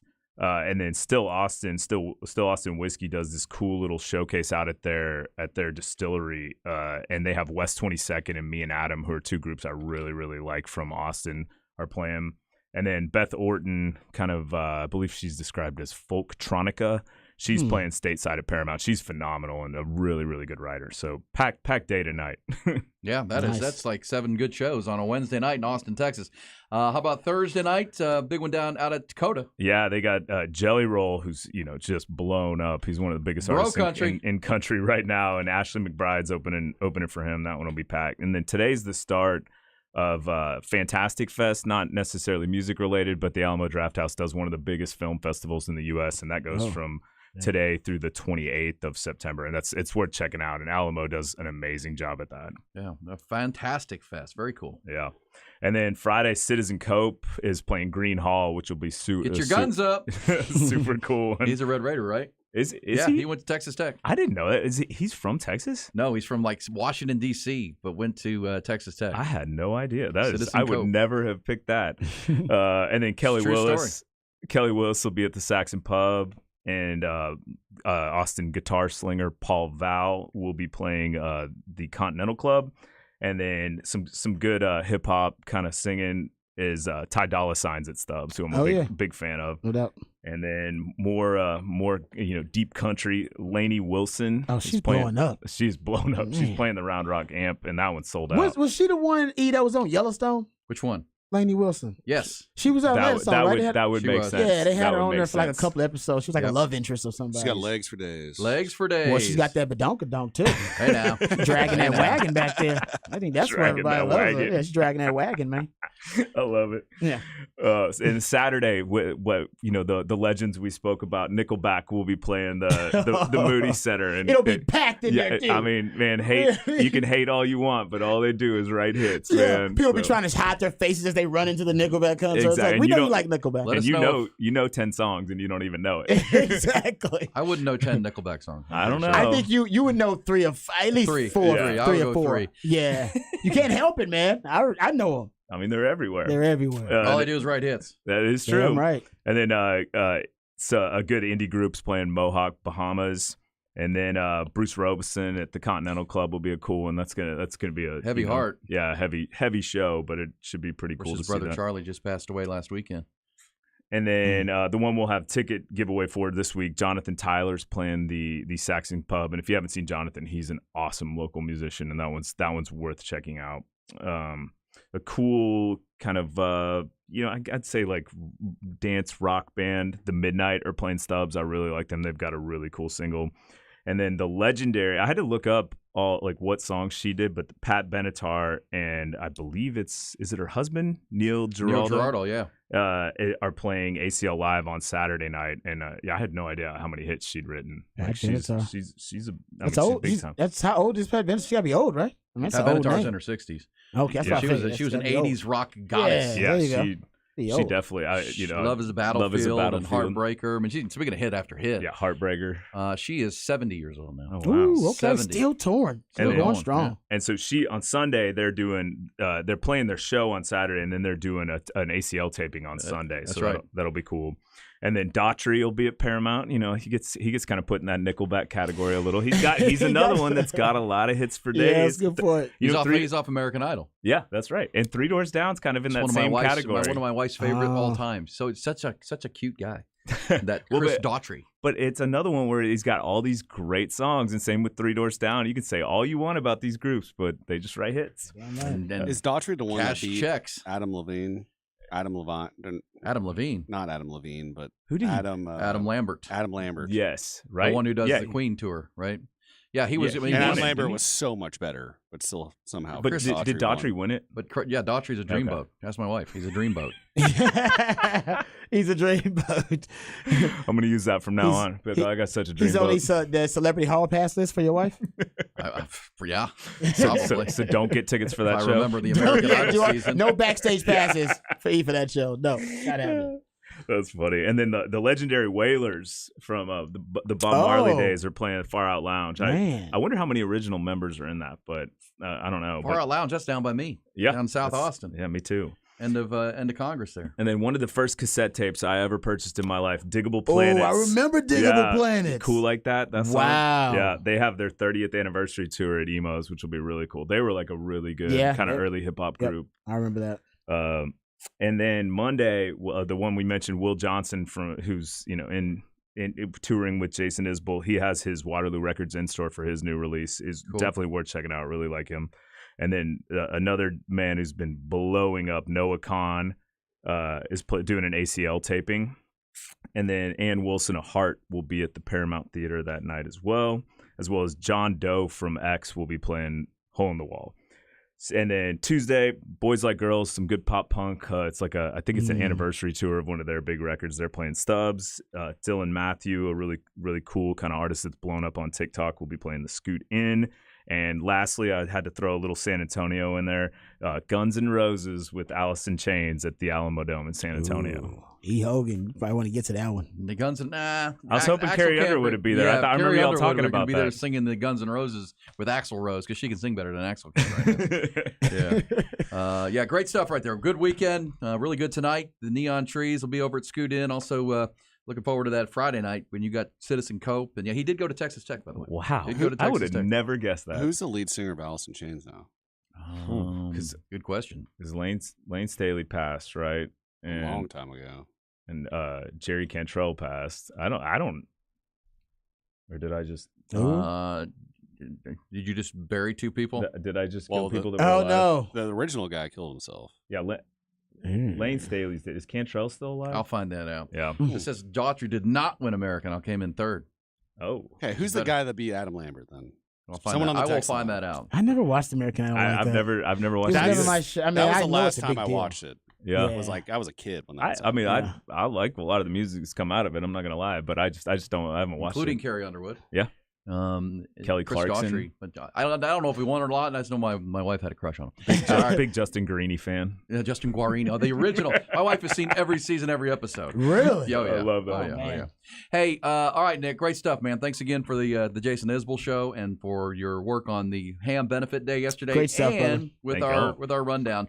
We'll get this posted up at our website, hornfm.com. If you ever think, man, I want to go see some live music tonight, go to the website. We'll have the roadmap there, and you can pick a show night by night with Nick's picks right there. We also have some tickets to give away, pair of tickets to see Jonathan Tyler at the Saxon Pub Saturday night, the legendary Saxon Pub right there on South Lamar. We'll give that to caller 5. Caller 5, 447-3776. That's 512-447-3776. Come right back. Thank you, Nick. Thanks, guys. All right, we'll do some Who Said That on the other Who side. said that?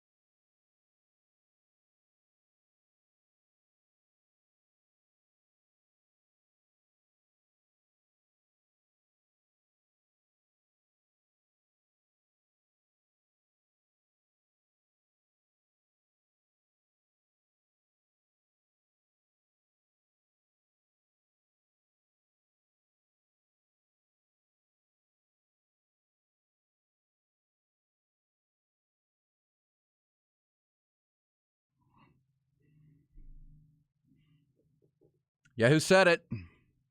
By the way, somebody on the Specs text line said David Archuleta won the American Idol program that year. David Archuleta, the little guy. I have no idea who that. What year? Who Adam is that Lambert guy? year? That's what this texter says. No, Chris Allen beat. Okay. I have no idea who Season that 8. is. All right, there you go. I just didn't watch any of it. And somebody said Cantrell is still in the band Alice in Chains, so thank you for that. Ooh, so Appreciate y'all it. killed somebody prematurely? Yeah. Sorry, Cantrell. Whatever his name is. All right, Rob, what do we have and who said that? We play each other's sound and try to decipher or discover, uncover who it is? Who do you got? All right, you probably know who this guy is because he's been the talk of the town, Give of it to me. the college football world as of late. But who said that? Well, we kind of got into it once we came in. Shiloh said, "Oh wow, Shador, look, you're gonna be in the NFL next year." I said, "No, he ain't." I didn't say you. I said we got to play some next year. I said both of us. What'd you say, we? I said we got to play them next year. Play who? So what you trying to say, man? What you trying to say? What you trying to say? But y'all ain't going nowhere. Okay. 371. The note on that is All right, there we go. That's a Dion. That's a lot of background noise. It is but background noise. Our fault for that. That's all right. But so he's that he and his son talking about. He's talking to both of his sons, Shador and Shiloh, and saying that they are not going to the NFL next year. He is implying that they are coming back to Colorado next season. That's what he's saying. Well, they're making He NIL told his dollars, kids so that they're not going to the NFL next season. we need you. But they can, I mean, they're grown, so they can make their own decisions. Well, But he's, if you can talk your son to coming back and you can build some offensive line depth and get the defensive line, because that kid can lead you to a championship. He's that good, I think. he's something else. You think he's going to be, what if he did leave next season, what order of quarterback would he be drafted? I think he'd be He's in not the gonna be debate Caleb Williams behind or Drake Caleb May. Williams. You really think he'd be Drake May instead of Drake May? He's big enough. He's shown poise. Every time he gets blitz, he's under pressure a lot, but yet he still makes plays. His toughness was on display against Colorado State. His clutch gene was on display against Colorado State, bringing them back from 28-17 down. Really like him, and he is just so confident and calm in the pocket, and then can make every throw. Yes, he can. He's carrying that team right now, especially with Travis Hunter out. They'll play Oregon this weekend. Who said this, Rod? Who said that? You're going to know it, but wasn't only Texas who struggled with what was seen to be a heavily underdog opponent last week. Who said this? Guys, Neil, okay? This is what we train for. This is what we work for. This is who we are. We sat right here and we had an identity game against Missouri on the road. You know what? It was very similar to this. It was sloppy. It was nasty. It wasn't pretty. And then we came out and we found a way. We always said it would not be pretty. Here's the goal for the second half. We're going to get about 6 possessions on offense. 6 possessions, y'all got me? Including the first one. We're going to score on 4 of them, okay? They might score once more on defense, but that's it. You understand? And we're going to win the game. We're going to come back in here and have a good time and figure out how we can get better. This is what I need. This is what I need. Anybody listening? We need to win one moment at a time. What's the first moment? Kickoff return. Georgia is trailing. There you go. Who said that, Rod? That was Kirby Smart. Yes, how about his halftime speech? Down 14-3 to South Carolina Saturday. They come back and win that game, and he was right. They went out and scored, and South Carolina actually didn't score in the second half. I know. I love his the point of the speech was make sure you maximize every play. Don't be thinking about the next play or the previous play. That one play, I need you to give me all you got, and I need to crystallize your focus to execute that one play. And that's what we train for. This is what we train for. And I think this is something Steve Sarkisian can say. It's not always going to be pretty, guys. We're going to have games like this, and not always going to look like the Alabama game did. And that's then when you get in conference play like Texas is now and headed into in Georgia, that's what it's about: winning W's. Yeah, who cares? All gas, no excuses. It's just about wins and losses at this point. Yeah, they weren't all pretty for TCU last year either. No, they weren't. They found a way to keep winning them in the fourth quarter, and it got them to the national title game. We'll play some more audio coming up, including it may be official now. Maybe official. The whole Taylor Swift, Travis Kelce rumors looks like it's confirmed. What? Now confirmed, Rod. Uh-oh. We'll get you some audio on that coming up. In the fabulous fifth quarter, which is coming next on Austin's only local morning sports conversation, 5 hours a day, 5 days a week. Hook 'em up with Ian Rodby.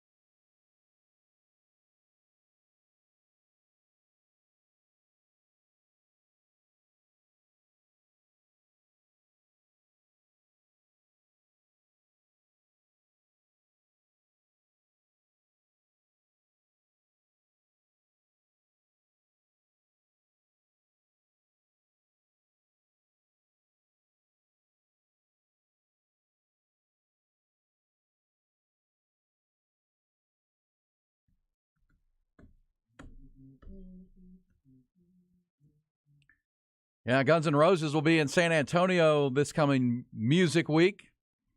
Setlist ATX lets you know that.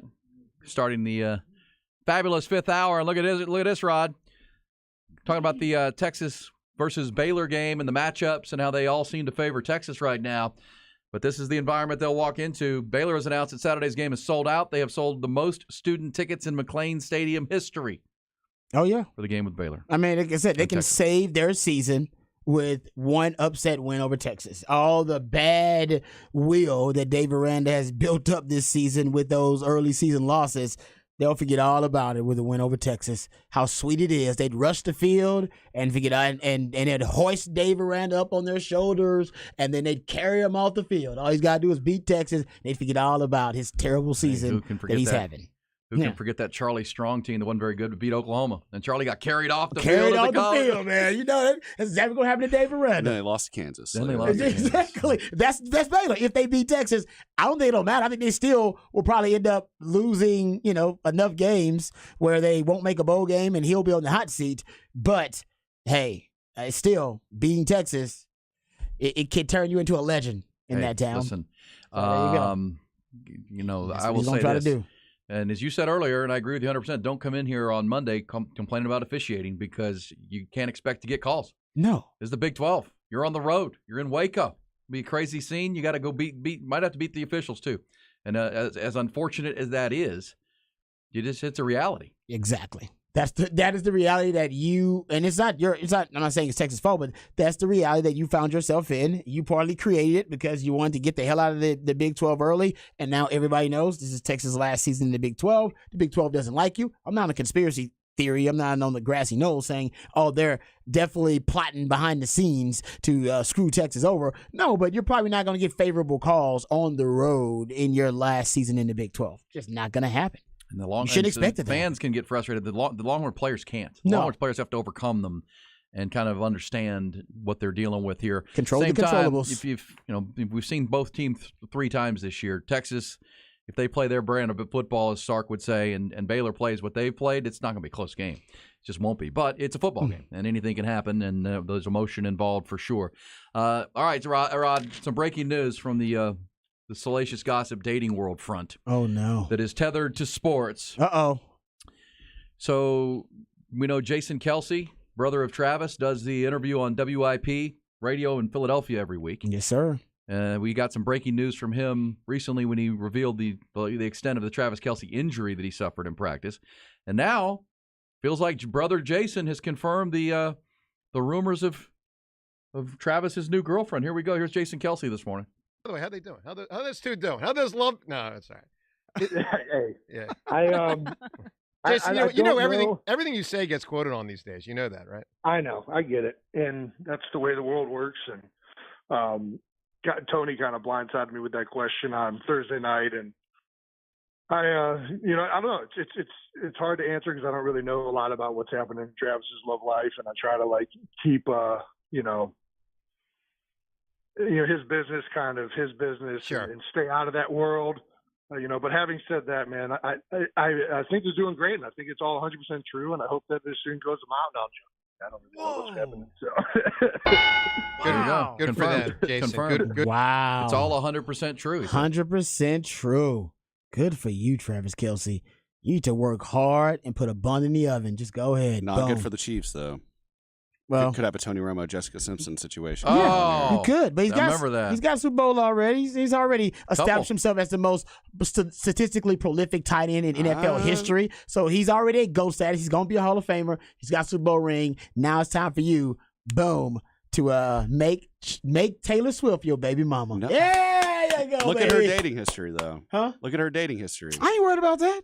I don't know her dating. I'm She's worried about notorious for making dating people, breaking up with them and then writing an entire album. Oh, that's true. He could dissing become them. the next. And who doesn't want? And what guy doesn't want that to be him? Like, she makes an entire album but sells millions around the world, basically talking about how Trashing your you. relationship went down. I wouldn't want that. So you dirtbag become a you are. legend. So you become a legend. You become a legend. So you're saying That's the worst part. The worst part of What if this you is become a dirtbag? she breaks up with him and you become a legend because she makes a whole album about. But what you. if you're what if you're actually sad? You're not accounting for his E, feelings. you don't here. even know the dirtbag she made the album about. What you talking about? You don't even know. Nobody's gonna know. Nobody can unless you're really a Swiftie. You're not gonna know or care. But if you're Travis Kelce, dude, this can take your status to another stratosphere. No, it's a notch in the belt for sure. Yeah, like, because you go from now being somebody, he's hosted SNL, so he's already, kind of gone mainstream and crossed over. You're talking about crossing over now to a whole different demo. It's a play. You go, like, teeny boppers are now going to know who Travis Kelce is. Teeny boppers. Who don't even damn about football. Like, that's big, man. Well, it's big for your brain. They're both 33. They're from neighboring states. She's from Pennsylvania. He's from Ohio. I mean, come on. Just knock her up and get it done with so we can. Or maybe it's true love. Maybe it's true love. Well, even more so. Knock her up. Get it done. Good for Travis. Great for Travis. Good for I'm Travis. happy for him. And let's hope the best for the happy couple. The reason I wouldn't be interested is it just seems like you can't go anywhere, right? You would have no life if you date Taylor Swift. Like, you can't go to restaurants, you can't go out in public because right now Travis Kelce can, right? He can go do his own thing, and he pretty much gets left alone. That would be rough. Same time, good luck to them. Good luck to them. Well, you got enough money where you can do everything private though. Fly but private. Is that always fun? You can dine private. Well, she's got the money to do whatever you want to do. That's what I'm saying. You can do whatever you want to do. You can do. This is like a Tom Brady Giselle thing where she makes a lot more money than you do. And you can rent out restaurants, the whole damn restaurant. Yeah. Like, I don't want to go to the restaurant, but I'll rent out the whole restaurant and the kitchen. Like, so you're right. I mean, I guess it can get old, but it's got to be fun for a while. Oh yeah, it's got to be pretty fun for a while. I've seen her concert. She's in good shape. Oh, she's in great shape. Yeah, she's in great shape. Come on, man. All right, Ty. T-Swizzle. Ty's not a huge fan. He thinks she's a little overrated. She's in terms beautiful. of her hotness. She's not elite. Physically, but you got her talent adds to her hotness and she's songwriting ability. Overall sex. Yeah, talent makes you sexier. It does. Look at Jay-Z. He looks like Joe Camel. He's married to Beyonce. Talent, man. Talent and money make you very attractive, and she's got both. There's Jason Kelce confirming the rumors that they were hanging out. Now he says, yeah, it's 100% true. So there you go. There's your breaking dating news this morning. That's big news. Big news. And Chiefs. By the way, have you seen the Chiefs' schedule? After they got through that win at Jacksonville, there was a sloppy performance for both teams, and I thought Jacksonville was pretty underwhelming. But I've been talking and bragging on this Chiefs defense. I think this Chiefs defense is really good. And it was a liability at times here in the last couple of years, but they still overcame it, and they still made it happen, right? And then Chris Jones would make huge plays in the big moments. I think their defense might become a strength for them this year, Rod, in Kansas City. But their next few games, they play the Bears this week. The Bears. Justin Fields, who doesn't look like he's developing at all in that Bears offense, they're going to win that game. Yeah, that honestly. Then they play the Jets, and they play the Vikings, and they play the Denver Broncos. They're gonna run off some wins here, I believe. Is there any quarterback more disappointing to start the season than Justin Fields? No, not for Bears fans. Bears are because they were excited, and now they're watching him play, and they're going, "Oh my gosh!" Yeah, I don't know if there's any quarterback. We'll get into it maybe a little bit later on as we get closer to the weekend. But he has been. I mean, in the highly offense, disappointing. Yes, the offense isn't helping him. Well, but and he's been a huge disappointment so far. Remember, they traded the first pick in the draft to get DJ Moore and to bring him a number one receiver. They're not even throwing the ball to him. Like, I don't know why would you give up the number one overall pick to go get a guy you're not giving the ball to? Because Justin Fields can't throw the ball. Well, right. But then why does he only have 4 design runs? Right. On the season. Exactly. It's a chicken and egg thing. I agree with you. Like, he can't throw the ball. Okay, then why is he not running the ball? I saw somebody put a video together because everybody can get these overhead shots, and I mean he's got wide open receivers and he's not even seeing them. Like he's just not seeing the field. There are guys, and I'm sure this is what they're seeing in film. And that is it him? Is he not processing fast enough? Is it the coaching? What's going on with Justin Fields? That's been hugely disappointing. They'll face the best this week with Kansas City and the Chiefs at Arrowhead Stadium. Yeah, that's not going to be good. Then they play the Jets and they play the Vikings and they play the Denver Broncos. They're gonna be right back. They might be. I don't know what their draft pick situation is, but they continue on this pace. They might be drafting pretty high. Is that Jets Bears game a primetime game? Jets Bears? I really hope it's not. No, it's not. It's middle of the afternoon, 3:25 on Fox. Yeah, is that the game of the week though? Fox's big game of the week. Well, it's a huge market in Chicago against Kansas City. It wouldn't be surprising. Oh, okay. I thought you were saying the Jets. Sorry. No, Chicago. So the Jets is the following week at New York, and that is the night. That is the primetime game. Can I give you a Justin Fields stat? Please. I got a couple of them. They're all pretty ugly. Because I was doing some research about him too. He has taken 10 sacks this season already. 9 have come after 4 seconds in the pocket. So you got time. He's holding the ball. Not getting the Who ball holds the out. ball for that? That's what I'm saying. That goes to that's just lack of how's your internal clock not go, all right, that's way too much time. I gotta get rid of the ball or I need to run. Get rid of the ball or run. He just looks dumb too. He just does. looks dumb. I mean, that was always a knock. Is he a with him. Mimbo, like a male bimbo now? He just got, you know. Oh, the big eyes. The eyes He are just far looks apart. dumb, Tyson. I don't looks know. dumb. I don't So know. kind. So kind. So I'm just, that's how I feel. Hey, by the way, That's a did great you know analysis. did you know that this week in the NFL they have doubleheader of Monday Night Football again? Why are we doing this? I know it's an ESPN Disney play. People want more football. Yeah, but why? You're competing against yourself. You're going to win the window. The NFL is doing that a lot, though. And with all these simulcasts, I mean, it used to be a lot of exclusivity with these broadcast deals. Now with streaming, there's not a lot of exclusivity. You can get the NFL, you can get the product at a lot of different places now. I know, but these times are changing. I don't like the doubleheader Monday Night Football. I don't. And now if they're separate, like one starts at several hours earlier, and you get two games, that's better. But these games are an hour apart. Philadelphia will be at Tampa Bay, then Los Angeles and is at Cincinnati. I think part of it last week was the two games were so bad. These games are going to be bad, too. Yeah, feels like it. Well, L.A. at Cincinnati has got some appeal to it with Matt Stafford against Joe Burrow, but Joe Burrow might be hurt for that game. And Joe Burrow hasn't completed a pass over 15 yards. That's a crazy But stat. how about Philadelphia? He hasn't. Philadelphia on Monday night going to Tampa to play the 2-0 Baker Mayfield-led Tampa Bay Buccaneers. Oh, yeah. Bring it. Hey, Baker is balling. Hey, can I say one thing Baker's balling, man. Philadelphia?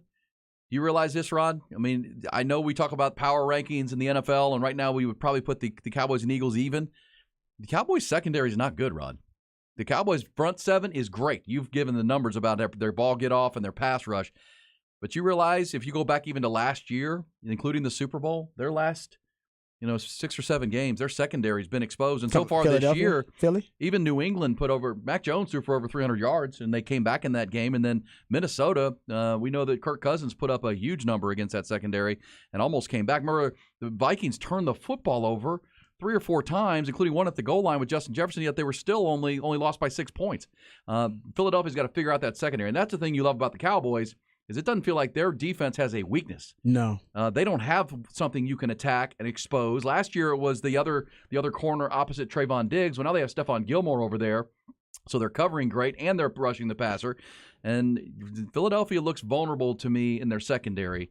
And you realize last year when they played a top quarterback, they gave up a lot of yards. They gave up a lot of yards in their secondary. Their belief is that they have stockpiled so much great pass rushing talent that their belief is that they'll get home before their secondary can be exposed. And I think that is at times a miscalculation by Philadelphia. Because when you get time, you can torch them. Because you're looking at the top 3 teams in the NFC, Cowboys, Eagles, 49ers. If Brock Purdy continues to play at this level, I don't see a weakness for the 49ers. They're elite on the lines of scrimmage. Their defense is outstanding. And now Brock Purdy gives them a quarterback with weapons. Cowboys don't secondary. Their secondary is also a little questionable. They've already made changes in secondary for San Fran because they didn't like what was going on in the first 2 games. Their secondary is not necessarily strength. Their front seven is unbelievable because they're best linebacking core in the NFL. But that's why I take the Cowboys defense over them too, because I think the Cowboys defense actually is strong at all 3 levels. If they keep playing that kind of football and control the ball for 40 minutes like they did against the Jets, that's a good recipe for your Dallas Cowboys without a doubt. Yeah, maybe linebacker is the weakest position for the Cowboys since they play Micah on the D-line so much. But because they move Micah around as a pass-rushing linebacker, it's tough to say, it's linebacker. It's like, well, they got LVE, and sometimes Micah's there. Sometimes Micah's on the D-line. And when he's on the D-line, he's the best DN in the game, arguably. Him and Bosa and Myles Garrett. And when he's playing linebacker, off-rushing linebacker, he's also one of the better players there. So it's hard to say where there is a weakness on that Cowboys defense, if any. Yeah, we as fans and observers and football theorists like you can say it, but if you're an opposing offense, you're trying to find something to attack. Yep. And that's been the challenge so far outside of that Garrett Wilson, 68-yard touchdown, which is the one play they've allowed this year. They've just allowed nothing. You've given the stats today. It's been really, really impressive. And they'll go to Arizona this week to smack around the Cardinals. Texters and got a tweet about it too, saying the Monday Night Football's double dipping is probably due to the writer strike. Oh yeah, they did it last year too, though. Yeah, but I don't remember doing it twice. Yeah. I don't remember doing it twice. They did it early and late in the season. I guess I don't like the staggered starts. They used to do it where they would have an you could early have one, game, then watch the other one, and then there'd be a West Coast game that would start at like 9 o'clock, and you could get both. These you got to kind of choose, and you can do split screens and that kind of stuff. It just feels like the NFL is going to win the window. But for ABC and Disney, they get both channels, right? They get one on ESPN, they get one on ABC, and they get the Manning cast going. So I guess didn't I see mind it. I mean, yeah. Well, the games were just so bad. If one, yeah, but you have a 50% chance of one game not sucking at least. Yeah, I guess that's right. More football, the better. I would say is the theory under that conversation. Primetime football in the last 2 years has overall Monday night, Sunday night, and Thursday night. And that's part of it, right? Sucked. Those games because remember on Thursday night football they typically. I know Amazon complained to the league last year that, man, these are bad games, y'all. Thursday night games are terrible. We got to do better. And we know on Sunday night, that's the league. The NFL has always wanted to own Sunday, and they do from noon to 10 o'clock at night. But those have, when we get midseason, they can flex those games, right? They can move some games around and make sure you get a better game in prime time. Thursday night, you can't do it. And then Monday night, you just got to go with what you get. And all of a sudden, because start of the year, that Bengals game with the Rams looks good. Well, now Joe Burrow may not play. Yeah. That's not. And who's the backup there? It's Brandon Allen, I think. Yeah, okay. I'm not sure. It might be Trevor Siemian. Yes. Might be it's either Trevor Brandon Siemian. Allen or Trevor I Siemian. think you're right, E. I think it is Trevor Siemian. Yeah. I think you're right about that. Yeah. Either way, that's a problem. But and it goes back. So we're in week 3 or going into week 3. And we've already had multiple starting quarterbacks already get knocked out. And running backs, too. Running backs and quarterbacks. Yeah. Running back position's been... That was brutal. Saquon got an injury. Then you got the Nick Chubb. And you talk about at the elite, at the top of the running back, like totem pole, too. Yes. Yeah, the food chain.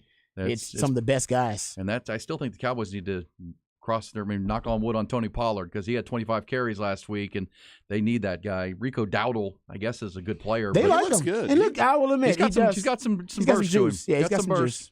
I agree. I like him. And the Cowboys are likely to get Tyler Smith back this week, their left guard, who's been battling that hamstring injury, so they should be fully. They're gonna smack the Cardinals. Oh, and Donovan Wilson, I believe, may be on the way to coming back too. He might be practicing with the team too. I got to check that out because think about the defense hadn't even had his full complement of players either, and neither has the offense because Brandon Cooks was out last week. Brandon Cooks and Tyler Smith. Yeah, that's right, and.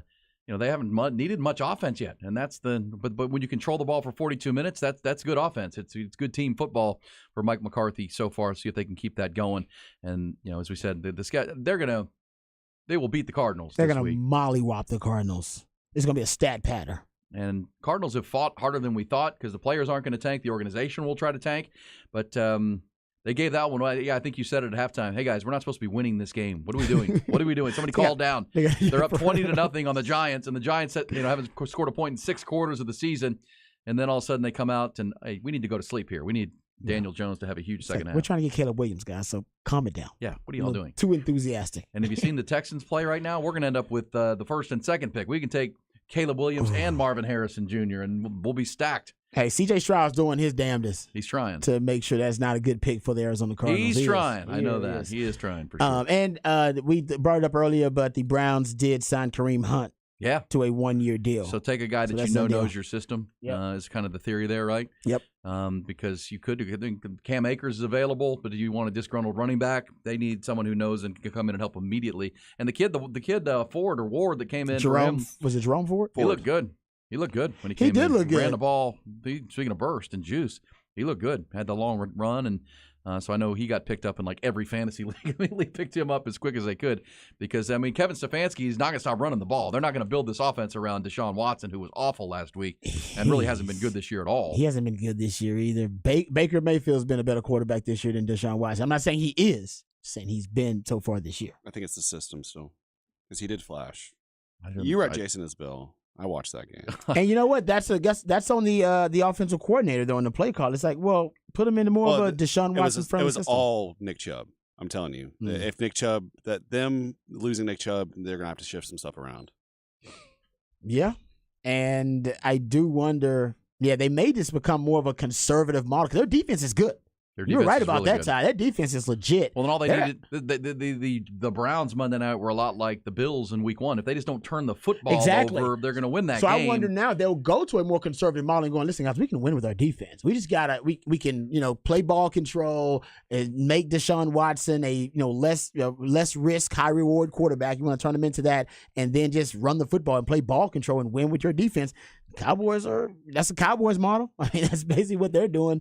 And I think maybe the Browns should, to take the Cowboys example Cleveland will Their host. defense is really good. I think that's what they were trying to do with Nick Chubb, though. Yeah, you're right. A little too much of that because Deshaun Watson's a guy, kind of like a Russell Wilson off schedule. And Amari That's where Cooper you did see not him play. make the best I agree with plays. that. Amari Cooper did not play Monday He night, did. correct? Oh, he did? He did, and he was. I mean, he's really their only. Receiving Moore's vertical there. threat. They need to get more, I agree. in the passing Cleveland game. hosts Tennessee this weekend. That's Tennessee going to is be a at- gross game. That will be an under. I bet Tennessee wins that, though. I could see Tennessee winning that game. They're man. always really good at the beginning of the year. Well, just well coached. And is Tennessee the underdog in that game? That's what I need to know.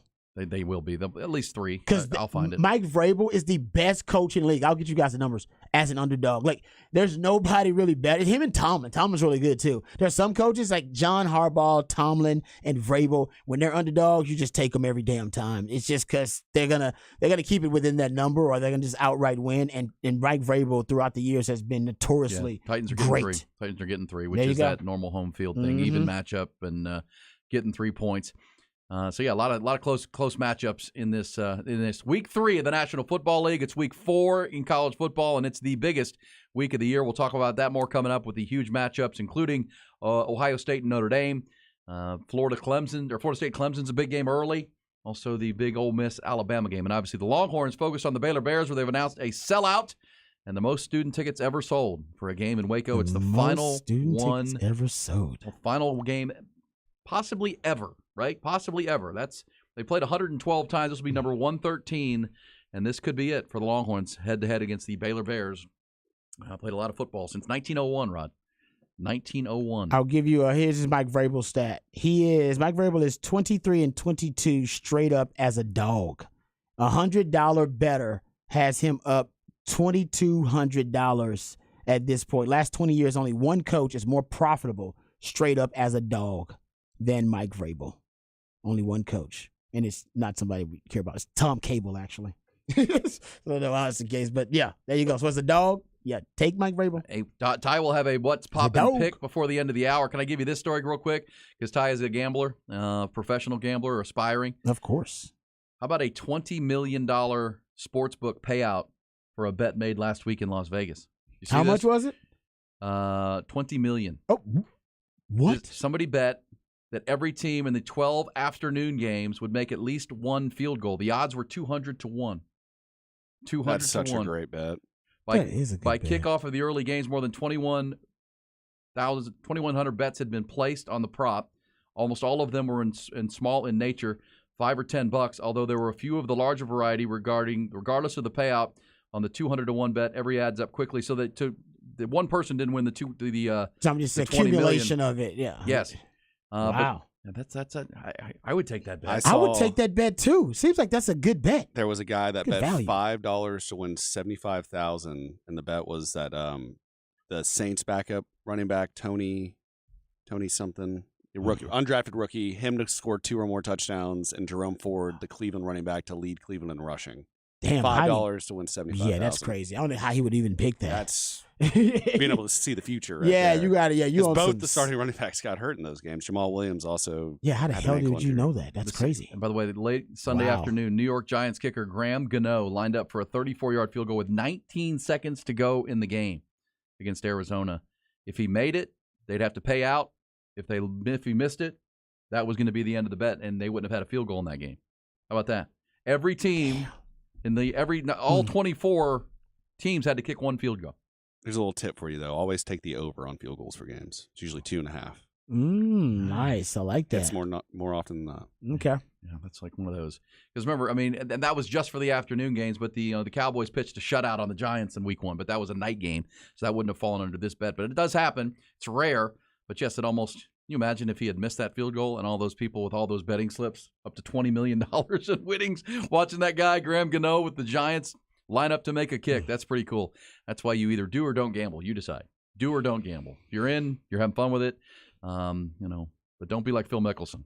Don't be like Phil. Hey, Phil, he admitted he had a problem. He admitted it. 20 years later. Hey, you know what? It takes all Everybody's all known of us. he was a gambling addict for years. Then he puts out a statement like, "Hey, I just want to let everyone know I'm officially taking this football season off from gambling. I know y'all were all wondering, but I will. I'm taking a luck to back you. seat." Hey, everybody's on their own timeline, man. We're all on our own Well, timeline. the timeline is that book came out and his wife heard the numbers and said, "You lost how much?" Bang! And he's like, no, baby, not $100 million. No, that's not even close. It was like $10 million. Yeah, they're fudging that. Yeah, they making that number up. Don't worry about that, babe. We're good. Yeah. We're good. But he also said my family was never in financial distress. Yeah. As a result He's like, of his hey, issues. baby, I'm making racks on the golf course right now. What are you talking about? What are you doing? He's like, I'm making it rain over here, baby. We good. I'm sending you to the spa, whatever you want to do. I'm just betting on the weekends.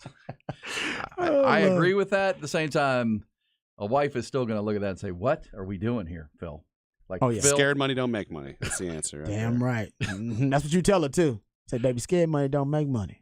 All right? Yeah, we're making plenty of money for your golf talents. Stop gambling. You know what I mean? We don't need the gambling. We're doing fine with your golf winnings, and now you're on the live tour, and it you're only making takes once. It's recreational. It's like the lottery. It only takes once. Well, that's what he said in his statement. Like, okay, if you're doing it for recreation, have some fun with It's it. recreational. But if you're like me, there's probably more than that. All right, we'll come back. Rod will take us behind the BOC one more time. We talk Texas football, getting ready for Baylor on Wednesday. Great Saturday of college football on tap, plus what's popping before the end of the hour.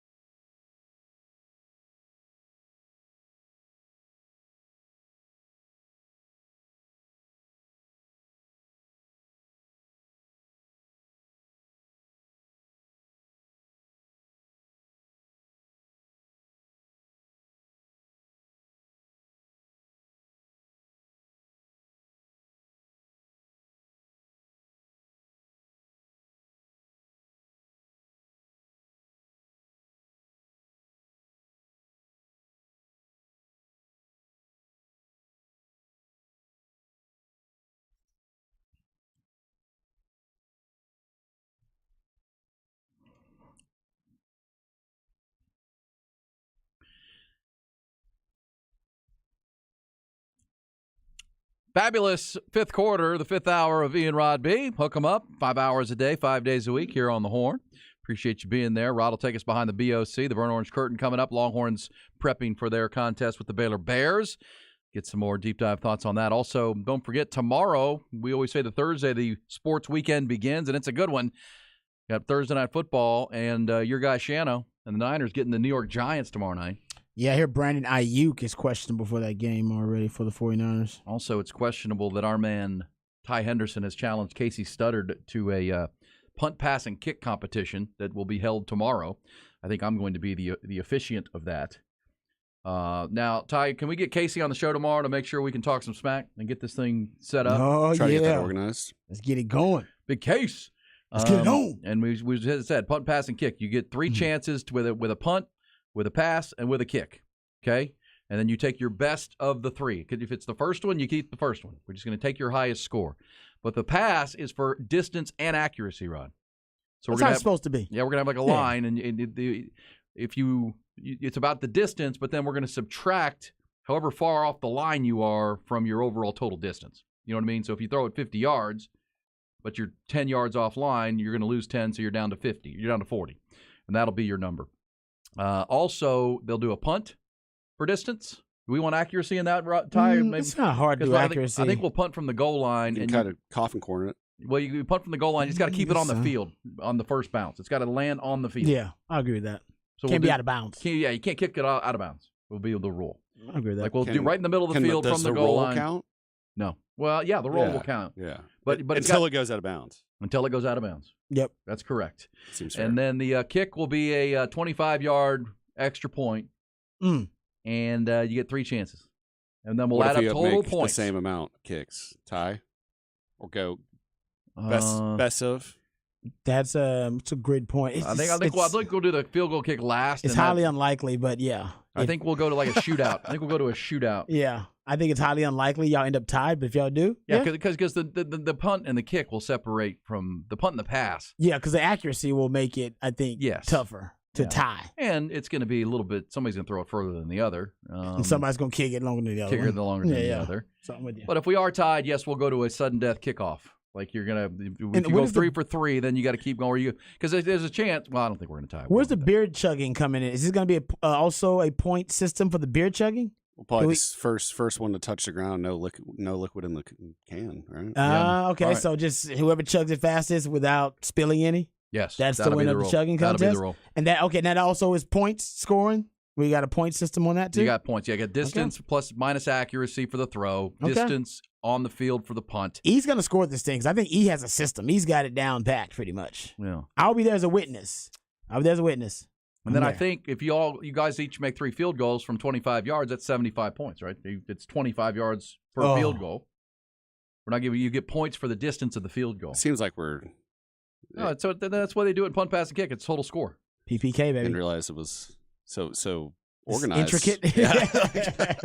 We gotta have a winner. We gotta get it right, man. We're trying to get it right. It's true competition. The good part is with the field goal, if we do 25 yards, you get 25 points for a made field goal because it's a 25-yard kick. If you're way behind, Ty, because you didn't throw it as far or kick it as far as Big Case or vice versa, you can make up to 75 points on your field goals. I feel like they should all be weighted evenly, though. They are. You two have the exact same amount of total points. Okay, but you're saying the kicks are worth more. No. If I need to make up more ground, if I make 3 kicks, that's 75. This is getting confusing. Yeah, I think. Yeah, as I say, I was told there'd be no math. They got math involved now. Then we'll just do 1 kick. You won't get 3 kicks. Just get 1. I think that's gonna be better. Really? You want to go just 1 time? Okay. It's gonna be better. I think you had more content though. I do too. I like 3 kicks. So I'll figure this out. We'll finalize that. We're kind of doing this on the fly, but I did read the punt, pass, and kick website, and that is how they do it. And it's really usually for kids 14 to 18 or 17 or something. But Ty and 2 grown adults are gonna do. How many pulled muscles we're gonna have is a good question, right? Oh man, y'all better warm up. Definitely, both of y'all. Because if you haven't stretched and you go to really lay into a punt. Oh yeah, you could. You're gonna rip your hamstring. Our IT guy Dave Williams the other day told me that stretching is actually bad for you before you work out. That is not true. Okay, I'm gonna respectfully disagree as a former pro athlete. I was like, what? He's like, yeah, I read the study. It's actually bad for you. I was like, all right, Dave, stick to the IT. Keep the station on the air. You know I've never heard that study before, but hey, you know what? New technology. Maybe it's some new method out there. That's crazy. That's wild. It's like exercise is bad for you. Yeah, like I was like, I've never heard stretching. Yeah, you got some people might try to tell you that exercising is bad for you these days. Yeah, I wouldn't believe we got a those lot of people. apologists. Hey, well, there's always a reason, right? Exercise causes cancer. It's just because they don't want to exercise. They will tell you it's bad for you because they don't want to exercise. That's fat phobic, Rod. Come on. D-Fry's in with this. Says it's 3 kicks, guys. Start at 25, then 30, then 35. Point value progresses per kick. Possibly. Well, I don't think I can kick a 35-yard field goal regardless. Without hurting yourself. I'm not going to get hurt. Well, do you guys want to do a 10, 20, and 30-yard field goal? And not a 10-yard field goal. That's at the goal line. No, but it's at the 10-yard line. It'd actually be a 20-yard field goal if you kick it from the goal line. Okay? No. I mean, from the 10-yard line. Yes, so it's 20 yards. It's 20 yards. 25, 30 yard? Yeah. Yeah, sure. All right, let's go behind the burnt orange curtain. We'll finalize all that's coming up tomorrow, and then we got Thursday night football, then we got a weekend of football to get ready for. Here's Rod.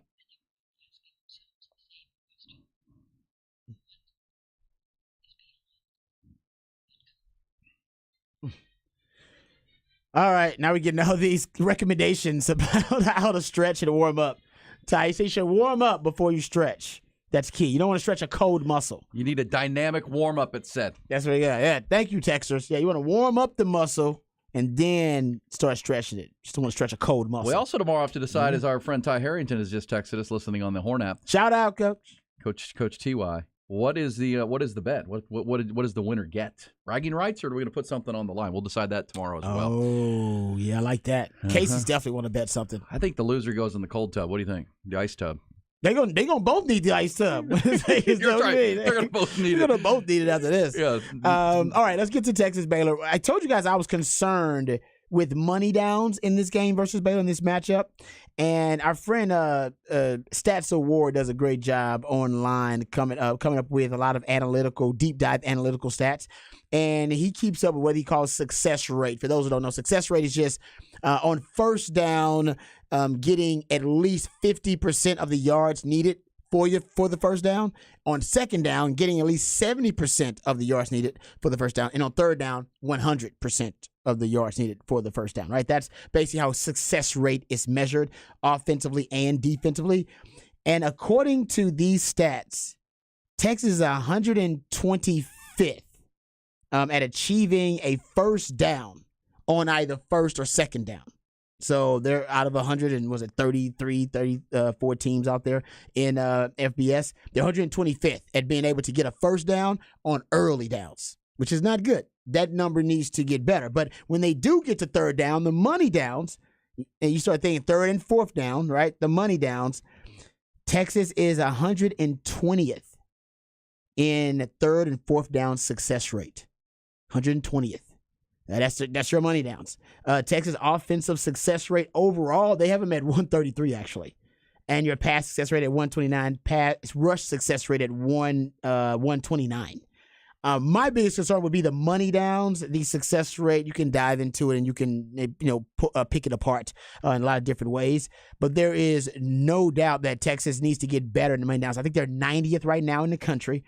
Just third down conversion rate at 37%.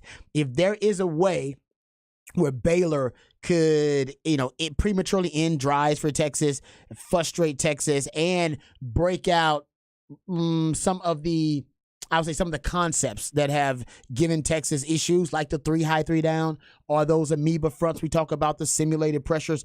I think they'll break them down. They're more likely to break them down on third and long or third and medium, those types of downs against Texas. So for Texas, I think that is where you're going to have a lot of trouble potentially, because they've already had trouble converting on third and fourth down money downs. Like I said, they're 120th in success rate on third and fourth downs, even versus Wyoming. All right, had issues on third and fourth down, haven't been good this year on money downs, and they weren't great last year. And Sark said that was one of the things they were working on a lot in the offseason. So if you're looking at potential traps for Texas in this game, money downs would definitely be one of them. You got to stay away from third and long, but Texas got to find a way to be more effective, more efficient on third and fourth down. If they don't do that, they're definitely going to end up, regretting that somewhere down the line in Big 12 play if they don't improve on third and fourth down. They're basically one of the worst teams in the country, on third and fourth down. And third, basically money downs. Combine them together. Talking about one of the worst teams in the country. So that's troubling. Well, and going into this matchup. We played this yesterday, but it bears repeating and hearing from Sark again on that exact topic that he addressed on Monday, that they've got to be better. And it's the third down stat And as you just gave through, they're not been good on first and second down. That's got to improve. And he also said the passing game just in general has to get better. Here's Sark from Monday talking about those the inefficiency they're having on early downs. Well, I think, one, we're a better team when we're really efficient on first down. And that's probably true for everybody. I don't know. But when we're good on first down, generally we almost avoid third downs because first, second down. But also when you win on first down, it gives you much more manageable third downs to win with. And when we get ourselves in trouble is when we put ourselves in third and long situations. And right now, that's just not quite a strength of ours. We need to get it to become a strength of ours, but we're not quite there yet. So we need to be really efficient on early downs. And when we can create some momentum that way, and we can really start sequencing plays in a manner to where the guys understand what's coming next and what's coming next. And so, again, that's why our base game plan is so important to us, and the guys understand it and understand our openers. I touched on it the other night. We're so proud of what we're doing in the fourth quarter right now, and from where we were the last 2 years, it's great. But man, we got to get back to being a really good team that starts fast and starts well and owns that game plan, which is something that was kind of a trademark of ours for the first couple of years. So that's going to be a big point of emphasis this week of make sure we get back to owning the game plan and being efficient earlier in the game and not having to wait till the fourth quarter. That's a great piece of audio there you found there, E, because I literally was just talking about at first and second down is probably your best option just to avoid third down altogether, considering how ineffective Texas has been on third and fourth down. And when you look at, I gave you that number, they're at 53.8% at achieving a first down on either first or second down on those early downs. That's good for 125th in the country. So they're not necessarily great at first down achievement on early downs either. Got to find a way just to be better overall at your approach to money downs when you get to a third and fourth down, but also avoiding third and fourth down altogether, as Sark just said. That's going to be key in this matchup versus Baylor. If I'm Dave Aranda, that's one of the places I see where my defense actually matches up well with the Texas offense is on money downs. You go look at all the deep dive analytics and stats. It says that Baylor's defense actually is a better defense on money downs than Texas is an offense on money downs. Hey, what's All right, there you go. Nice. Okay, there's Behind the Burnt Orange Curtain. Coming up, we'll go get what's popping. I would also give you a stat to the other side because in his 3 games played, Baylor quarterback Sawyer Robertson, has thrown 62 passes. He's only completed 28 of them. It ain't good. That's good for 45%. He's also thrown 1 touchdown and 3 interceptions. 3 interceptions. It's ugly. UGLY. There's no alibi. Compare that to Blake Shapen, who got hurt in that first game against Texas State, but still played most of that game. He was completing 68% of his passes in the same offense. Sawyer Robertson, 45. Yeah, and you want to get Sawyer Robinson in third and long, yes, because they're trying to hide him. They don't want to expose him. Last week, Svoboda, he ended up with 4 opportunities of third and long. That was far too few for Texas. You need him in predictable passing situations more often. I was surprised. It's hard to criticize Pete Kwiatkowski at this point because his defense has played great. They've been great. I thought he would heat up Svoboda more, bringing some blitzes, and because you got a backup quarterback on the road in that environment. I thought they played a little pretty vanilla defense, and I haven't seen the coverages in the all-22, but didn't bring a ton of heat. Because the ball was going out fast. It was. And he knows they weren't going downfield with the ball. And finally Jaron Thompson jumped that route that was beating them early, and he took the pick 6. But from what we've seen, the quarterback for Wyoming is a better thrower than Sawyer Robertson. Yep. Who you're going to see on Saturday and night. They moved the pocket a lot, too, remember? They kept putting him on the road. They did a nice job, bootlegs, waggles. Yeah, they moved the pocket. I was impressed with that. I think you see why Craig Bowl won a bunch of national championships there at North Dakota State, right? He built that program that Chris Kleiman inherited before he went to Wyoming. He can coach, and he can build a team, and that team was really sound. We'll see. Dave Aranda's team so far this year has not been very good. And that'll need to change pretty dramatically if they're going to pull the upset on Saturday night. All right, we'll come back. What is poppin' as we get you ready for a Wednesday day and night? Day baseball today you need to be watching. Also the other poppin' topics of a Wednesday morning.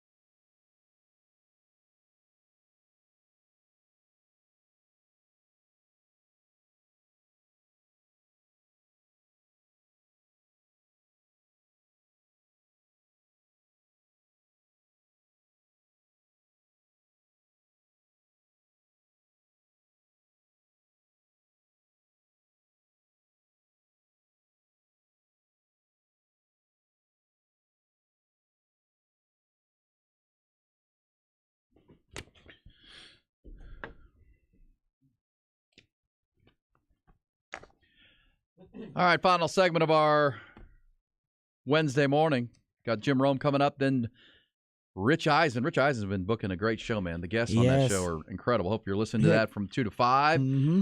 Also, heard a great interview yesterday with Louis Riddick talking about the Deion Sanders thing and what's going on in college football and the NFL. Had Warren Sapp on earlier Warren this week. Sapp, yeah. So he's going to become a part of the coaching staff with Deion next year. The Deion phenomenon continues.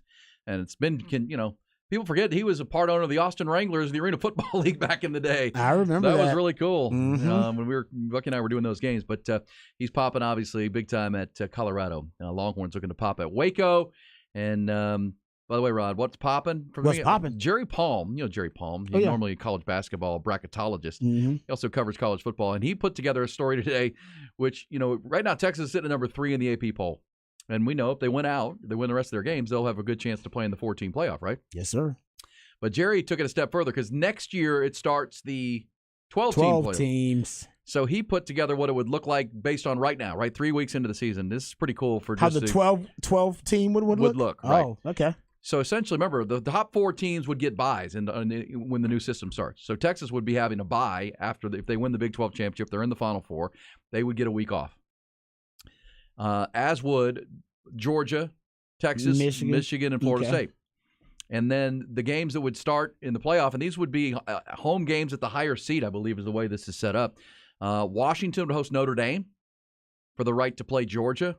Nice. Tulane at number 12 would be that outside the Power 5 group. That would be a group of 5 school playing at USC for the right Tulane's to play. Number 12? Yeah. Well, after losing to Ole Miss? He's looking for the highest ranked non-Power 5 Yeah, because I think he's going with automatic bids. Automatic right, bid for the conference and so champions. And Tulane would be the 12 seed essentially, but it's going to be somebody. Right now, he's got Tulane, but we got a lot of football. It'll be somebody else. But he says they would play at USC. Winner would play Texas in the second round.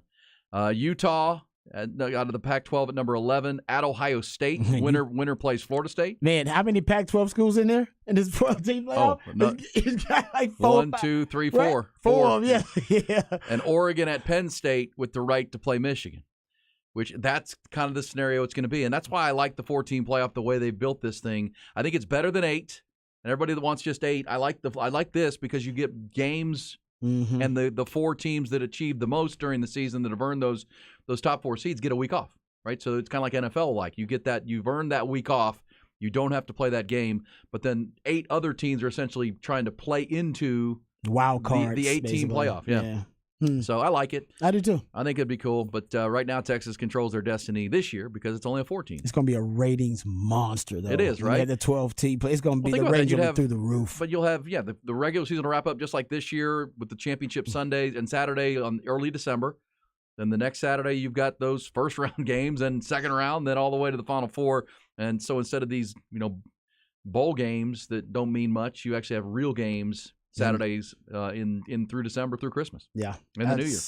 I'm with you. I think it'll be an overwhelming success. I think almost every college football fan will love it. I don't know. There may be a few people. I want to say my man KD didn't like the expansion of the college football play. I think there's some traditionalists that are probably not going to like it. But I think for the most part, when you start looking at the matchups and you get these great games late in the year, I think everybody will be on board. Agreed. Yeah. Agreed.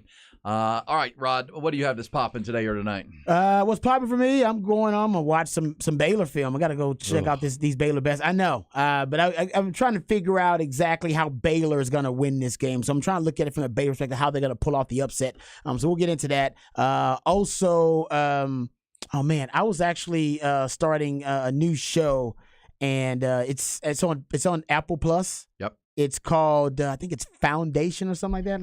It's like sci-fi. So I'm starting a new show. All right. Foundation on Apple Plus. I'm going to see how that goes, too. Very I got good. it on the queue. Very good. But mostly Baylor film. Popping for me is day baseball today.